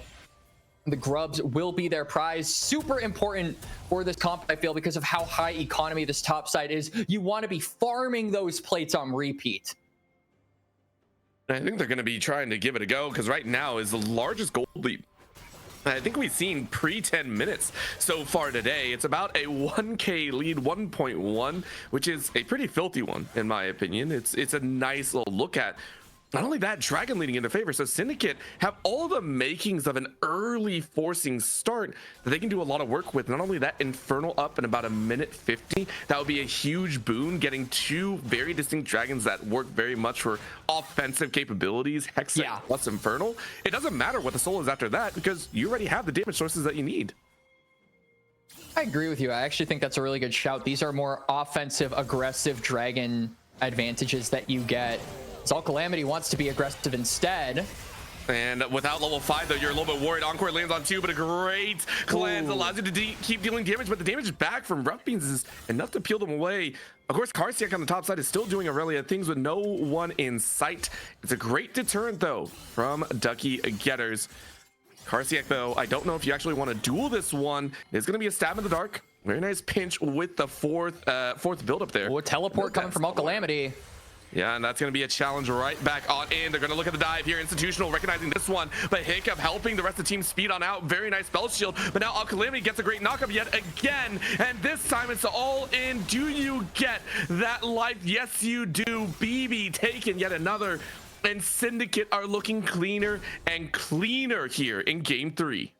Rough Beans is going to be forced to go between the turrets to escape death, but he's actually just going to try and execute before Calamity can make the difference. He will succeed in that task, but the fact remains he goes down. Institutional falls as well. BB Swag dictates who Syndicate should target, and Syndicate, he's like the laser pointer orbital. He says, all right, go here, go for this guy. And then all of Syndicate, they're the cat, and they say, okay, yes, you're right, we should.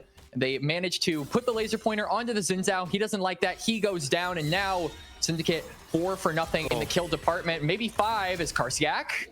Oh, you can flash over the wall, but that is a very much safety explosive cask. And you said it's the cat and laser pointer. And I love the fact because last time it was Foles dragging everyone around, but that was only for the mid game. That was for mid game shenanigans. This is full on early game destruction because Syndicate, I feel, have 4 laser pointers pointed in every direction. Remember what we said at the beginning is they need to get early leads. They need to generate early leads. They need to get these early leads and build up their feast or famine. They want that 5-course menu, and they're doing it right now. The buffet of dreams is currently laid out. They just need to keep eating.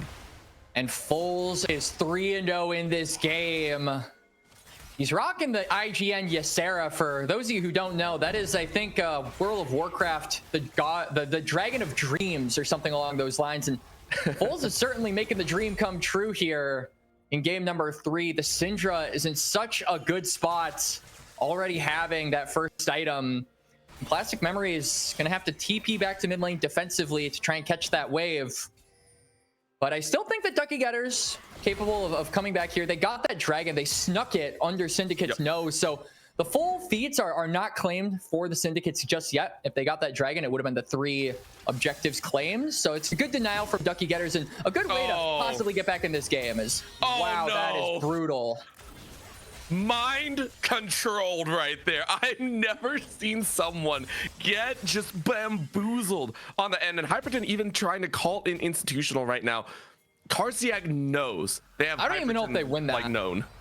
I don't either, quite honestly. Like realistically, like Blade of the Ruined King Aurelia with full stack passive is a different beast, and one that you definitely don't want to trifle with. Hyperton only provides crowd control. He doesn't really have any damage. And then are we really relying on institutional with his Sundered Sky against a squishier member to do the trick? I feel like it wouldn't be enough. So that's a really arduous position to be in.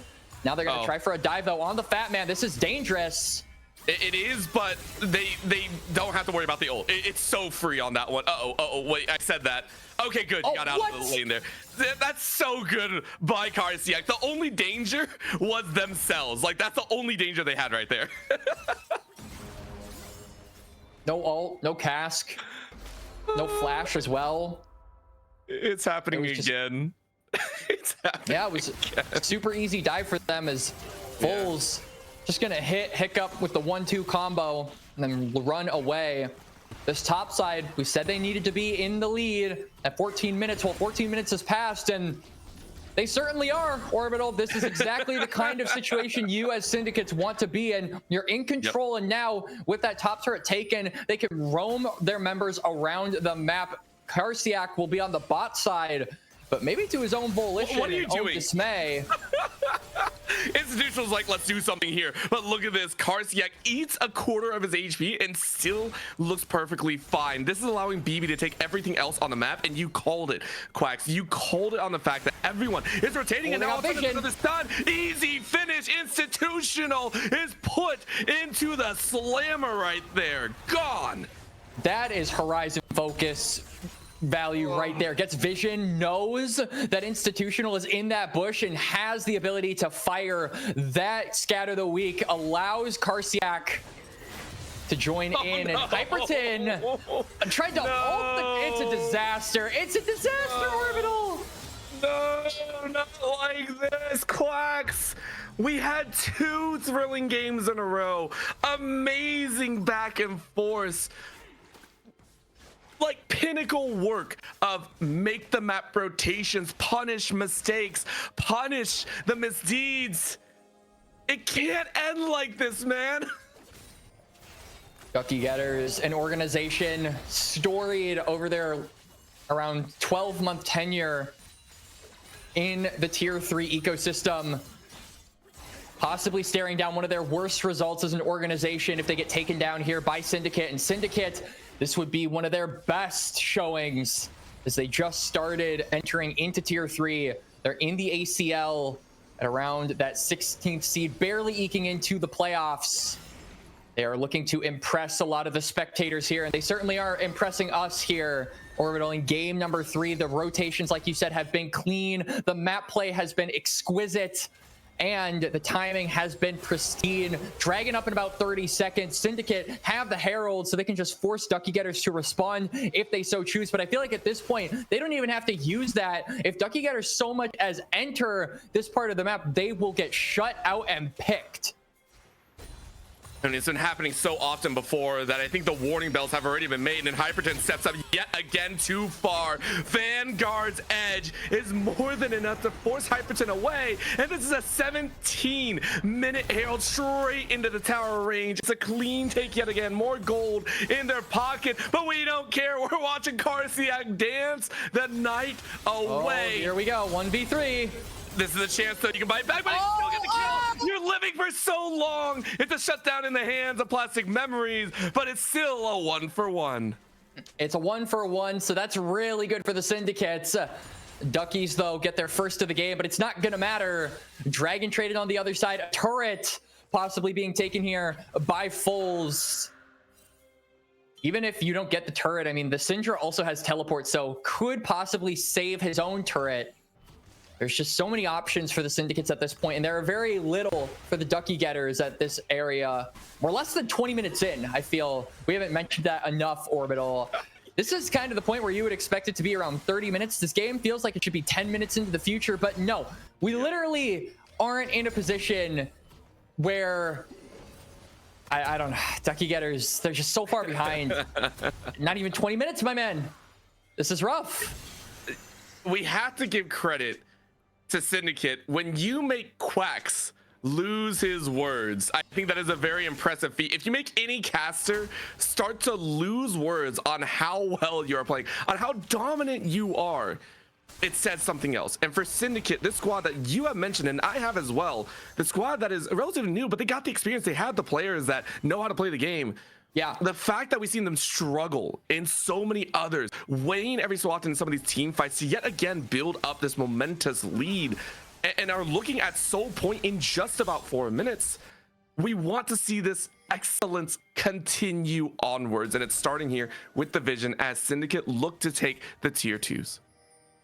Till that Dragon comes up, though, until that Soul Point is available for them, Syndicate are going to own this top side with that Otacon coming up very, very shortly. Ducky Getters, I mean, look at the vision established on this part of the map. BB Swag is taking the camps, but even if there were no camps to take, you just sit in the bush, you wait for somebody on Ducky Getters to overstay their welcome.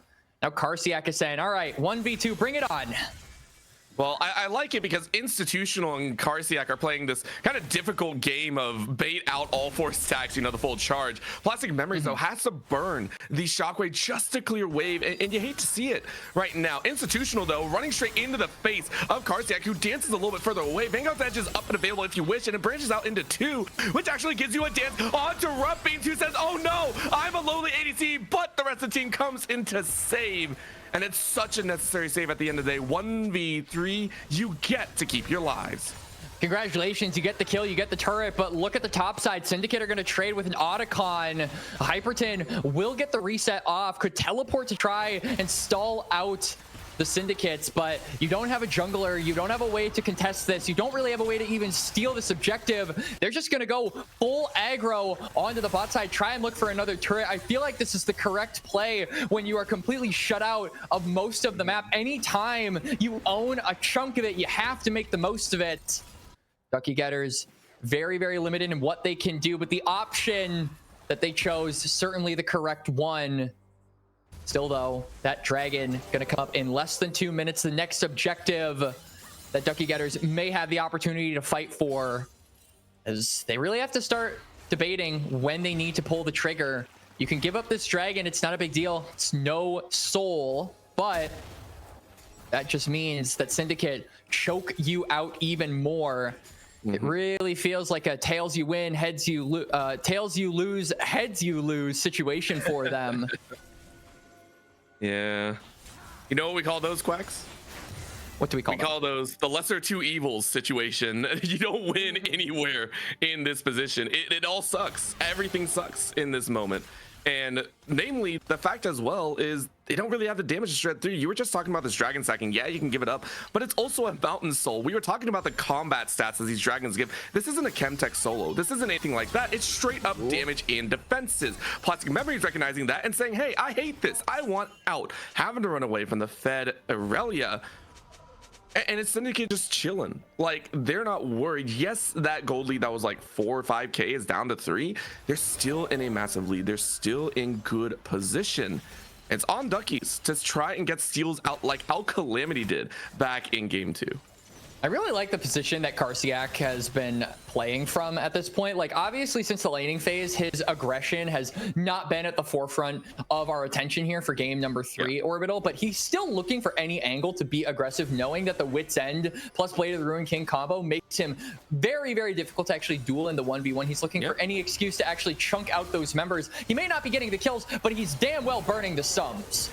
And you know who else is burning the sums or the HP bars is more of Hyperton. You can't run from the hashtag skilled moment. And Karsius, with all the attention drawn mid, means that Institutional ain't gonna enjoy this one. Nice knock up though. Follow through on this. Nice shockwave whiff. Karsius survives for the moment. And BB Swag coming in with the swagger and a half. Are you gonna get the execution? Encore slows everyone down. And actually Sundered Sky healing. Institutional is staying alive. Redemption Behind. Hiccup tries so hard, but she can only save so much. Hiccup now on the run as Syndicate continue the reign of supremacy. A curtain call from downtown for the assist as Syndicate pull the cross map ace. And the curtains might have been called on Ducky Getter's OQ run. It's an ace for the Syndicate ahead of the third dragon spawning for them. They're going to take those resets. The tower will be the last thing on the menu. And this game has been broken wide open. Syndicates, we were worried about them in game number 2. We said that they could be challenged. We said that they had met their match in the Ducky Getters, but they give us a firm reminder that the ceiling has not yet been reached for this squad. Has not. It will continue to rise, however delicately or stompingly they wish to do. Whether the games are clean or dirty will leave up to their own choices. Ducky Getters, though, are saying we're not down and out just yet. We will fight to the absolute bitter end, or maybe around a rock, as Institutional saying, hey, I almost won that 1v1. BB is on the wrong side of the map. Yeah, and BB's trying to run. There is no flash. There is no ability to get out. Ult isn't up either to dance away, so it's just a merry-go-round right in front of the dragon as well. Unleash power, though, crushing Hiccup's hopes of staying alive. And that means neither team can really look at the dragon that's currently spawned up. I mean, particularly Syndicate, who have control of this bot side river. They don't have a jungler, right? I mean, Institutional with Flash, with Smite, with Crescent Guard up, has all the tools to make it a steal. So Syndicate have to try and stall out for another 20 or so seconds, but you can already see that Ducky Getters are looking for any excuse to try and pick off these stragglers. Calamity, maybe the target. Nice little headbutt back.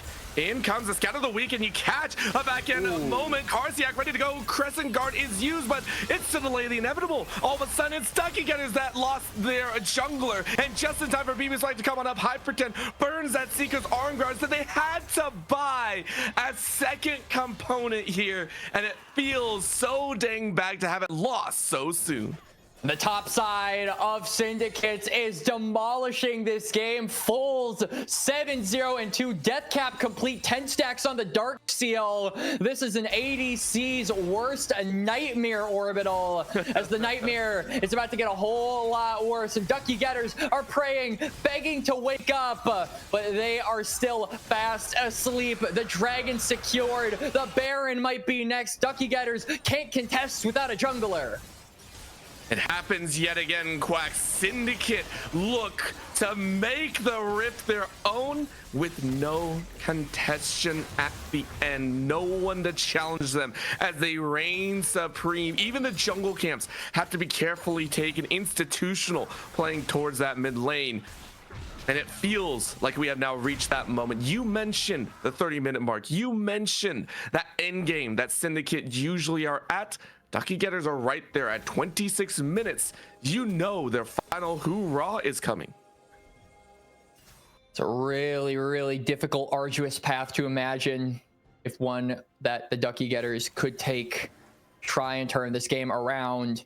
At this point, Karsiak, I feel like with the Baron, your lane assignments have to be that of a 4-1. That hole breaker coming in leads me to believe that the top laner of Syndicates is just going to be kind of the lone wolf here. But now Rough Beans maybe in a little bit of trouble. It's 5v4. Very nice cast. Calamity is in the backside, but that's the unbreakable will to hold yourself steady. It's a level 2 as well, which allows Wabi to do some extra damage. Chasing forward, Shockwave only lands on one, and Wabi sacrifices his life. I don't know if that's actually working. Wait, Institutional running around. What just happened? Wait, hang on. Karsiak is in the base. What a call and a half. What are you guys doing? You got a recall. What are you guys doing? TP back so quickly, please. I don't think Plastic Memories is able to hold on. Karsiak's gonna try and end. Karsiak says, Karsiak has to end. it's a base race of the ages. Plastic Memories got nothing on this. Karsiak holds it down for the rest of the team. GG, Syndicate Esports, they move on. And a base race to end the final game orbital. The miracle for Ducky Getters was so close, but so far the team fight win out of nowhere almost allows them to come back in the wildest of situations. But it is Karsiak on the Aurelia, the man who has been so clutch in so many moments, not just in this series, not just on the day, but in the open qualifier run for Syndicate. Look at that damage graph. Look at that gold graph. It was slowly dipping at the end as it looked like it was going to tread toward a Ducky Getters victory. But it is the Aurelia that allows them to move on up in the lower bracket orbital. I hate everything about that game. I've hated everything that Syndicate throw down because it may not be clean, but damn is it entertaining at the end of the day. Karsiak makes sure from the start of game 3 to the end, it is in their bank. 25.8k in the bank on the damage source, even in the gold, I'm sure. This has been thrilling. Unfortunately for Ducky Getters, they lose out on a gamble at the very end. As you called, they won the team fight, but lost the war at the end. So this is their farewell. They'll have to look at future OQ opportunities if there are some in the future. Right now, though, Quacks, who would you give an MVP status to on the day for Syndicate, as we just saw them pass on through 2 rounds of the lower bracket? Karsiak came in clutch, ended the 3rd game, but I got to give it over to Fulls. I feel like this guy, frankly, I would give him the MVP of the whole day. I think that he has been so consistent at being a win condition that Syndicate can always rely on to be that guy in the corner capable of winning them the game. So really good stuff from Fulls, really good stuff from Karsiak, really good stuff all around. And now it's just a question of how high can they go. Their next opportunity is going to be next week on the 6th, and that matchup will be against Zero Animosity. And they win that. They win either the game against Pepe Dipsy or Weber State, and they will be going up against Lotus Orbital, the team that they lost to in the upper brackets. So just a couple more series wins, and their chance for revenge might be there. But you'll have to wait and see that for another day, as Orbital, we are going to dip out here for the night. Thank you so much for joining me on the Aegis broadcast. Thank you so much for everyone sticking with us over the day here as we cover the Syndicates in their lower bracket run to try and qualify for the Open Qualifier Promotion Tournament. Thank you to Caddy on production. We will see you guys back here next weekend. Take care.